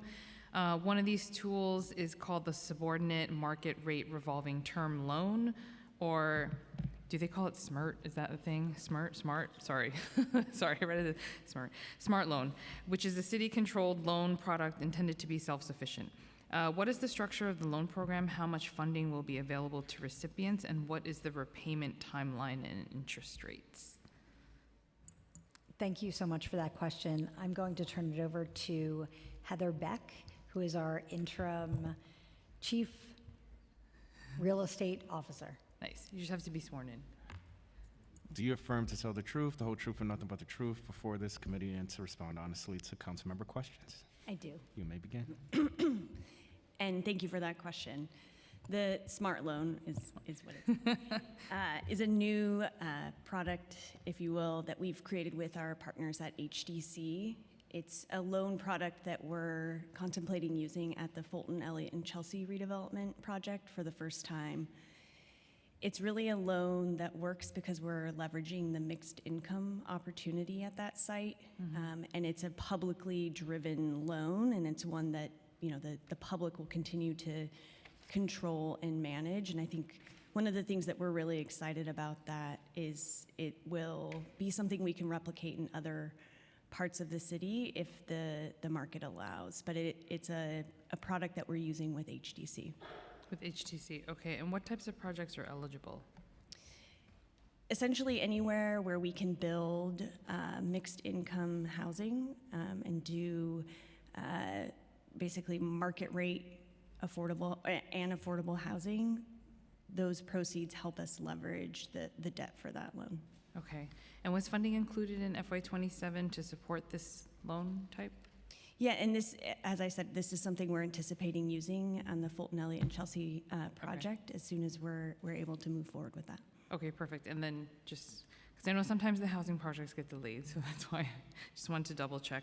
Okay, can you share any of the other funding tools that the administration and NYCHA plan to use to address the authority's capital needs? I don't have any, but is that back for you or for Anika? We'll pass it to Anika, our Chief Finance Officer. Thank you for that question. In the housing plan, the mayor's executive budget makes significant investments in several priority areas, one of which is $500 million to support the renovation of Section 9 units through PACT and the New York City Public Housing Preservation Trust. Okay. During the preliminary budget hearing in March, NYCHA expressed that they were facing a reduction of federal operating subsidy from HUD of approximately 14%. Do you have any updates you can share with the council regarding the funding loss from this cut and the associated proration rate? Thank you for that question, Council Member. So yes, as we mentioned back in March, this year's reduction nationally is $789 million, which is the 14% that you referenced. It's the largest decline in recent history, exceeding even what we budget conservatively. So the direct impact to NYCHA is a potential $158 million reduction in our operating funds. There's currently an 87% interim proration rate, which is creating both a cash crunch for NYCHA on a monthly basis, as well as a general potential deficit to our budget. One of the tools that Congress also passed is a competitive shortfall grant funding. That application came out in May. NYCHA probably turned around our application in less than a week. And so we have applied for that funding, and we do anticipate, based on our advocacy with Congress and our conversations with HUD, that we should receive enough to mitigate our deficit. But it remains with HUD, and we don't anticipate receiving a formal response until July or August. Got it. And how is that going to, if you could paint a picture, how would that impact the service, the budget and the projects that you guys have? So at this point, we are moderately confident that we will receive the shortfall funding. We are eligible for $600 million. The pot itself is only $337 million. We think we'll probably receive the $158 million that we need based on the national appropriation and the other needs of PHAs. So at this point, we continue active sort of contingency planning, but we're not anticipating having to make any direct cuts to resident services at this time. Okay. Great, you answered my next question. And then NYCHA 26 to 30 annual budget book shows that NYCHA anticipates a deficit of $263 million in FY27, with deficits ranging from $206 million to $265 million in 2030. So again, what steps are you planning on taking to address this in the out years? And are savings measures that were used to address the shortfall this year, such as overtime control, central office savings, and those measures, is that helpful? Sure. So NYCHA operates on a slightly different fiscal year than the city and a different budget sort of timeline. We pass a budget once per year. So we anticipate that we'll be passing a budget at the end of November of this year that would take care of 2027, bring us into balance, and then also start to deal with our structural deficits. I would say at this point, everything is on the table. But of course, we would prioritize programs that support the HUD SDNY agreement, our pillar areas, things that directly deal with resident services, life, health, and safety. But yes, overtime constraints, potential contract cuts, everything's on the table. Okay, and now that the state budget is decided, is there anything in there that will cover or help cover the shortfall? Not that we can tell at this time. I believe we've received $140 million from the state, and we'll be working with them to do a grant agreement. There's also $50 million, I believe, which is to be shared between NYCHA and Mitchell-Lama. We don't anticipate that any of that funding would support our operating deficit. Okay. In your follow-up letter to the council following the last preliminary budget hearing, you had mentioned that you had mentioned to us that the $63.3 million negotiated in City of Yes has yet to be allocated, including $5 million in FY27 and $58 in FY28. Are any of those allocations included in the plan? Yes, so we are pleased to report that there's only $10 million left to be allocated. $53 million was allocated in the executive plan to vacant unit readiness, specifically on the capital side for asbestos. Okay, great. And then quickly going to savings, did NYCHA submit proposals for savings to the administration? And if so, why are there no savings included in the plan? Or correct me if I'm wrong. Sure, so NYCHA participated in the Chief Savings Officer exercise. I'm the Chief Savings Officer. We did submit proposals. We believe in supporting the city through the structural deficit. None of our proposals were included, and we will remain engaged. Okay, do you know why? Most of our money is federal, and Got it, so okay. there's not a lot very of moving little around. that we can do to support the city structural deficit. Okay. So were you subject to any requirements to adjust your capital commitment plan, as we've heard some other agencies have? Not that I'm aware of. No, we haven't adjusted our capital commitment plan. We remain committed. We've shared that plan and work with OMB on it, and our commitment rate remains the same. Okay, and then just lastly on headcount. Headcount was declined by 183 positions since the end of the calendar year. Are there specific positions or departments in NYCHA where staff are leaving at a higher rate than others? That's a really interesting question. Thank you, very thoughtful. So in general, we see higher rates of attrition in our positions in the field versus central office. We also see different attrition rates within various skilled trades positions as well. But I'm really pleased to report that the NYCHA vacancy rate is currently less than 5%, and our vacancy rate in key positions like caretakers is 1%, and maintenance workers is 3%. So we are, working very collaboratively with operations, HR, and many other parts of the organization to ensure that we have the right people at the right time. Okay, and do you have enough staff necessary to undertake, and the right staff to undertake additional work that funding added in this budget will need? Yes, we do. Okay, that's good. We've heard in prior hearings that staffing for some maintenance roles like plastering can be challenged due to the unique construction of NYCHA. So what steps have you taken to train the workforce in the necessary skills to do this work, and are there any resident-specific training programs? Thank you, Councilmember. Yes, plastering is our most difficult to hire trade. It is not something found in the private sector much anymore, and so in order to address the difficulties in recruiting, a few years ago we started our own plastering academy, where we work with the plasterer helper, or what we call Caretaker P, and we work with them in order to do intensive training, special training, in order to get them to pass the practical exam, which will enable them to be a full-time plasterer. We've had, I think, 3 or 4 classes, I can double check, and each class is about 10 people, so we've been able to increase our ranks quite a bit through that program. Okay. And I would just add to Eva's response that, due to the good work that they've been doing at the academy, our plasterer vacancy rate is only 5% currently. So it's certainly bearing fruit. And what was it previously before the academy started? We would have to get back to you. Okay. That reminds me of parks with the tree pruning. I feel like that's a very difficult position to fill.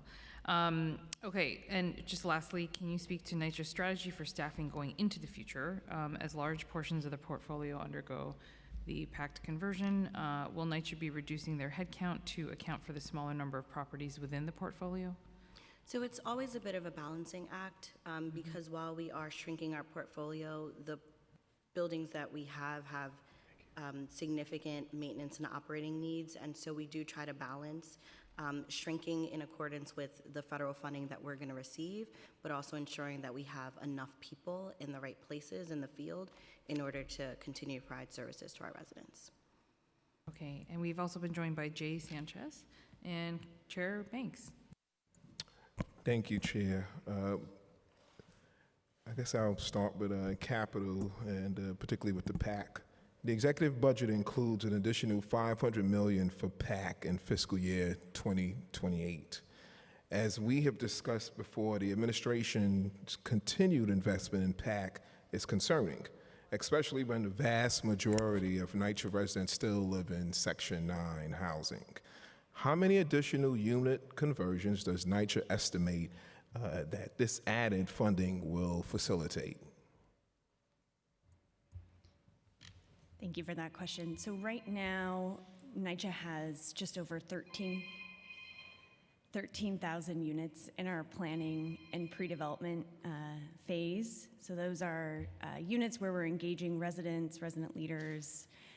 Some of those have partner teams selected and designated. Others are earlier on in the process. Okay. We'll work with the city to make sure we're able to close projects as they are ready, utilizing that funding over the next fiscal year. Are there specific developments that this funding will go towards? And if so, what are the timelines for improvements at those developments? Yeah, we anticipate converting a number of projects throughout the end of this year.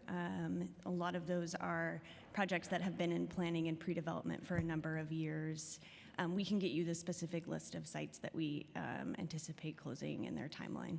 All right, thank you. Has NYCHA determined a total amount of funding needed to reach the target of the 62,000 units converted to PAC?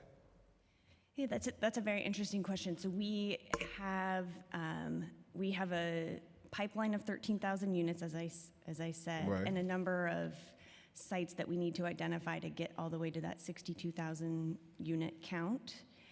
Each of our projects has a different scope and budget, and so that'll be something that will evolve over time. We don't have a specific dollar amount right now to get to that 62,000 unit. Okay. What is the total number of units currently in PAC? Sorry, what is the total number of units currently in PAC, in the PAC pipeline? And in this plan, there is also $1.3 billion in fiscal year 2026 for PAC conversions, just over $1 billion in fiscal year 2027. And is this a new addition of $500 million for fiscal year 2028, or is there a new addition? I'm not sure I've followed all of those, but I think we have been working closely with the city to make sure we have the capital funding needed for the upcoming fiscal year. Right. So that's the appropriate amount for the next. For the $500 million, how was it determined that this $500 million was the correct amount to be added for fiscal year 2028? I'll pass that back to our CFO. Sure. And so I think that question is probably best poised for OMB and City Hall. We communicate with them on our needs. We always need additional funding. We're really grateful for the PACT funding. And as Heather said, we're happy to get you the list of sites that funding will support. Okay. Is NYCHA experiencing a slowing in the number of the developments opting to go through the PAC conversions? Is there broad support for PAC and RAD? Yeah, so I think as we've also shared in prior hearings, we have severe capital needs. As Lisa said earlier, that's approaching $80 billion across our entire portfolio. So through both PACT and the trust program, we anticipate converting around 85,000 units to the project-based Section 8 program. That's our goal, and we continue pushing for that goal as quickly as we can, knowing that the needs in our buildings are continuing to grow. The longer we wait to make those investments, the more expensive they become. All right. I know this was answered, or I think we had conversation about this before, but as we mentioned before, the administration is planning to use the new smart loan system to facilitate excuse me, the potential new developments at the Fulton Elliott Chelsea sites. Can you explain how this fund will help facilitate this development? Sure. So the Smart Loan is a product, as I said, that we've developed with HDC. It's a loan that helps us bridge the gap between, what we're able to raise as debt from the property, and really helps us make the initial investment in the first phase of that project. What we anticipate being in the first phase of that project is the demolition of the first two buildings and the construction of the first 2 replacement buildings. So that loan is helping with that initial phase, and it's a publicly controlled loan. It's something that NYCHA and the city will be able to use for future reinvestment in additional affordable housing production. Thank you. I want to move on to critical repairs and the OCC. The Critical Repairs Initiative, or the CRI, is a city-funded, NYCHA coordinated expansion upon the model of the Ombudsman Call Center, OCC. The OCC takes outstanding complaints from NYCHA residents and gets them addressed by coordinating with NYCHA's Mold Response Unit.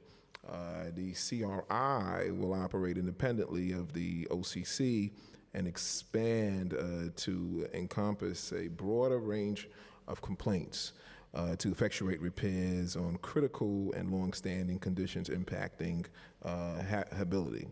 The CR was introduced alongside the executive budget and is supposed to is supported by $20 million of city funding for fiscal year 2027 to 2030, with $15 million of that across the next 2 fiscal years.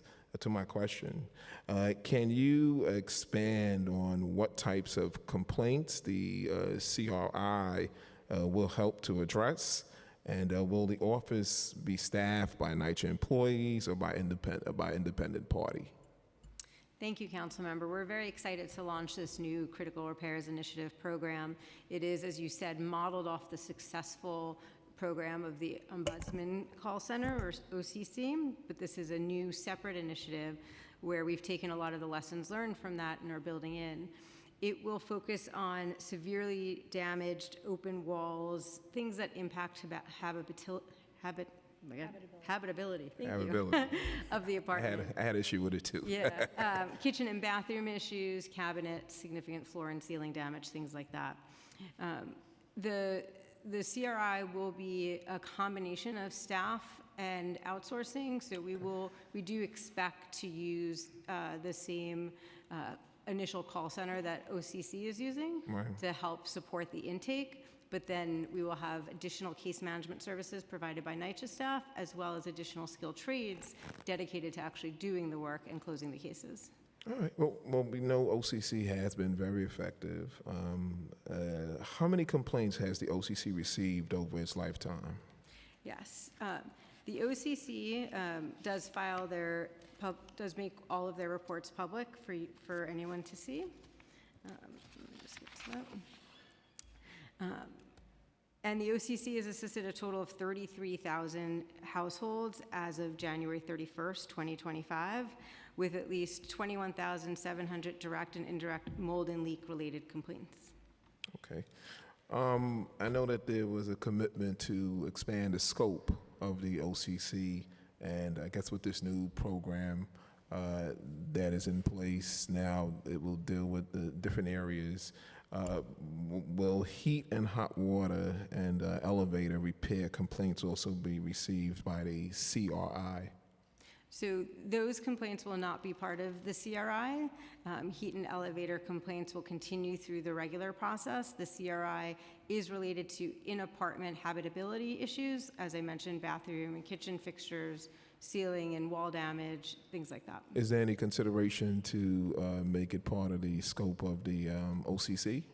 Not at this time, though we are always open to thinking about where this would go. But right now, Well, that was a commitment that was made to expand it, and specifically to expand it for heat, hot water, and elevator repairs. What's Right a now, chronic? our heating complaints are resolved in under 8 hours, and our elevator complaints are resolved in under 10 hours.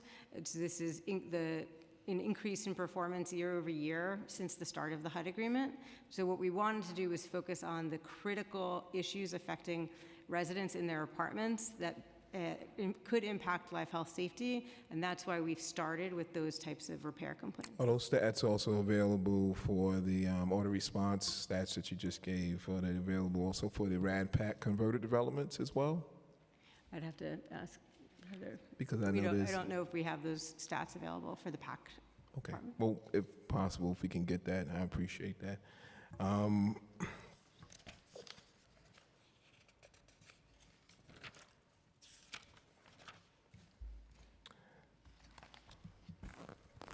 I guess we'll go into the vacant readiness program.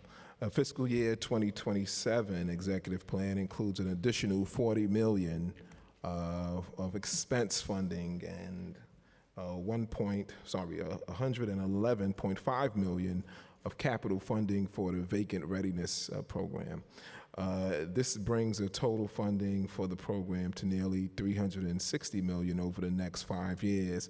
We've heard over the last few hearings that the apartment turnover in course is driven largely by, and I just want to really get to my questions. What is the current number of vacancies across the Section 9 portfolio, and how many additional apartment turnovers will be, will the funding added in this plan facilitate? As of April 30th, 2026, we have 6,122 vacant apartments in progress of turnover. Thanks to the historic levels of funding in this executive budget, we anticipate being able to increase our monthly production by another 92 units a month to 490 units a month, which would be another 1,100 a year. And in total, we expect to do 5,880 units in the next year. That's 1,100, okay, for the year. During the preliminary budget hearing in March, you informed the council that NYCHA facilitated 4,703 move-ins through the UVR program in calendar year 2025. If the added funding supports the turnover of 1,100 additional apartments during the next fiscal year, this would bring the 12-month total to over 5,800 apartments. Does this reconcile with NYCHA's anticipated number of vacant apartment turnovers? Yes, we anticipate doing 5,880 apartments next year. And what can we do to help increase the number of turnovers per month or year? Thank you for that offer. We have been focused on increasing our turnover year over year, and actually since city fiscal year 2023, we've had a 116% increase in our vacant unit production. We've been focused on performance metrics and managing, on increasing our coordination with the environmental programs, lead and asbestos, that are a critical part of the turnover process. Right. And so we are laser focused on continuing that and achieving this new target of 490 a month. Okay, and what is the total number of apartment turnovers currently funded in the VUR program over the next 5 years? So the current funding is baseline, so we anticipate being able to do that. However, I do want to add that a significant portion, 53% of the total funding for our vacant unit turnover process is actually NYCHA federally funded. Right. So it's very dependent on our ability to maintain our own funding that we dedicate towards this program. Okay. Well, at the last hearing, we heard that hiring more staff for repairs in NYCHA apartments is uniquely sensitive.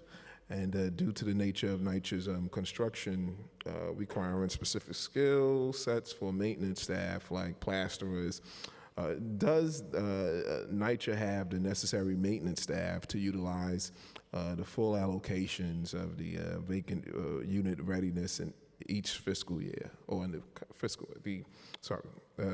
in each of these fiscal years? Yes, we're confident we can fully utilize the funding that was allocated in the executive budget, and reach that 490 per month goal. Again, most of that work is done through overtime of our skilled trade staff, but we are confident that we can make that work.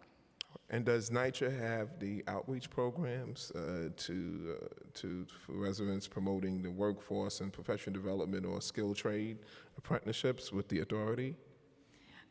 Most of our skilled trade and maintenance worker and other positions are civil service positions, and so we often talk with residents about making sure they're following up with DCAS testing and other avenues in order to obtain those civil service positions. Thank you. The mayor's housing plan reports that an average cost per apartment for the vacant unit turnover is about $59,000, and this includes $25,000 for asbestos abatement, $15,000 for lead abatement, and $19,000 for general repairs. Excuse me. What portion of these costs are city expense, capital funds used for, and how does that differ from the way federal funds are deployed?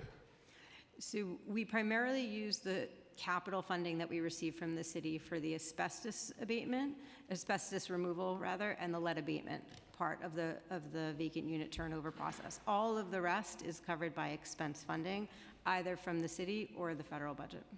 Okay. Well, we've heard a few different figures cited throughout the last 6 months outlining those costs.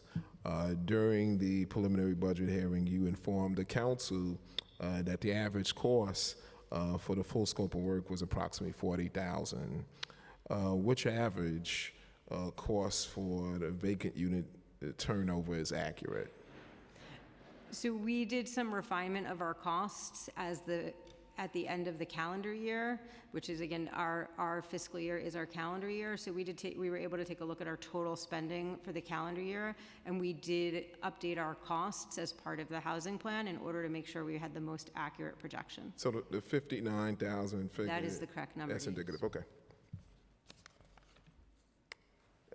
Does additional URV funding make individual apartment turnovers faster? And is this function of the authority being able to take on work in a larger number of units? Yes. The level of funding that we're receiving now will enable us to take on additional units in this program. And it definitely allows us to work quickly, knowing that we're going to have this funding available. We can better plan and organize for the year ahead, as well as the out years. Okay. I guess we'll go into, resident engagement.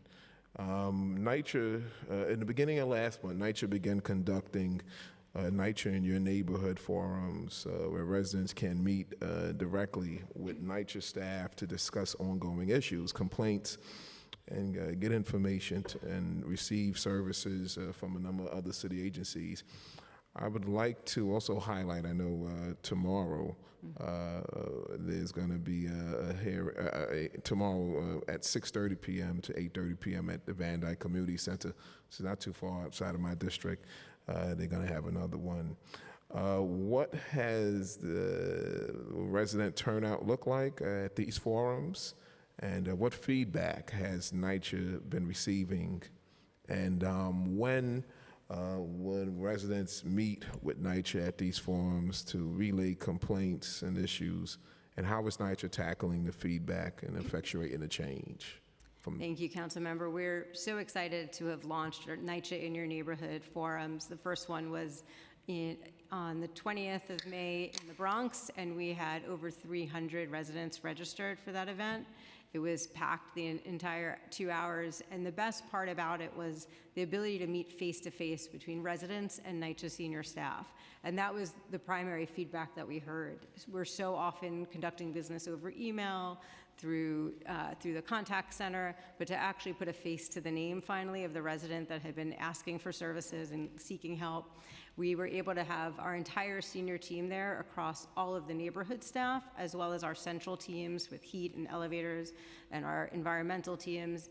And residents could find answers and get the resources they need directly from from the teams providing it. It was an incredibly successful event. We're very much looking forward to our event tomorrow in Brooklyn, and we hope that we have the same turnout tomorrow, despite the fact that it overlaps with the Knicks And this game is one. done through like round table discussions, breakout sessions? Yeah, it has a combination of topic-specific tables, such as heat and asbestos or environmental issues, safety and security, but then it also has resource tables where residents can go and get answers on different topics, as well as from our city agency partners. In addition, we have the neighborhood staff, which is the direct property management staff, neighborhood administrator, the neighborhood planner, who's in charge of sequencing and scheduling all skilled trade repair orders. So you can go and you can say, I'm still waiting for my plaster ticket. Is there any way I can, it's getting worse. I need it to get escalated. They can bring that to the planner, and we can see what we can do. Are PAC residents also allowed to attend this meeting?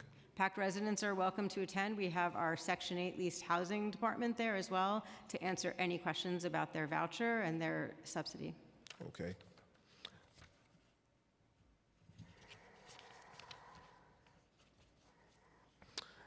When it comes to the emerging housing vouchers, in our March budget hearing, we heard that that the federal funding for the emergency housing voucher program was set to expire in November of this year.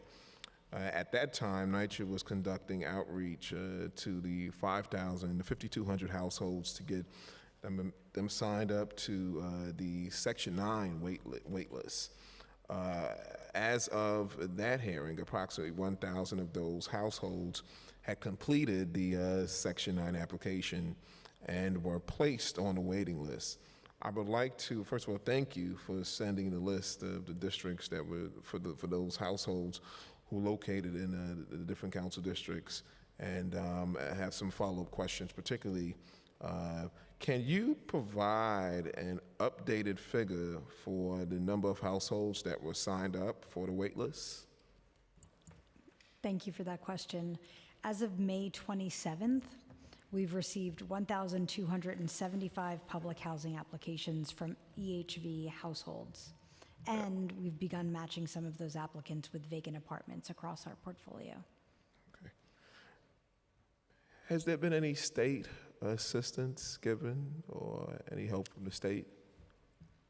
No. Not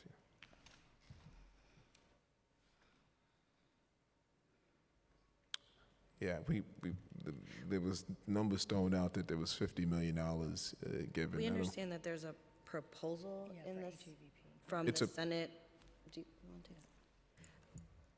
I'm actually unclear whether or not, there's a proposal for an increase of $50 million for HAVP. HAVP, right.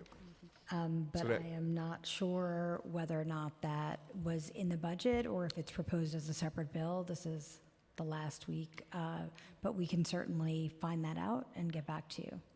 Thank you. The committee has been informed that the cost for these 5,200 households was $128 million annually. Can you confirm this amount is correct?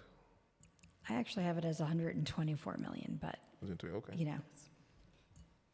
I don't know if Lillian, we have our SVP for leased housing here. She might know the exact number. Lillian Harris. I don't have that exact figure, but 124 sounds correct. Okay. NYCHA has recommended that households apply for the Section 9, which we have. Any of these households been placed in apartments as of now? So thank you for that question. We currently match 310 EHV participants to units in our project-based portfolio. Okay. Are there any voucher carriers that are living in RAD-PAC developments? At the moment, no, but it's my understanding that there are not EHV voucher holders living in PACT developments. However, there are PACT vacancies that we are going to match EHV voucher holders with. I believe there's a little over 1,700 vacancies that exist within the RAD-PAC developments. out of the 27 or 2,900, 20. Yeah, I believe that's 27. correct. That's the stat we gave in the April hearing. I don't think we have any updated. Any update? Okay. But So the we can pull that 1,700. for May.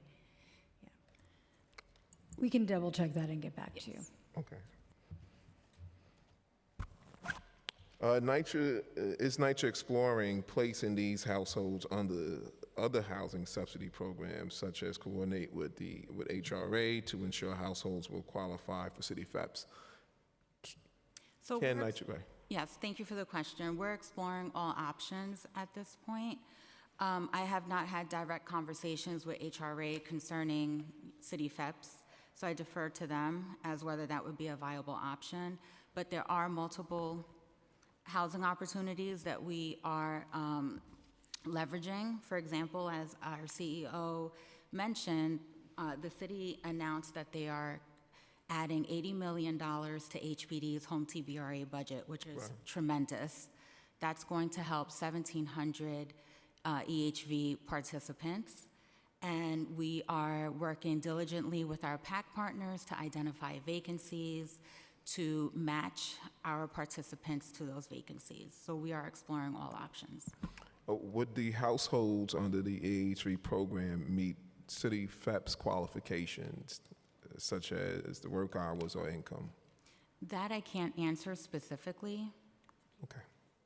Yeah, it would be a case-by-case basis. We would have to take a look at each individual case. And is transferring these households to Section 8, the Housing Choice Voucher Program, an option as well?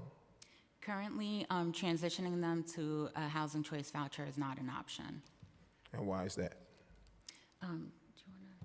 Sure. I mean, if we can use every tool to... Well, we're not allowed. Okay. So because the Section 8 program, NYCHA's overall housing choice voucher program is in shortfall, you're not allowed to issue new vouchers, but for our RAD Pact, we did, request additional flexibility from HUD, but that was denied. And so at this time, we're not able to put any EHV participants into the regular NYCHA Section 8 housing choice voucher program. All right, thank you. Madam Chair, I'll come back. Councilmember, I just wanted to circle back to the question you had concerning PACT vacancies. Yes. As of my last report, that number is 1994. It has gone up.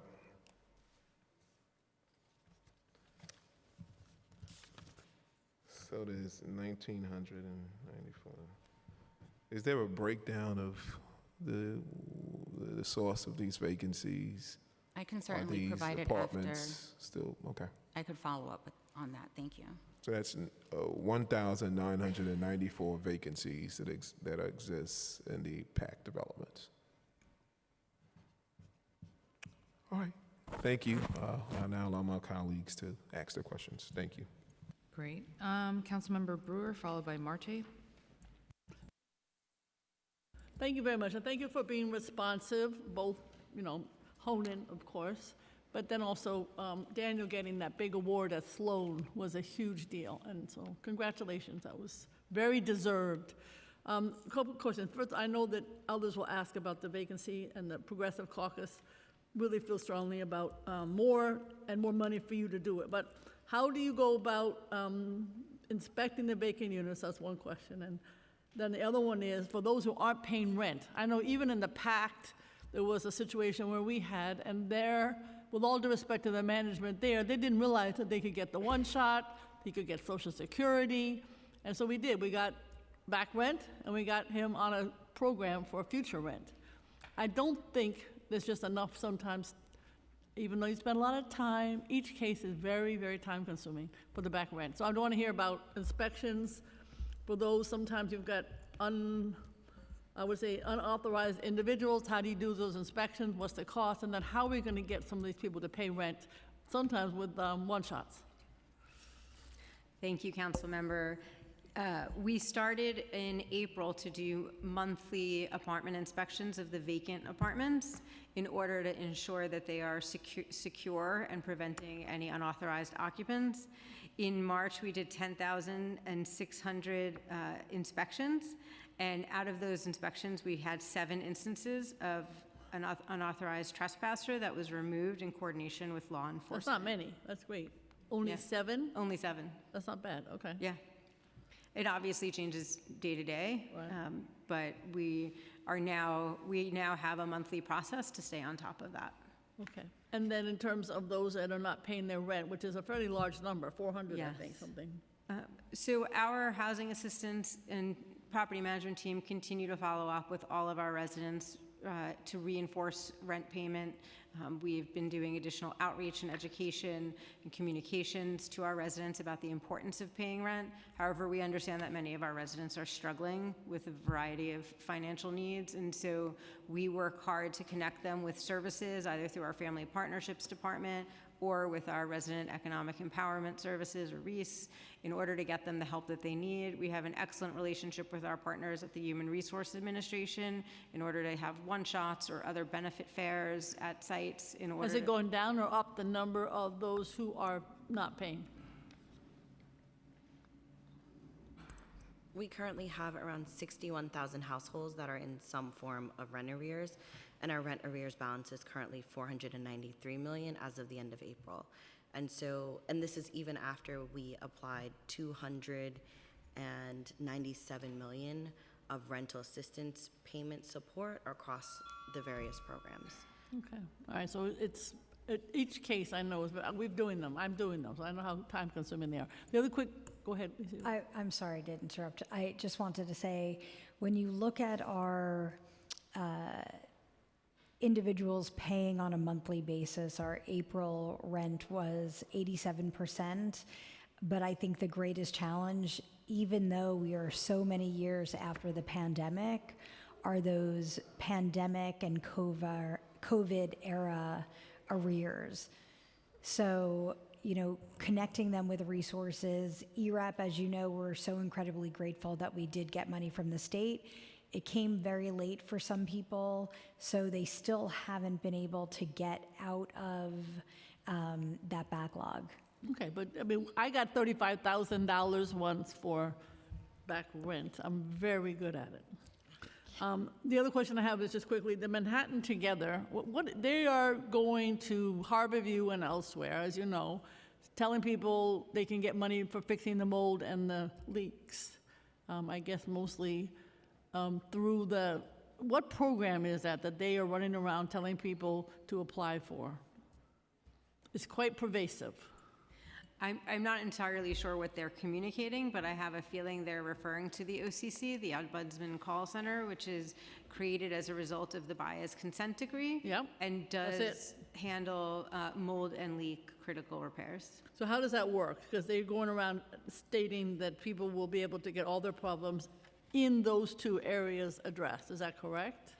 The OCC has been a tremendously successful partnership where they have had 33,000 complaints come through, and they work with NYCHA in order to escalate those repairs and to make sure that we are prioritizing appropriately, that we're dedicating the skilled trade staff to get those done.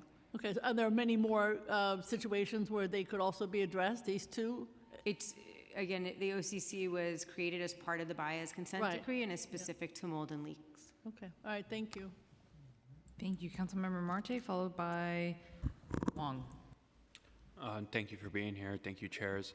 I'm extremely disappointed that this administration is following the vision of the previous administration and really only investing in RAD impact.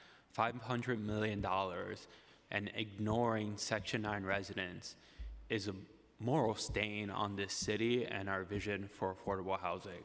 And so just wanted to get that on the record. It's extremely disappointing, especially when we hear almost every single month testimony of Section 9 residents saying, we need the repairs, we need help, we need to fix our doors, we need to fix our elevators, but we continue to turn a blind eye and just subsidize developers, right? Developers are chosen to do RAD impact because they are the ones that are supposed to fix the issues. But it seems like it's continuously the city putting the bill, fronting the bill, and giving the developers an extremely sweet deal. So just wanted to show my disappointment for that.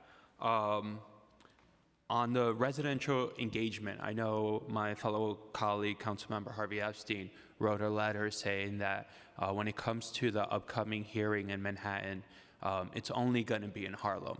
And just hearing the numbers of the residents that attended the Bronx hearing, 300 residents, I feel like isn't a lot when you're thinking about tens of thousands of residents that live in public housing per borough. We are requesting a hearing in Lower Manhattan to make sure that we can get residents from, Chelsea to the East Village down to the Smith houses here so they could have an opportunity, especially since many of our residents work during the day and possibly won't be able to make it up to Harlem for a hearing. Absolutely, Councilmember. That is our intention as well. Our goal has always been to start with the start of this program was to do two forums per borough, with one in Queens and one in Staten Island to start, and then see how they go, see what the response is, and then think about what a regular cycle and cadence would be. So we are starting with Bronx, Brooklyn, and Manhattan on the 17th. We're looking forward to that. Then we have our annual plan hearing in July, so we're taking the summer off, and we will reconvene in the fall with a Lower Manhattan location, another one in the Bronx, Brooklyn, Staten Island, and Queens. Thank you. And once you have the address of that Lower Manhattan residential hearing, please share it because we will tell our TAs and other residents. Absolutely. We may actually be seeking suggestions for where we can do it, so happy to follow up with your office. I'll have a few. And Councilmember, I just wanted to let you know that the administration has continued to invest also in Section 9 public housing, and between fiscal years 26 and 35, there's been an investment of $2.5 billion from the city. And I will say that NYCHA is very fortunate that we are one of the few public housing authorities that does get money for Section 9 from our local government. Thank you. I want to just move quickly to elevators. It says that we're going to have around $5.9 million elevators in this executive budget for the next 3 years. How many elevators do you think that can fix? Because when we look at how much it costs to fix a public bathroom in New York City, sometimes it's $4 million. So I don't expect the number to be that much. And it's really disappointing because that's actually one of the biggest complaints that at least we get is elevators breaking down or not functioning, and it's extremely disturbing for our older adults, especially if they live in the higher floors. Thank you, Councilmember. I understand that frustration. However, I am pleased that our elevator performance year over year since the start of the agreement has continued to improve with our current number of 10 hours to restore an outage. The funding that's provided as part of this executive budget will be very specifically targeted to additional staffing for elevator mechanics and helper teams and materials in order to install something called waterproof door operators, and enhanced preventative maintenance. So it's not for new elevators, but it's for really key preventative maintenance functions. The door operator is a common cause of mechanical downtime, and we've seen with changing that elevator part specifically and doing increased preventative maintenance, that we're able to minimize mechanical downtime by 50%. And would this new investment go to all It'll be across the whole portfolio. Okay, thank you. I'm done, Chair. Thank you. Okay, Councilmember Wong, followed by Ressler. Okay, thank you, Chair. I don't see any budget items on legal costs. My question is, I'm aware of squatters that's occupying many of the 6,200 NYCHA vacant units. What are you going to do about them? Are there legal procedures, or you just let them stay and just tell them to pay rent? What's being done? No, we definitely don't let them stay, though we would love anyone to pay rent. But we have a tremendously successful partnership with the NYPD's Housing Reclamation Bureau, and we've been able to coordinate activities in order to make sure we are reclaiming units that are unauthorized, and we've cleared over 600 units to date in that partnership, and we're continuing to work together with them. So anytime we are made aware of an unauthorized occupant, we work with our law department, we bring it to NYPD, and we work swiftly to remove them. Thank you. My next question is, there's no mention on how many non-functioning boilers in your NYCHA buildings. Can you talk about it? Like, is every boiler working, or they're buildings with non-working boilers? We had a tremendous heating season that just ended on Sunday night. We were able to provide pretty consistent heat with a record of under 8 hours for restoration of heat outages. That is well below the 12-hour requirement of our HUD agreement and even much further below the 24-hour requirement for private landlords in the city. Now that we are in the off-season, we have started to do our boiler overhaul process, and really our overhaul process of all the various heating equipment. And we touch every single piece of equipment during this off-season to make sure they're ready for the heating season to come. But as far as you know, are there non-working boilers, like they need replacement? There are some boilers that are taken offline for repairs, and there are many boilers that are in our capital portfolio, which Dylan can talk about. But we are able to maintain boilers in order to maintain heat. Okay, but are there buildings with no working boilers like right now? There are buildings with no working boilers, but that doesn't necessarily mean they don't have heat. We have boiler plants that may have 6 boilers, and we only need 4 to maintain heat, which means we're able to take 1 or 2 offline, do the repairs that are needed, then we can bring those back online, do repairs on other 2. So you don't necessarily need every single boiler in a plant in order to produce heat. Okay, thank you. Thank you, Chair. Just as a follow-up, yeah, if there are buildings without boilers that are active, we address those with mobile boilers. But as Eva was saying, there's a down cycle, so we're able to repair those boilers that aren't in use while keeping those other boilers in use. So we keep heating active. As far as the portfolio, we've completed 215 boiler projects and are on track to hit our HUD target of 297 by the end of this year. Great. Councilmember Ressler, followed by Encarnacion. Thank you so much, Chair Lee and Chair Banks. And I just want to reiterate that Chair Lee is on her 3rd hearing of the day, 3 of 4, and everybody should bring her pastries and cupcakes and other nice things. She's a trooper. I don't know that any of the rest of us would do quite as well as she's been doing. Much to your surprise, I'm going to focus this conversation on vacancies. Thank you for smiling. I'll do a couple quick ones. So just to confirm, despite the federal cuts, you're anticipating to maintain NYCHA's investment, NYCHA's federal funding in vacant readiness? That is our goal, yes. And with the additional city funding, you're expecting to be able to repair upwards of 5,800 units over the course of the next 12 months? Correct. Have you done any updated modeling on how many vacant units you think we would have in 12 months' time with that investment? It's a very dynamic analysis. We can certainly follow up. And I do want to just say that I find the partnership with the Progressive Caucus has been really great. I appreciate the time that you all have committed outside of these hearings to really work with us on this issue and to problem solve together. And I should have said nice things about you before I started asking you questions also, to say that we very much appreciate the forthcoming engagement, the collaborative spirit, and the commitment to trying to help address these issues together, and have been greatly appreciative of your thoughtfulness and availability in engaging with us to try to help drive down vacant units at NYCHA.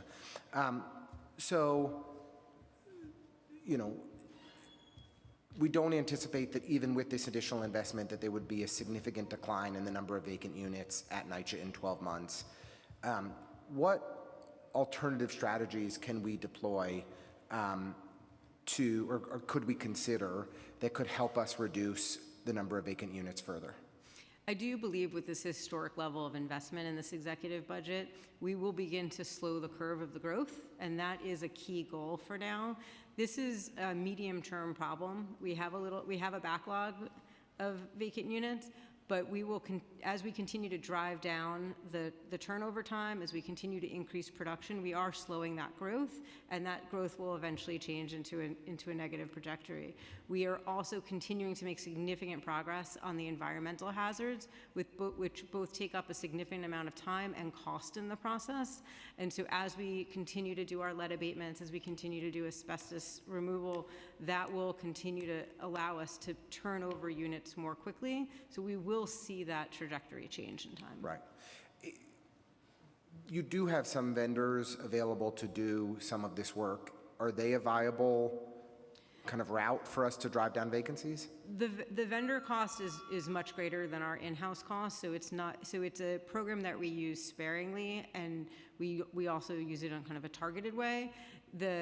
In addition, there are skilled trades that they don't provide, like plastering specifically, that we still have to supplement with our own staff. And has OMB and City Hall provided any suggestions of alternative city resources that could be made available to support and supplement NYCHA's efforts here? We're continuing to have all of those conversations with the administration and OMB in order to find any other solutions to our production.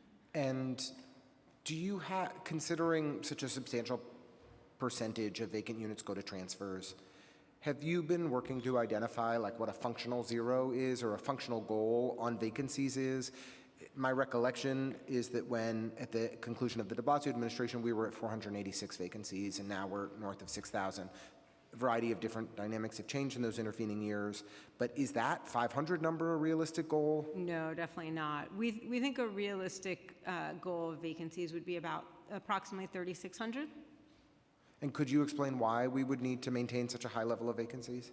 That would be, that would equate with the average number of move-outs. So we are seeing approximately 300 move-outs a month, and that's an average approximation, 300 move-outs a month. And so we would want to stay on top of the exits. So we have 3,600 move-outs, and then as you know, 55% of our move-ins every month or every year are transfers. And so in addition to the people leaving NYCHA, we have people transferring, and those two together create the vacancies. So our goal would be to have a level of vacancy that equals the move-outs. So that's how we came up with the 3,600. Okay. I guess I'm not sure why we would want to maintain the number of vacant, I'd be interested in understanding that a little bit further of why that's the goal. I would have thought that if there's 300 people moving, I mean, we want to fill as many apartments as we can, as quickly as we can, maintaining 3,600 vacant apartments just because that happens to be the number of people that move out over the course of a year. I wouldn't say we want to maintain it, but I think when you talk about a functional zero, what the natural business cycle would be, that's what we would be, right? So we have people moving out every day. So there's always going to be that churn, and that's why I say it's a very dynamic and complex set of numbers. So we would want to, have at least, we think 3,600, which would be the move-outs, would be what we think would be a natural rate of vacancies. Okay. I mean, I think that it's clear what the capital resource needs are to be able to drive down vacancies regarding the remediation work. I think that working together to figure out what are the most cost-effective strategies on the expense side is something that we're really committed to working on together. So we look forward to getting on your schedule again very soon. Appreciate your thoughtful answers today, and more generally for your willingness to engage with us as a caucus, and Speaker Menon has embraced this campaign and has Chair Banks and many other colleagues. I'm grateful for their support as we work to, fill as many apartments as we possibly can. Thank you, too. Thank you. Thank you. Councilmember Encarnacion, followed by Osei. Hello, good afternoon. So I just want to run by some numbers and make sure I had them right. So you said there were 13,000 units in pre-development or the pipeline for RAD PAC. Yeah, and I can get you a exact number. Just checking the number. And then 85,000 was the goal that you had for conversion into the RAD PAC program. So right now in pre-development, so that's planning and engagement, have not yet converted. We have 13,538. For the PACT program, we have 62,000 apartment goal. And out of that goal, we have converted 32,151. Okay. So the money for the trust, and then for the trust program, we also have an additional 25,000 units that will convert through the trust model. Those are all taken together, those are all Section 8 conversions. But the money that is set aside, that was identified, this is for the things these are for the units that are in the pipeline or new units? The money that we've been provided by the city will help support conversions in the near term. So the units, the 13,000 units. That are in the pipeline, so no additional units. Yeah, and then we will continue to work as a group within NYCHA to identify additional units to meet that 62,000 unit goal. We But have, at the end of the day, and from my understanding, the RAD PAC program is something that the residents have to vote in, so vote for to get into the program. So if they don't vote for that RAD is PAC anymore. incorrect. Yeah, so residents will vote to join the Public Housing Preservation Trust Program. So the trust model But not RAD. requires a vote, correct? That was legislated through the state. The PACT program is a similar conversion program, but there's no requirement for us to hold or facilitate a vote. Got it. Thank you for that. And then in terms of safety, I know that, during a recent walkthrough at one of the developments in my district, we had this development, about 29 doors, front doors for the development. I don't believe one of those doors were locked or were able to lock or had a working intercom. Also in the Bronx, we have developments that have previous councilmatic funds allocated for lighting. Not even a year later, the lights are out. And so I'm just trying to figure out where in this budget do repairs for our safety come from? Where is that prioritized? Because even when the council is giving money for some of these programs, I mean, it's not even a year and the lights are out. It's kind of problematic for us. Yeah. Thank you, Council Member. Thank you for that question. Obviously, safety and security is paramount for us and for residents. So within the budget, we get yearly allocations, often by council members, for safety and security programs. That varies at development by development, but it's within the current fiscal year and current fiscal budget. We have new doors we've been working on at various developments that are addressing concerns around safety and locking. So that's a combination of city funds and federal earmark funds. And we've been working to advocate with residents for additional funding. As far as lighting programs, those are spread throughout all the different developments. But if you want a specific breakdown or have a question about a project in the development, is there a I could come back to you. prioritization of where those doors would be needed? There isn't a prioritization in the sense that where it's most needed and wherever we have funding is where we work on those projects first. We're advocating, we work with resident leaders to advocate for new doors. And obviously we're focused on those developments where there are the most safety concerns or the most broken doors. But as the money comes in, we prioritize those first. For lighting, we actually have an on-call contract, so we're able to shorten the timeline for the construction of those projects. That's one of our fastest capital projects. So the specifications are standardized, and it means that generally in about a year and a half, we can go from design to construction. But then less than a year later, they're not working again. So that's if there's issues at a specific development where lights aren't working, I then have them, yes. okay, then we'll happily follow up with you because they are within the period of warranty, and so it would be covered under the contract, and we would bring the manufacturer back there because they're obviously that is a big concern for us and something we would address through the contract. Okay, perfect. I'll let you know that. But when you say advocating, you mean when you were advocating for those monies, who were you advocating to? The federal government, you're saying? Yes, federal. So both actually at the state level and the federal level. Okay. All right, my time is up. Thank you. Okay, great. Councilmember Osei? Thank you, chairs. Good afternoon. I wanted to raise some issues that constituents have brought to my office in preparation for this meeting.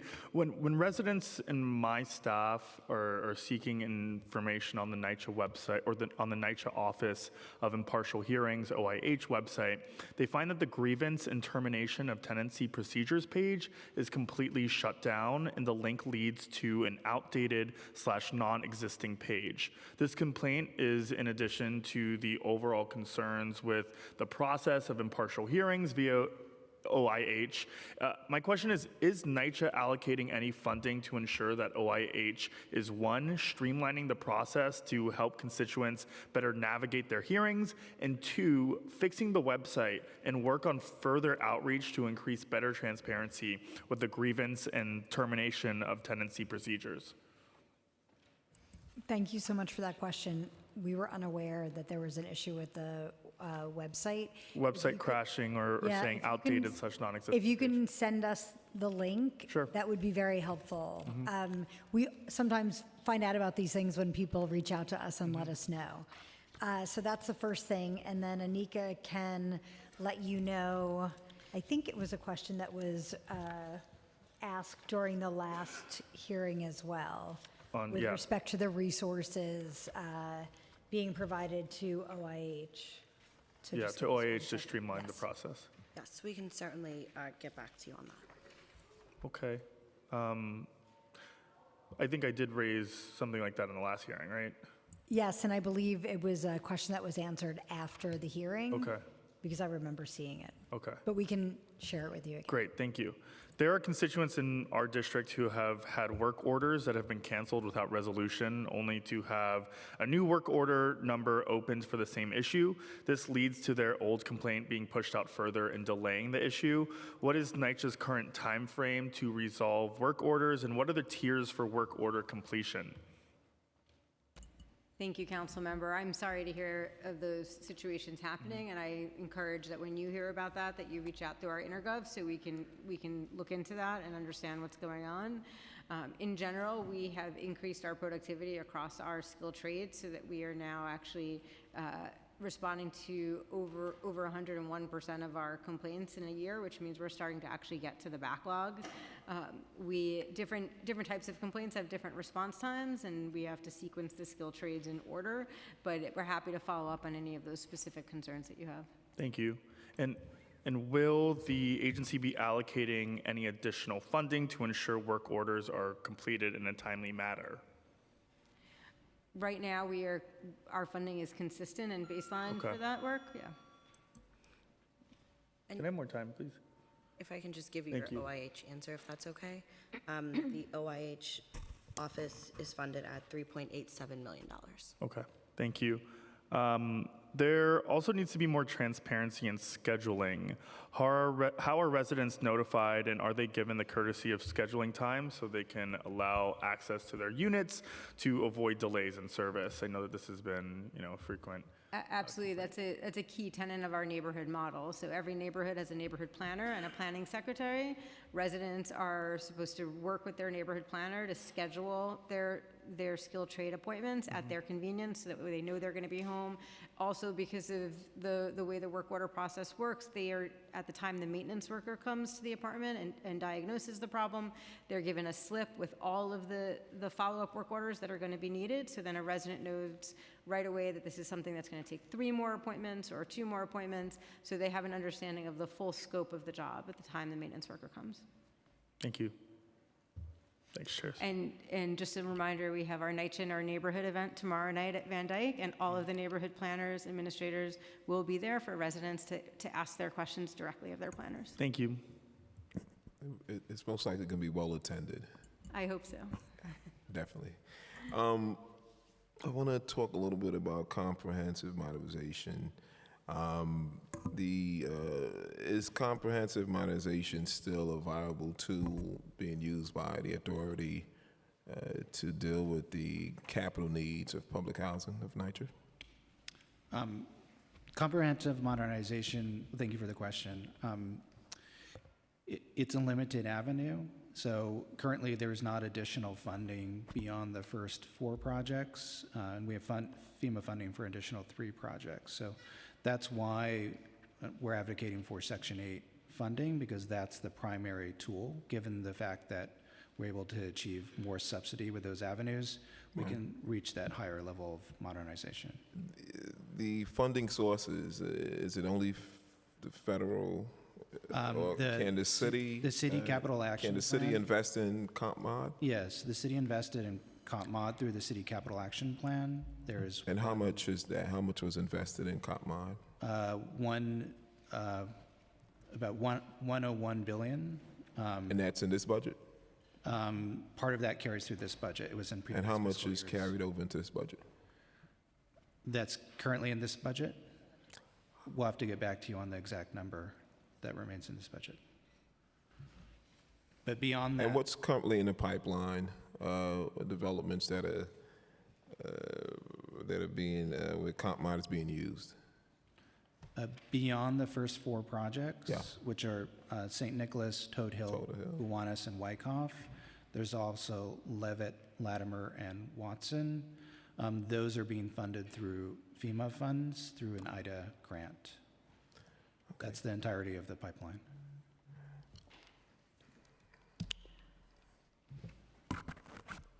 Is NYCHA currently exploring building more Section 9 housing anywhere? Thank you for that question. So Section 9, as you've heard a few times today, is chronically underfunded, and it's not a viable tool for us, especially for new construction, because we would need to be able to leverage funding to pay for the new construction, and we're unable to do that off of the Section 9 funding source. Is there a effort or a plan or strategy by NYCHA to get more capital monies invested in comp mod? No, there currently isn't a plan for additional funding. And why is that? As I shared before, dollar for dollar, we're able to do more through Section 8 with the subsidy. Because of the high capital outlay, we're looking at full funding for the full project just with city dollars without access to that additional subsidy. Okay. So it just costs more. Okay.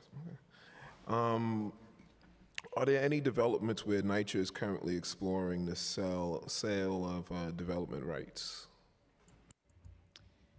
We have done that historically. We don't have contemplated transactions right now. Can NYCHA speak to the goals of the RFEI for development partnership opportunities from last August, and what have been the results of that so far? Yeah, I'm happy to speak to that. So last August, we released the Development Partnership Opportunities RFEI, asking for proposals from partners that have private assets to see if we could partner with them to use our federal tools like project-based vouchers, transfer of assistance, maybe there would be a transfer of development rights opportunity. We received proposals back from potential partners in December. We received 57 different project proposals. We are at the very end of our due diligence and selection process, and I think we'll have some new projects that we'll announce soon. But again, as a reminder, those are projects that are utilizing private property or private land or buildings that can provide new housing opportunities to our residents or generate revenue for the housing authority. All right, thank you. That concludes my questions. Thank you. Chair, if it's okay, we'd just like to go back to one question that you asked us to correct the record.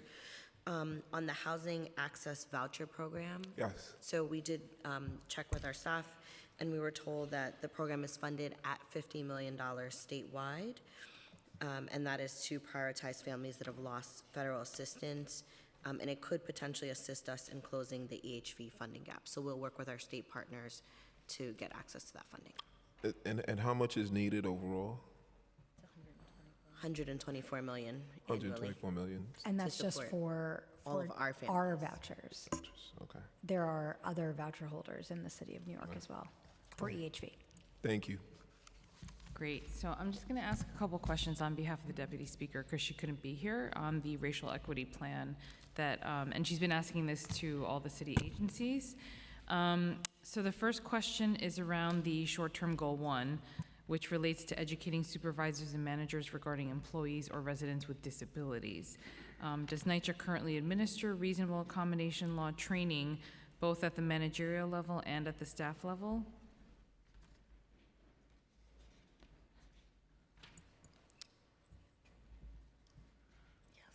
I'm sorry, can you repeat that question? Sure.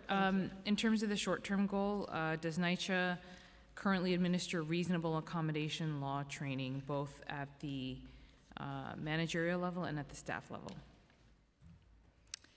Thank you so much for that question. I'm not sure so I don't want to misspeak. We will get back to you on that question. Okay, and the second part of that question is, are both central office staff and in-development staff required to take these trainings? We will get back to you on Okay. that as well. And I know that she would probably say this, so I'll channel my inner Natasha Williams. But these are goals that were outlined by each agency, and so would love to get feedback on where things are at. Medium-term goal 3 outlines the expanded language access implementation plan, which I know Chair Lee, me, is especially passionate about. And I know that NYCHA currently offers many materials in multiple languages, and I'm curious how this expanded plan will further improve language accessibility efforts within the authority, if you could speak to that. Thank you so much for that question.